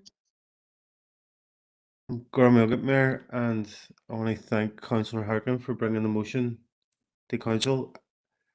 And I want to say on behalf of Sinn Féin that we're happy to support the motion in its entirety. And they reiterate the point that Councillor Harkin made, that retail workers are essential workers, and that is something that has been demonstrated many times over the past 2 years. Mayor, our council has got a proud track record in terms of supporting workers, campaigning and demanding better terms and conditions for workers, and more and more workers' rights, and defending workers' rights. But we need to acknowledge that there is some sectors in particular that where workers are struggling to maintain a work-life balance. And I know a local MLA, Pádraig Delargy, is working on bringing forward a bill in the Assembly, concentrating on work-life balance, which will not only support the workers in the retail sector, but workers right across, in terms of maintaining a better working relationship and better balance in terms of work and life.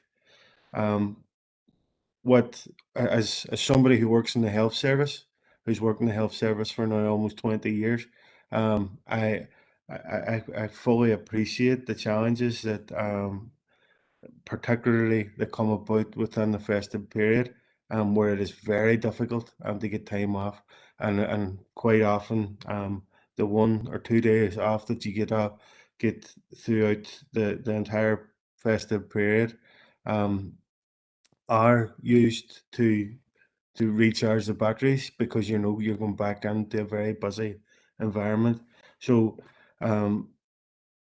hopefully I would agree with the proposer that these are reasonable demands. They are nothing short of what workers deserve, and we as a party fully support the motion that's in front of us. Thanks, Mayor. Thank you for that, Councillor Jackson. Councillor Turney. Mayor, for allowing me in. Mayor, I want to start off by acknowledging the efforts of all of our retail workers across the city and district and further afield, and ensuring and making sure that the essentials that people needed were available and ready for them right throughout this pandemic, and particularly through the lockdowns, and acknowledge the fact that retail workers, in my opinion, are essential workers, and I think that's been proven right throughout the pandemic. Where this motion states a lot of facts, but what I can see from the motion is that it's USDO's respondents, it's 80% of respondents from across the north have come up and supported these demands. It doesn't tell me anything about retail workers from across this city and district. There's no doubt that the workers deserve this time off. There's no doubt that they have worked hard right throughout the entire year. But we don't actually know if retail workers across this city and district want these demands met. I've spoken to retail workers over this last number of days who have told me that they take a benefit from working these particular days over Christmas, because some of them and majority of them are getting double time, and because the pay cycle is so long over December that many people actually budget the double time that they receive from their employer into their budget for January. And by supporting this motion as it is, we could be taking that lifeline away from many of them. We're all for workers getting a healthy work-life balance, and we're all for workers getting the proper rights and the proper terms and conditions. But they have to be the terms and conditions that those workers want, not the terms and conditions of USDA or of anybody else. We want employers, and we encourage employers to speak to their employees to come up with reasonable ways forward, and they make sure that there is consultation between employers and employees. So, Mayor, I have an amendment which I have forwarded to the committee staff. It's just come on screen there, so it removes the last paragraph and encourages council to write to large employers, encouraging them to begin meaningful discussions with their employees around the opening times of Christmas Day, Boxing Day, and New Year's Day. And I think by doing that, employees will feel that they are part of the decision-making process. They will feel respected within their workplace, and they will feel that they are playing a meaningful role in how the decisions are made in their workplace. And I think that's the way that this motion should be taken forward. I have no issue with the days off. I have no issue with the closing times. My only issue is that around the consultation and how this is discussed and relayed back to employees. So I would like to see council do that. And on that basis, Mayor, I put the amendment to the floor. Thank you. Okay, thank you. Councillor Turley, give us 2 seconds here, members. I second that, Mayor.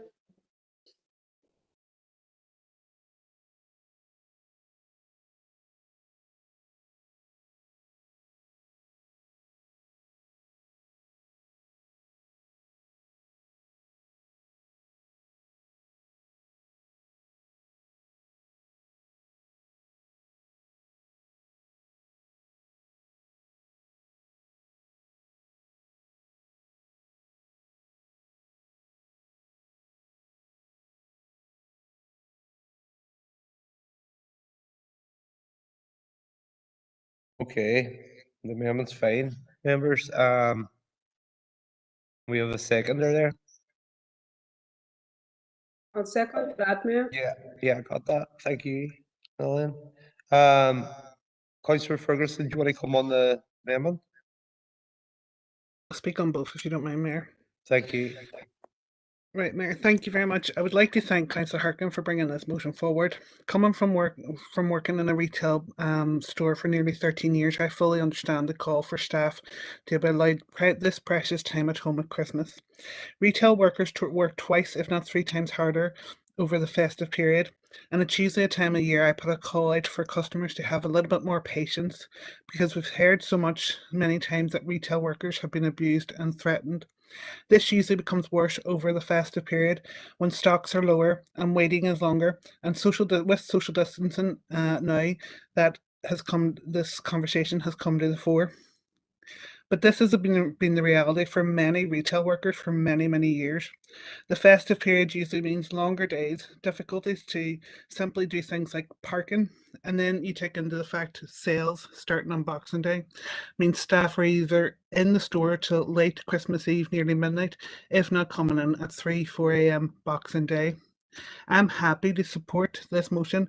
I am happy enough to support the amendment because I understand that in the retail sector, there is time and a half, there is days in lieu that you do get for working these days, but the majority of the time you don't get a choice. You're on a floating rota over a few years, so staff really do appreciate the fact of a store closing. I know there's been big retailers in recent years that have just decided to close over Boxing Day and New Year's Day and Christmas Day, and that has been seen a huge influx of positive messages from retail staff. Our retail staff have been the frontline workers for the entire pandemic, and they've taken abuse. They've taken abuse for many, many years that nobody's ever noticed. And this year we've really seen it before because of the pandemic. So I'm happy to support this motion, and I'm also happy to support the amendment. Thank you, Mayor. Thank you, Fred. Rachel.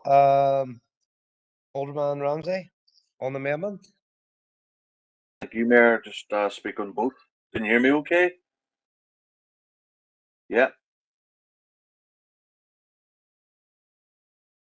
Yeah, Mayor? yeah, go ahead. Yeah, go ahead. You can. Good. Thank you. Just want to speak on both. Just Thank you very much, Councillor Harkin, for this motion. It's one of the difficult ones where how do you find, like a level playing field? How do you make this good for everyone? Our retail workers, frontline workers, throughout the pandemic have been outstanding. Through the worst of our days, you went to the shop, you still had the smiling faces, the other end of the counter, there to help as best they could. The amendment, we support the motion and with the amendment. We support the fact that these people do deserve a break. They definitely do deserve a break. And it's not only the retail sector who obviously have to work over the Christmas period. And that's why the amendment kind of, helps this motion where, retailers and other employers do need to sit down and work out how they help, even on a yearly basis, where I know some of the bigger companies there would have people get off for the Christmas. They have a rota year by year, and that works as well. So there's many options, I'm sure, out there that would help in this here. And again, thank Councillor Harkin for bringing forward the motion, and obviously Councillor Tierney for the amendment. The DUP are supportive, obviously supportive of all our retail staff and beyond, and we would like to see some movement in this. Thank you. Thank you, Fred. Alderman Ramsey. Councillor Hargan on the amendment. Thank you, Mayor. Yeah, look, there is no level playing field here. What you have is big corporations who are making tremendous amounts of money, who are not treating their workers properly, be that low wages or forcing them to work far too many hours and work right through the festive period. So I want to say, look, I think what the SDLP are saying here is absolute anti-union nonsense. Brian's talked to a few people in Derry who says, I'm not sure about this. The entire trade union movement across the north is backing this demand from USDA. They've been campaigning for it for years. I've talked to lots of workers who tell me all the time that they hate the fact that they have to work right through the Christmas period. The demand actually makes it clear that workers who are scheduled to work should suffer no loss of pay. And I think that that's a demand we have to take to these big corporations who are making money hand over fist. We're talking about Sports Direct here. We're talking about Tesco. We're talking about Sainsbury's. These are the corporations who've made so much wealth. They don't know what to do with it during the pandemic. So I think we have to send a very clear message to the bosses that they need to start treating their workers better. And I think that this is trying to appease the employers and make it seem like workers are happy to be working up at 6 o'clock on Boxing Day. I think I wouldn't support this amendment. I think we have to send a clear message to employers, and I think we have to get the storm at the executive. Our employment laws are an absolute disaster, and I don't see any. I'm not confident that even the weak ones that were put in the New Decade New Approach are going to be followed through on. So this just seems to be another example to me of the SDLP knows better than the entire trade union movement across the north, and that's why I put it in there that this demand from USDA was backed by NICTU at their conference. It was supported unanimously by every trade union. So that's why I wouldn't support the amendment because it loses its it loses the point. Thank you, Mayor. Thank you, Fred. Councillor Hargan. I'm going to take Alderman Hussey as the last speaker on this. Councillor Donnelly. Chair. Chair, look, this. I have no problem with the motion as it stood until the SDLP tried to ride two horses here by bringing in half a loaf anti-union amendment. This coming from a so-called Labour Party chair it isn't even surprising, but I'd like a legal opinion because I believe the amendment seriously undermines the original motion. If I could have a legal opinion on that, please.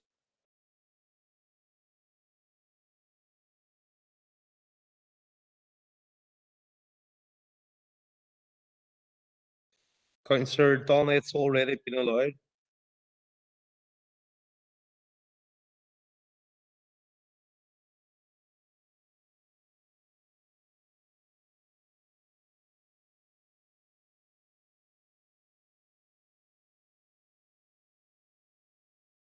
Councillor Donnelly. No, look, I hear what you're saying, but I think that the amendment seriously undermines the original motion. You know, it leaves it leaves it wide open. Well, the original motion was succinct and direct. So I'm disputing that it doesn't change it in its entirety. Thank you. Thank you for that, Councillor Donnelly. Moving on. Alderman Hussey on the amendment before I take it to a vote. Thank you, Mayor. And thank you to Councillor Harkin moving the motion, and actually to Councillor Turney, who's put in the amendment. I suppose my original trade teaching, I had that period off over Christmas, but 29 years ago I went into another business venture, and I can't imagine that it would go down too well if I determined that, okay, guys, we're not opening on New Year's Eve, we're not opening on Christmas Eve, we're not opening on Boxing Day. And I think it's really horses for courses. And I can see the point that Councillor Harkin has made with regard to large retailers. But there are quite a few SMEs there in the retail sector. And they're actually dependent, I suppose, on that period of high footfall for their survival for the rest of the year. So I think it really is, the amendment allows us to enter that area of horses for courses where retailers, I know it says about large retailers, but retailers in general would engage with their employees around their opening times. I know, for example, in my own trade, those who worked with me, we didn't have our Christmas party until the middle of January, because of the trade. You know, we had to deal with the Christmas party scene ourselves. So, you know, we had to shunt things around, but that was with the agreement of those who worked with me. And I think the amendment gives that flexibility to the advantage of all. Thank you, Mayor. Thank you for that, Alderman Hussey. Members, I'm going to take the amendment to a vote now. I'm going to pass it over to John. Alderman Breslin. For. Alderman Devaney. For. Alderman Guy. For. Alderman Hussey. For. Alderman Carrigan. For. Alderman McClintock. For. Alderman McCready. Alderman McCready. Alderman Ramsey. For. Alderman Wark. For. Councillor Jason Barr. For. Councillor Raymond Barr.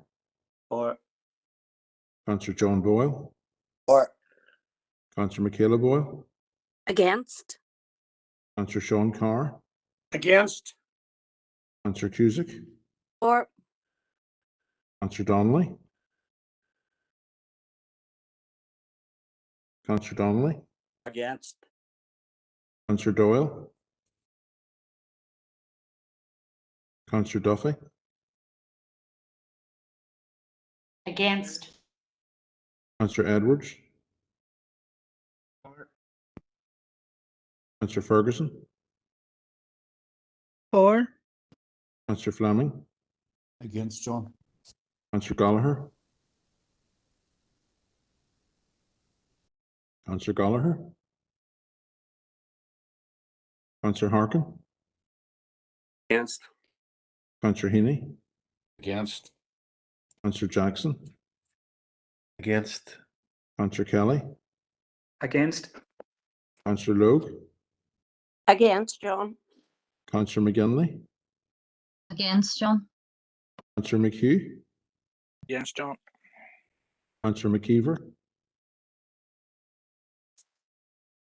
Councillor McKeever, Against. Councillor McKinney, Against. John. Councillor Mooney, Councillor Mooney, For John. Councillor O'Neill, Against? Councillor Riley, For. Councillor Sinoy Barr, For. Councillor Tierney. And I see Councillor Donnelly, I've got you counted, and Alderman McCready is for. Votes closed now, members are going to count.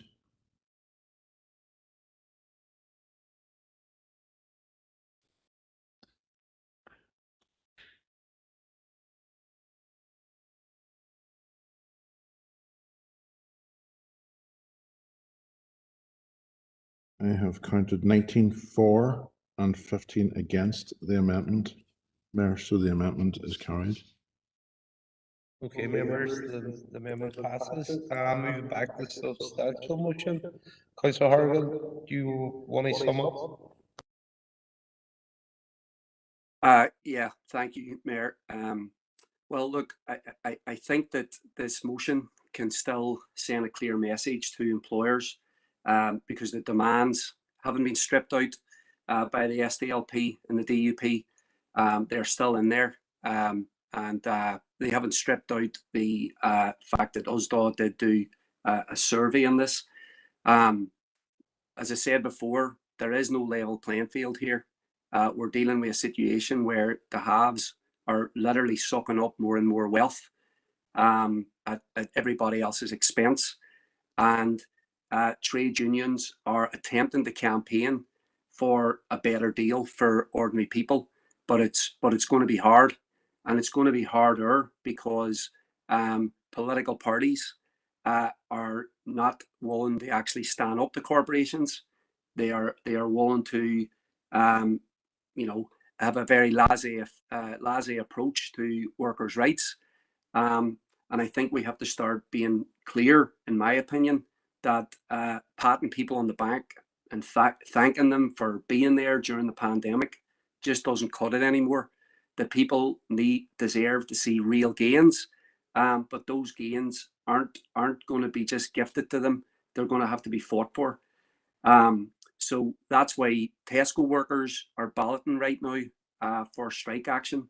And if there's empty shelves up to the Christmas period, it's not because it's not the fault of workers.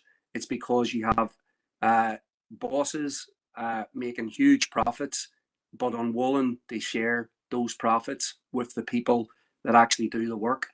And I think that this motion is an attempt to amplify the demands of an existing campaign. These are existing campaigns coming out of the workers' movement, coming out of shop floors. It's not the only demand that USDA and other trade unions are making to try and improve people's lot, but it is certainly one of them.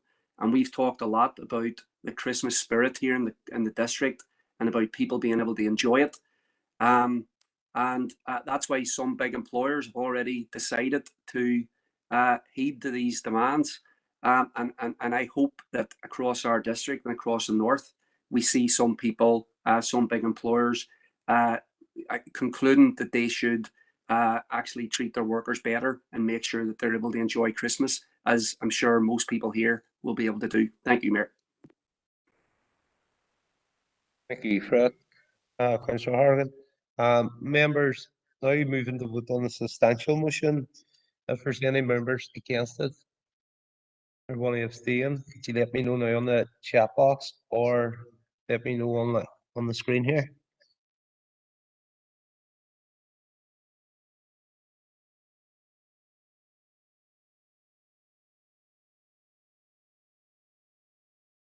Okay, members, the substantial motion is unanimous. Members, moving on to Councillor O'Neill.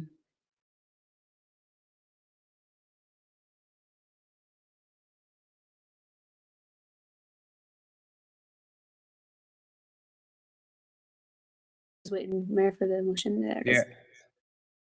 There we are. Okay, Councillor O'Neill, have you a seconder?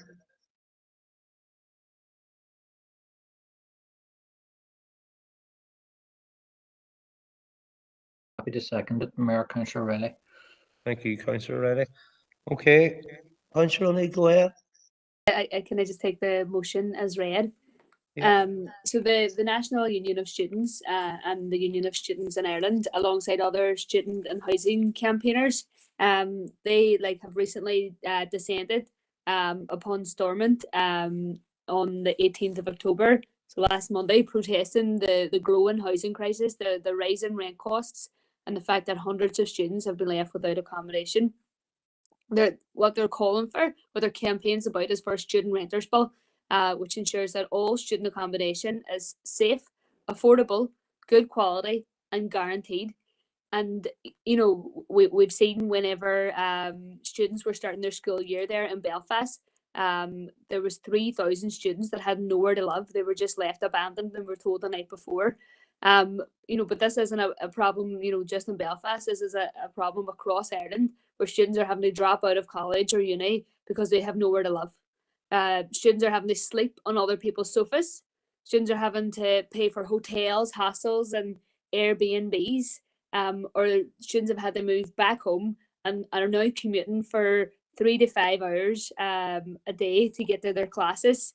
And this is the daily life now for students, and it's really not good enough. Students have been ignored by the Stormont executive, who profess they want to invest in students. However, the conditions by which students need to live and to thrive seem to me to be an afterthought, unless it's a way to exploit profits from the student population. The Students Deserve Better campaign also calls for the abolition of student fees, which I would fully support. But there's an unprecedented student accommodation crisis here and across this island, alongside the housing crisis and homelessness crisis.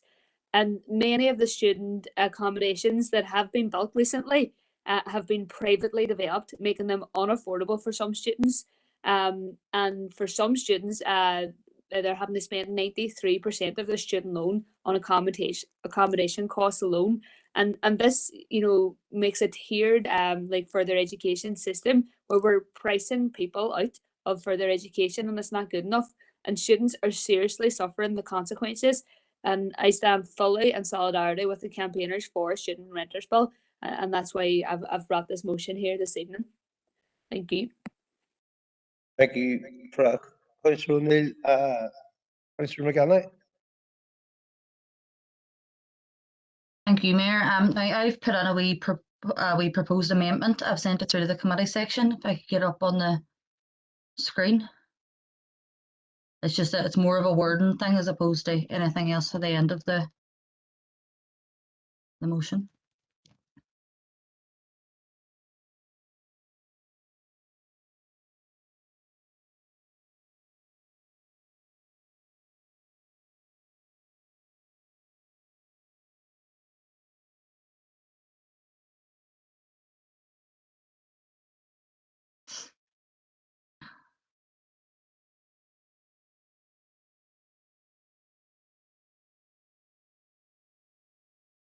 I'm just going to find out, has committee section got that? I sent it through before the start of the meeting. Committee section haven't got that. So if you'd like to put it on the chat box, and what I'll do, I'll move until you're doing that. I'll see if Councillor Riley wants to come on here. Yep, no bother. Thank you. Are you happy enough for that, Councillor Riley? Yeah, Mayor, happy enough to speak now, sure, and we can see Emma's amendment then in due course. Mayor, just to record support for Councillor O'Neill and to thank her for bringing this motion here before us tonight. Also to thank student bodies such as NUSUSI for the attention they've drawn to this type of issue, not just in recent days, but for many months. And indeed many years, going back indeed to my own time as a student at NUSUSI, were always to the fore of making the voices of students be heard right across the levels of government. So, Mayor, happy with the motion that's there. I'm conscious that an amendment is coming, but nonetheless, the SDLP are supportive of the text in front of us. We do recognise that on social media, NUSUSA have caught the right attention, the mood of people at the moment in terms of Halloween, with their stories of a student house of horrors, and asking people to mention and to tweet the various different difficulties that they have had with landlords over their time as student tenants. And it's clear from the thread on social media that NUSUSA have attracted a litany of complaints from students who clearly demonstrate that their landlords just treat them as high rent and low maintenance, sucking out huge amounts of money from students and putting very, very little of that into investing into the properties themselves, and that is an issue that needs to be addressed. So, Mayor, happy with the motion, and thanks to Councillor O'Neill for bringing that forward tonight. Thank you, Councillor Riley. 2 seconds just to get this on the screen now, the members. Alderman Ramsey, it's on the chat box. Are you happy enough to go ahead? Yeah, I'm happy enough. Thank you very much, Mayor. Yeah, this is well. First of all, thank you very much, Councillor O'Neill, for bringing this forward. I have had many students over the years with issues like this, all over the country. To be quite honest, it's not just been locally; it's been everywhere. You know, there's absolutely no doubt about it that some of the landlord lines now is just because of demand. They just say, if you don't like it, you can leave. And that's fact. And I've heard that on numerous occasions. There are good landlords, really good landlords out there, a lot of them. But there are some landlords who really don't care. There are 7 responsibilities for a landlord. And they're straightforward. It's about health and safety, it's about repairs, you know, fit for habitation, just basically looking after the house that they own for their tenant. And for students, this is an ongoing issue. And yes, we have tenants' responsibilities as well, and there are issues there as well, where some tenants basically they break the rules as well. But landlords, yes, we do need more stringent legislation. We need more legal powers to deal with landlords who basically are the one-liner of don't like it, you know what to do, move on. So welcome the motion, and the DUP have no problem with it. Thank you.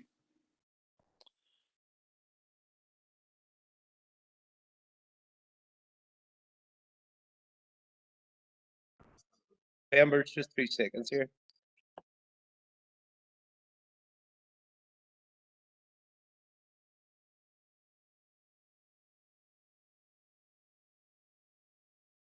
Mayor, the only real change is the last paragraph. I can just give you that wee bit if it makes it easier for you.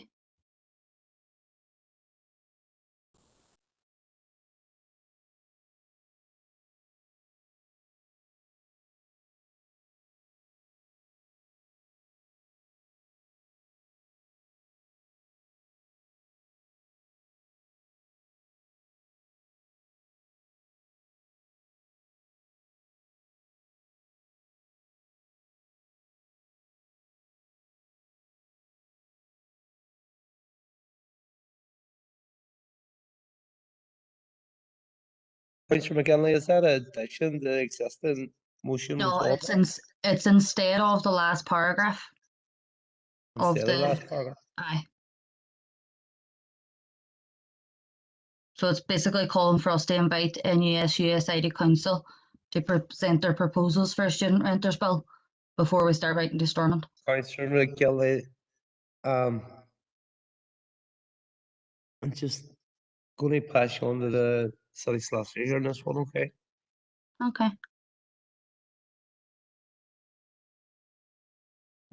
So Chair, once again, Mayor, sorry, the issue here again is the action which is contained within the original notice of motion, which is to write to the Stormont executive.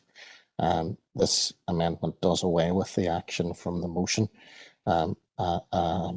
So it probably would be acceptable as an addition, but where it deletes the action from the original motion, it wouldn't, Mayor, I don't think it would be acceptable under standing orders at the present time.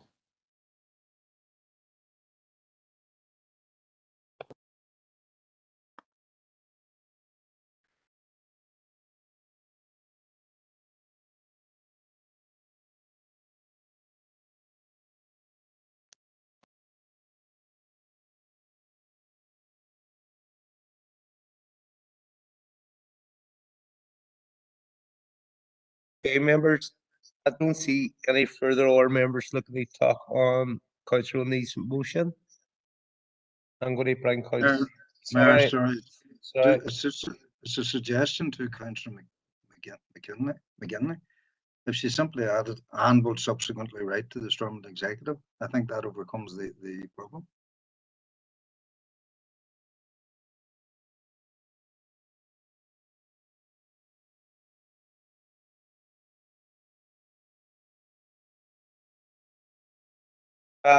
Alderman Hussey, is that a you proposal? Because we have covered the amendment there. It's a suggested addition to the amendment, which We've already overcomes. got past that. So are you looking to put an amendment or are we moving on? We're Right, happy to support the original. Okay, that's fair enough. Thanks. Okay, so moving back, Councillor O'Neill, do you want to sum up? Thanks, Mayor, and thanks for the support for the motion. You know, I think it's a real problem for students at the moment. Students are being exploited and also neglected, and I think the four demands are incredibly important. What they're looking for, they're looking for safe housing, they're looking for affordable housing, good quality housing, and guaranteed housing. So housing that they're not going to be let down on a day before term. And Councillor Riley had said there about the Student House of Horrors. It's a brilliant campaign that the NUS USA are running on Twitter, and like some of the stories, you know, I can share some of the own experiences myself in student accommodation, but you know, some of the stories are horrific, and you know, nobody should be expected to live in those conditions, never mind study in those conditions, never mind study and work a part-time job in those conditions. You know, it's so important for us to have a safe home, you know, to come back to after a day at work or a day at study. And I think, you know, we need to start valuing students, and we need to start supporting everybody who chooses to study further education. And I think, you know, we will value as a community if we do that. But it's a terrible start for students in terms of starting that further education. But it's brilliant to see the campaign. And I've spoken with many of the activists on the campaign, and you know, I send my solidarity, and I hope they are ultimately successful on it. Thank you. Thank you for that, Councillor O'Neill. Okay, members, moving the vote. Is there any members looking to abstain or against the motion? Could you highlight now in the chat box or let me know?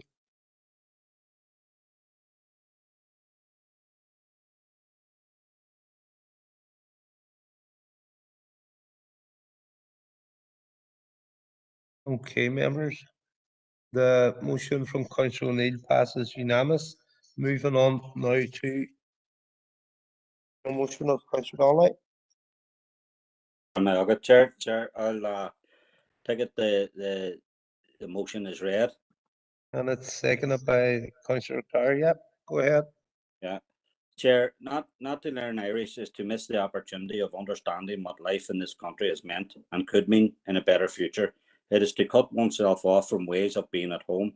If we regard self-understanding, mutual understanding, imaginative enhancement, cultural diversity, and a tolerant political atmosphere as desirable attainments, we should remember that a knowledge of the Irish language is an essential element in their realisation. Mayor, these are the words of Seamus Heaney, poet, Nobel laureate, prize winner, literary giant. Derry has always been very proud of the fact that Heaney was educated in a local school. He was not the only Nobel Prize winner educated at that particular school, nor was he the only writer of international acclaim to attend that particular school. Generations of trailblazers and leaders in all walks of life, arts, sports, science, and public life were educated at Derry schools, and for many, learning of Irish was an integral part of their schooling. We know of many people who have developed a passion for their native language through learning it at secondary school. Even if they never used the language after they left school, it opened up their minds to other aspects of culture and history. Learning Irish shaped their identity and their thinking. Learning Irish at school got them involved in extracurricular activities. Lifelong friendships were forged during summers spent in the Gaeltacht. We are also seeing the creation of new jobs and career opportunities in and around the Irish language, especially in the context of incoming legislation. This is encouraging for young people, but they will only be able to access these exciting opportunities if they can access the proper courses to gain the appropriate skills. It is somewhat ironic that in 2021, Irish as a subject is facing extinction in Heaney's alma mater. Secondary school students are facing barriers in spite of the fact that Irish is thriving as a living language, as evidenced by the growing Irish medium school populations at nursery and primary level. My own son is being educated in the Irish medium sector and he enjoys a good, positive educational experience. I would hope that his educational pathway will continue to provide him with as many opportunities and as much choice as possible. This academic year, Year 13 students in this city have been denied the opportunity of studying Irish because A-level could not be accommodated at their school or by the Foyle learning community. Barriers to choices of subject at A-level stage will not only impact on the pupils' pathways into third-level education and career opportunities, there may also be implications for their general well-being, social relationships, and personal development. There is a wider conversation around the decline of languages in schools. However, Chair, this motion addresses the specific issues of the provision of Irish language for learning for A-level in this city, in the hope that engagement on the issue now will secure a solution to ensure that in the future, the pupils will not face the barriers of their choice in attaining A-level qualifications in Irish. We fully appreciate the schools are facing multiple pressures and resources in the education system are under strain. However, where there is a will, there should be a way to accommodate the educational needs of our children and young people. This is about the protection and promotion of a minority language, and the state has a duty in this regard. In this instance, we are dealing with the protection and promotion of our native language, but perhaps most importantly, we are dealing with the welfare, educational and otherwise, of our children and young people. These young people have already been facing immense pressures as we emerge from the pandemic. We should do our best to ensure the maximising of opportunities of our youth. As the old Irish proverb says, Mola Noiga Agus Chukishi, praise the young and they will flourish. I would urge all parties and councillors to support this motion. Guramila Mayagov. Thank you for that, Councillor Donnelly. Councillor Sinan Barr. Thank you, Chair, and thank you, Donnelly, for bringing this very important motion to Council today. We welcome this motion and acknowledge the importance of promoting Indigenous language. The SDLP fully support Irish language being taught in schools, and we share the same concerns that you have. In the spirit of improving the motion, particularly strengthening its intent, I would like to move an amendment to the original motion, please.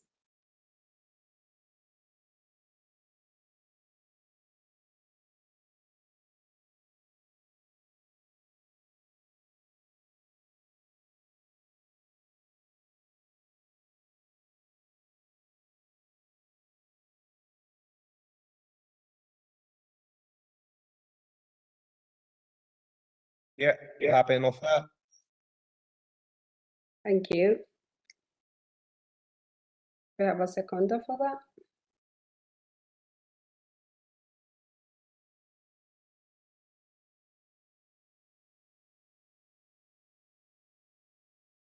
that.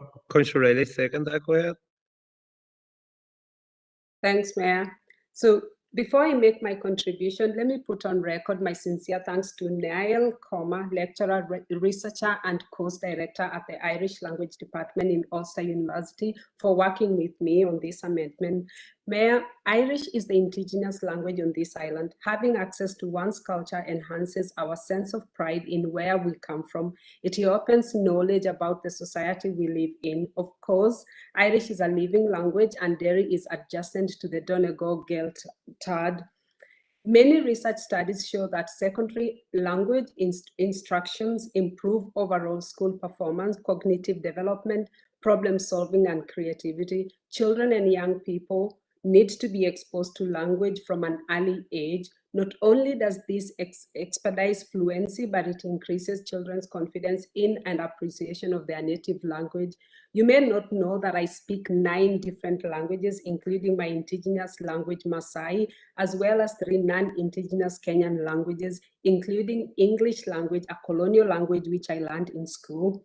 The main advantages of my 9 languages is not just I am able to communicate, but I actually make a living from these languages. There is a great economic and social benefit of bilingualism that we often ignore. Schools have a responsibility to encourage all subjects equally, and in particularly to support subjects that have been traditionally marginalized.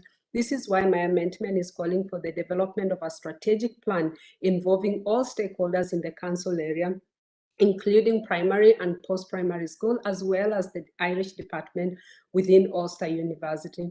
Members, the best Irish language department on the island is at Ulster University Magee, yet we are effectively allowing the pool of students to be reduced. If this council and political parties present tonight are serious about increasing university student numbers to 10,000 and value them, we must support all career paths. We also must support the new generation of language learners, or we are complicit in the decline of our indigenous language and the numbers of students in our local university.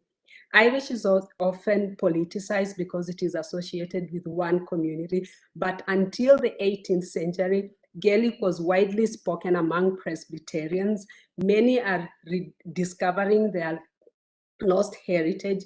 Migrants have been involved in the promotion of the Irish language for over 160 years, starting with Mill Allard Ali, founder member of the Preservation of the Irish Language Society in the 1860s. 120 years, Timbuktu native Osman Tisani learned Gaelic after he moved to Bana, Galway. Since then, there have been many more. It is time we stop politicizing the Irish language. We must readjust our arguments and do what is right for us. Could you bring your remarks to a close, please? Thank you. That's you. Thank you, Councillor Barr. Councillor Loeb. Thank you, Mayor. And I'd like to thank Councillor Donnelly for bringing this motion tonight. The Irish language has gone from strength to strength throughout the city and beyond. Indeed, my own children were part of the first Irish school in the city, and I am proud to say 4 of my grandchildren are now Irish school pupils. I know at first hand how children benefit in many ways, including culturally and linguistically. It is right and proper with the imminent establishment of an Irish Language Act that A-level, that schools and businesses recognise how important it will be to have resources to fully ensure opportunities and benefits that will arise are met. It is imperative that partnerships such as the Foyle Learning Community have plans in place to equip local pupils and the wider public with skills they will need to be able to avail of these opportunities. I know it can be difficult setting timetables, and sometimes pupil choices clash, leaving them having to make decisions around subjects. Every effort should be made to ensure that every young person who wants to do A-level Irish is able to do it. We fully support this motion. Thank you.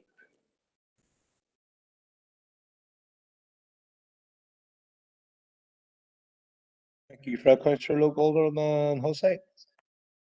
Thank you, Mayor. May seem strange music on this particular motion, but starting with the original motion, Mayor, the paragraph that says welcomes the creation of new jobs, career opportunities, pathways in and around the Irish language, particularly in the context of forthcoming legislation. I think back to the foundation of the Republic of Ireland, the Irish state, Irish Free State, whatever you want to call it, and the enforcement of the Irish language within the civil service, etc. And jobs for the boys almost, was shouting at me from that paragraph. But I'll move to the main element. Council notes with concern that local year 13 pupils These are O-level pupils, so there's been no denial of the Irish language being taught. The problem arises when you come to A-level, and there the desire from students to move on to A-level Irish seems to diminish. And I suppose it diminishes because students are beginning to consider their career choices. And you're in a situation in A-level, as we all know, where you're down to 3, maybe 4 subjects if you're pretty sharp on it. And therein lies the issue. This issue existed in OMA a couple of years ago, where similarly there weren't the number of pupils applying or seeking Irish as one of their A-level subjects to justify the inclusion of it within the school's A-level curriculum. And I suppose within that, there is the call for an immediate review of A-level provision in the area. And I suppose that the cluster solution may be the one that will get round this problem for those people who want to study Irish. It happens in other minority A-level subjects, where students from various schools will go to one of the locations and make up a valid number for an A-level class. But I'm concerned that we're almost looking at social engineering in a way, rather than looking at the practical solution if it is a genuine desire for to follow an A-level course in Irish. And I suppose people would complain about colonial social engineering. Well, I suppose this is a sort of reciprocal colonial engineering that some people are attempting to impose. Thank you, Mayor. Thank you, Fred. Alderman Hussey, Councillor O'Neill. Thanks, and I just want to thank Councillor Donnelly for bringing this motion. It's a really, really important issue, and I've heard from students who haven't been able to study Irish at A-level, and it is an injustice in itself. Irish language has seen and been through many injustices, and throughout many years. I want to commend Irish language activists for keeping that language alive, and I think it's really, really important that Irish can be studied at A-level, and I think extra effort needs to be made given the injustice that the language has gone through with colonization, and the resources for the language is incredibly important as well. And there's people from all sorts of backgrounds and are really engaging and connecting with the Irish language. So I think highlighting this motion, this issue here tonight through this motion is essential to actually finding the solutions for these students who want to study Irish at A-level and then go on to pursue a career in Irish, which if they didn't have this qualification at A-level, it would be very, very difficult to actually then go on to pursue a career in the Irish language. So thank you, Councillor Donnelly, for bringing this.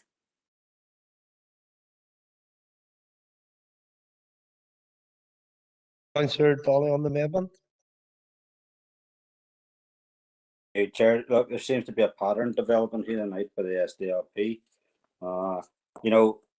For me, this amendment, there's too many asks. My motion was specifically about post-primary Irish provision, and there's also, I'm not taking away from the issues that's there, but it's very narrowed down into the Ulster University too, Chair. I think that whilst mine was specific, this opens it up all over the place. Not saying that they're not, valid points, but I think it does take away from the specific target that I was aiming at.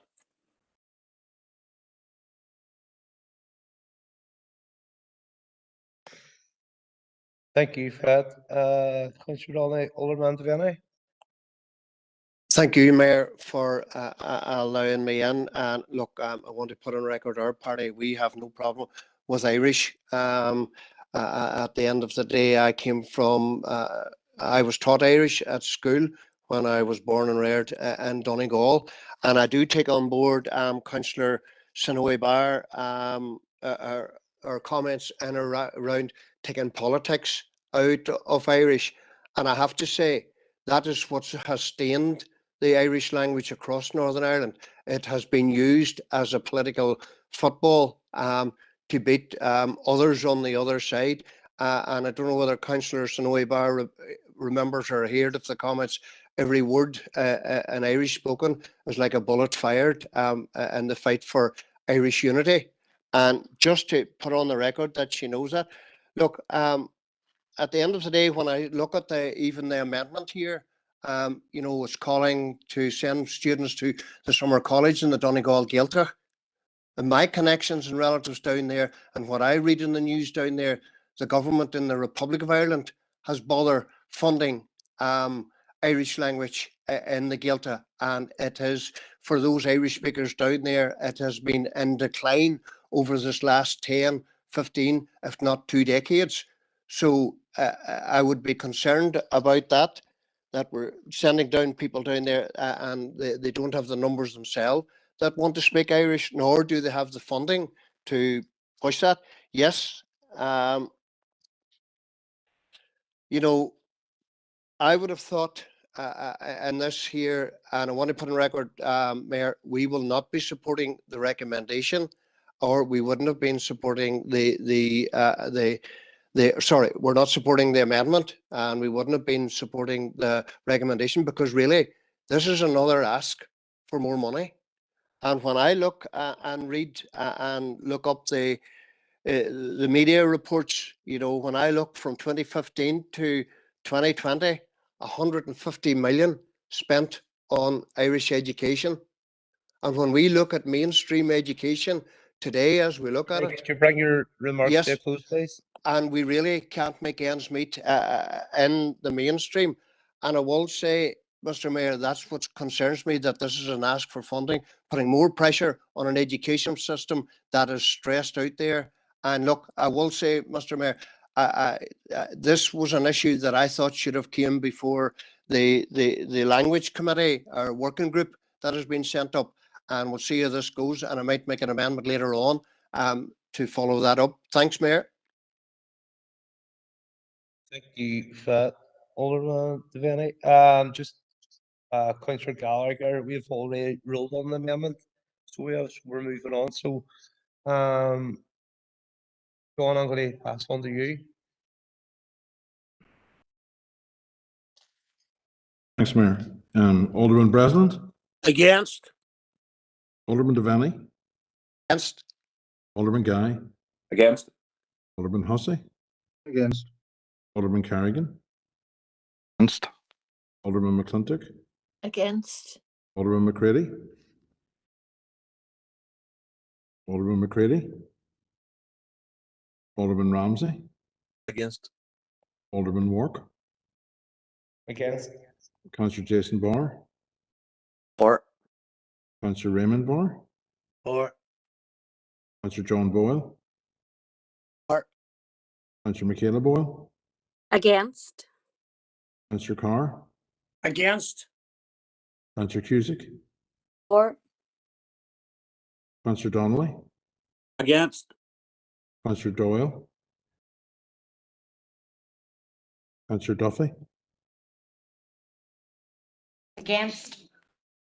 Councillor Edwards? For. Councillor Ferguson? For. Councillor Fleming? Against, John. Councillor Gallagher? Against. Councillor Harkin? Against.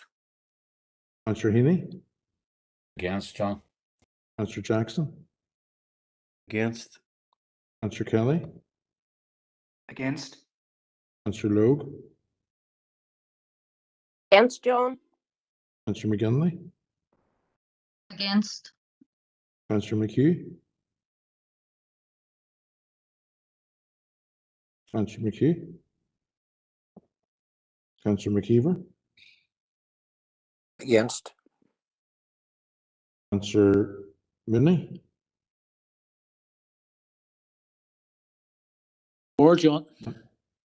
Councillor O'Neill, Against. Councillor Riley, For. Councillor Sino Barr, For, John. Councillor Tierney. Thank you. John, Councillor McHugh here. Apologies. Against. Thank you.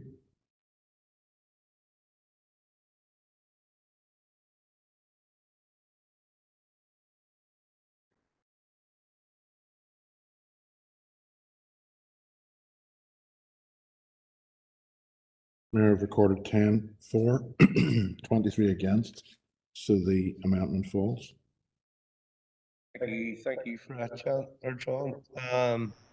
Members, moving now back to substantial motion. I don't see any further members on that, so I'm going to bring in Councillor Donnelly to sum up.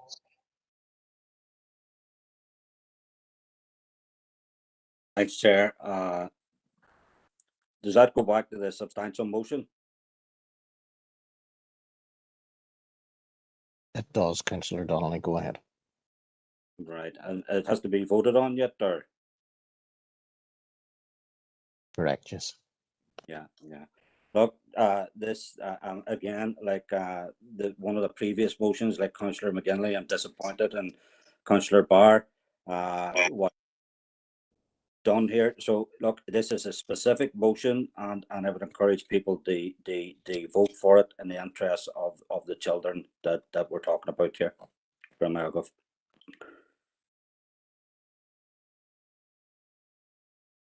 Okay. Thank you, Councillor Donnelly. Do we need him? I'm just going to pass on, lady.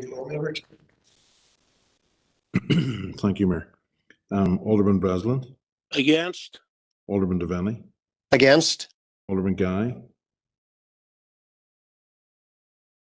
Alderman Guy. Alderman Hussey. Against. Alderman Carrigan. Against. Alderman McClintock. Against. Alderman McCready. Alderman Ramsey. Against. Alderman Wark. Against. Councillor Jason Barr. For. Councillor Raymond Barr. For. Councillor John Boyle. For. Councillor Michaela Boyle. Councillor Michaela Boyle. John. Sorry, say again, Michaela. For, John. Thank you. Thank you. Councillor Carr. For, John. Councillor Cusick. For. Councillor Donnelly. For. For, John. Councillor Duffy. For. Mr. Edwards. For, John. Councillor Ferguson. For, John. Councillor Fleming. For, John. Councillor Gallagher. For, John.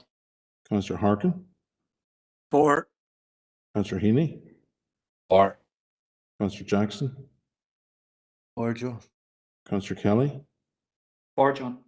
Councillor Logue. For. Councillor McGinley. For, John. Councillor McHugh. For. Councillor McKeever. Councillor McKeever. Councillor Mooney. For. Councillor O'Neill. For. Councillor Riley. For. Councillor Sino Barr. John. Councillor Tierney. Thank you.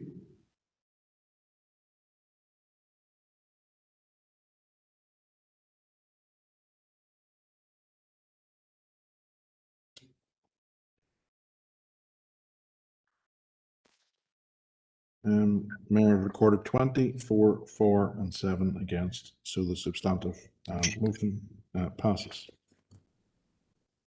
Thank you for that, John. Okay, members. We're moving on now to agenda 14, 15, 16, 17. It's for councillors' information. Go ahead, Councillor Turner. Thank you, Chair, or Mayor, and its responses to motions 2.1, and I want to first of all reference the letter that we've received back from the Joint First Ministers, Michelle O'Neill and Paul Given, and express our disappointment that at page 211 of today's pack, the Joint First Ministers state that it is not felt, therefore, that officials would need to be represented on any new working group that is established to support the delivery of New Decade New Approach in the Northwest. I think that's a terrible way that the executive are planning and ignoring the request of this council to have a working group set up to look at how we can draw down that funding and how we can make the executive live up to those commitments that are detailed within New Decade New Approach. But if I can just ask Mayor another question of the Chief Executive. In 2.1 of the responses to motions, it talks about council committing to establishing a New Decade New Approach working group, which was a motion that I had to council. It then further calls on the Stormont Executive to immediately create a Northwest working group. I'm assuming that those are two different groups, and the response from the Joint First Ministers will not hinder the work that this council needs to be doing, and that the elected members of this council agreed that we will be doing in setting up a working group to look at how we can manage and we can lobby and we can draw down the funding and make sure that the programmes related directly to this city and district are rolled out from New Decade New Approach, and that letter from the Joint First Ministers will have no impact on that work other than they feel it's not important enough for their officials to be sitting there with us, trying to work with us, trying to work in partnership to roll this out. Thank you, Mayor. Through you, Mayor. Yeah, there were two distinct actions in answer to the question from Councillor Tierney.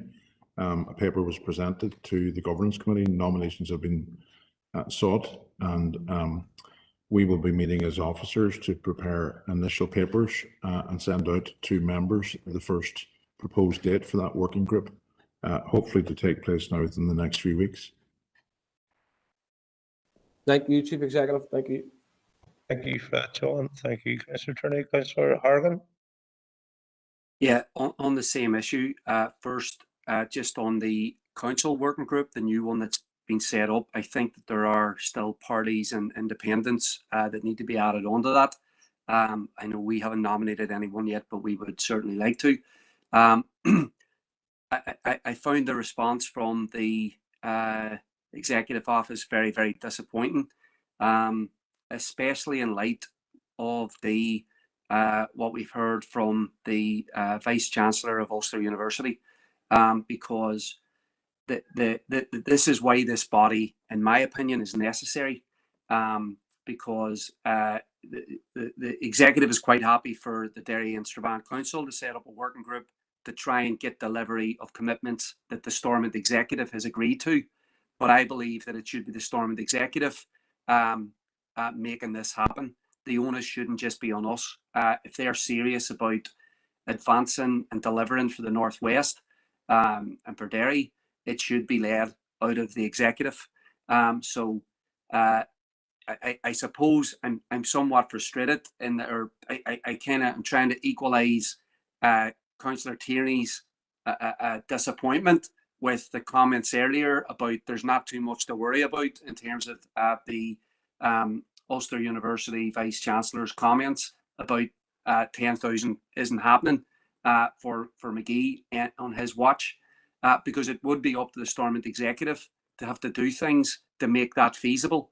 So I think that I think that the executive parties that are represented here, if they are disappointed with this, they should take this to the executive and get their representatives in the executive to put up a call for this decision that's being made by the executive office to be reversed. Otherwise, this working group just isn't going to materialize. So was this discussed at an executive meeting where all the parties that are on the executive are represented?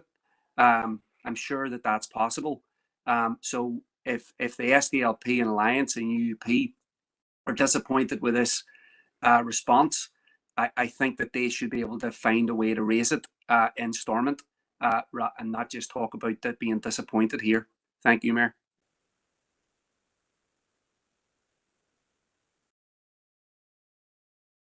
Okay, thank you for that, Councillor Hargan.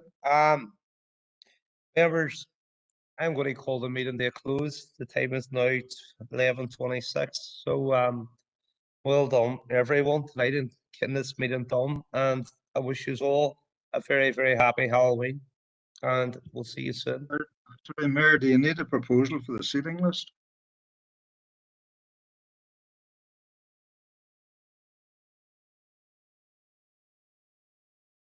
Item 16.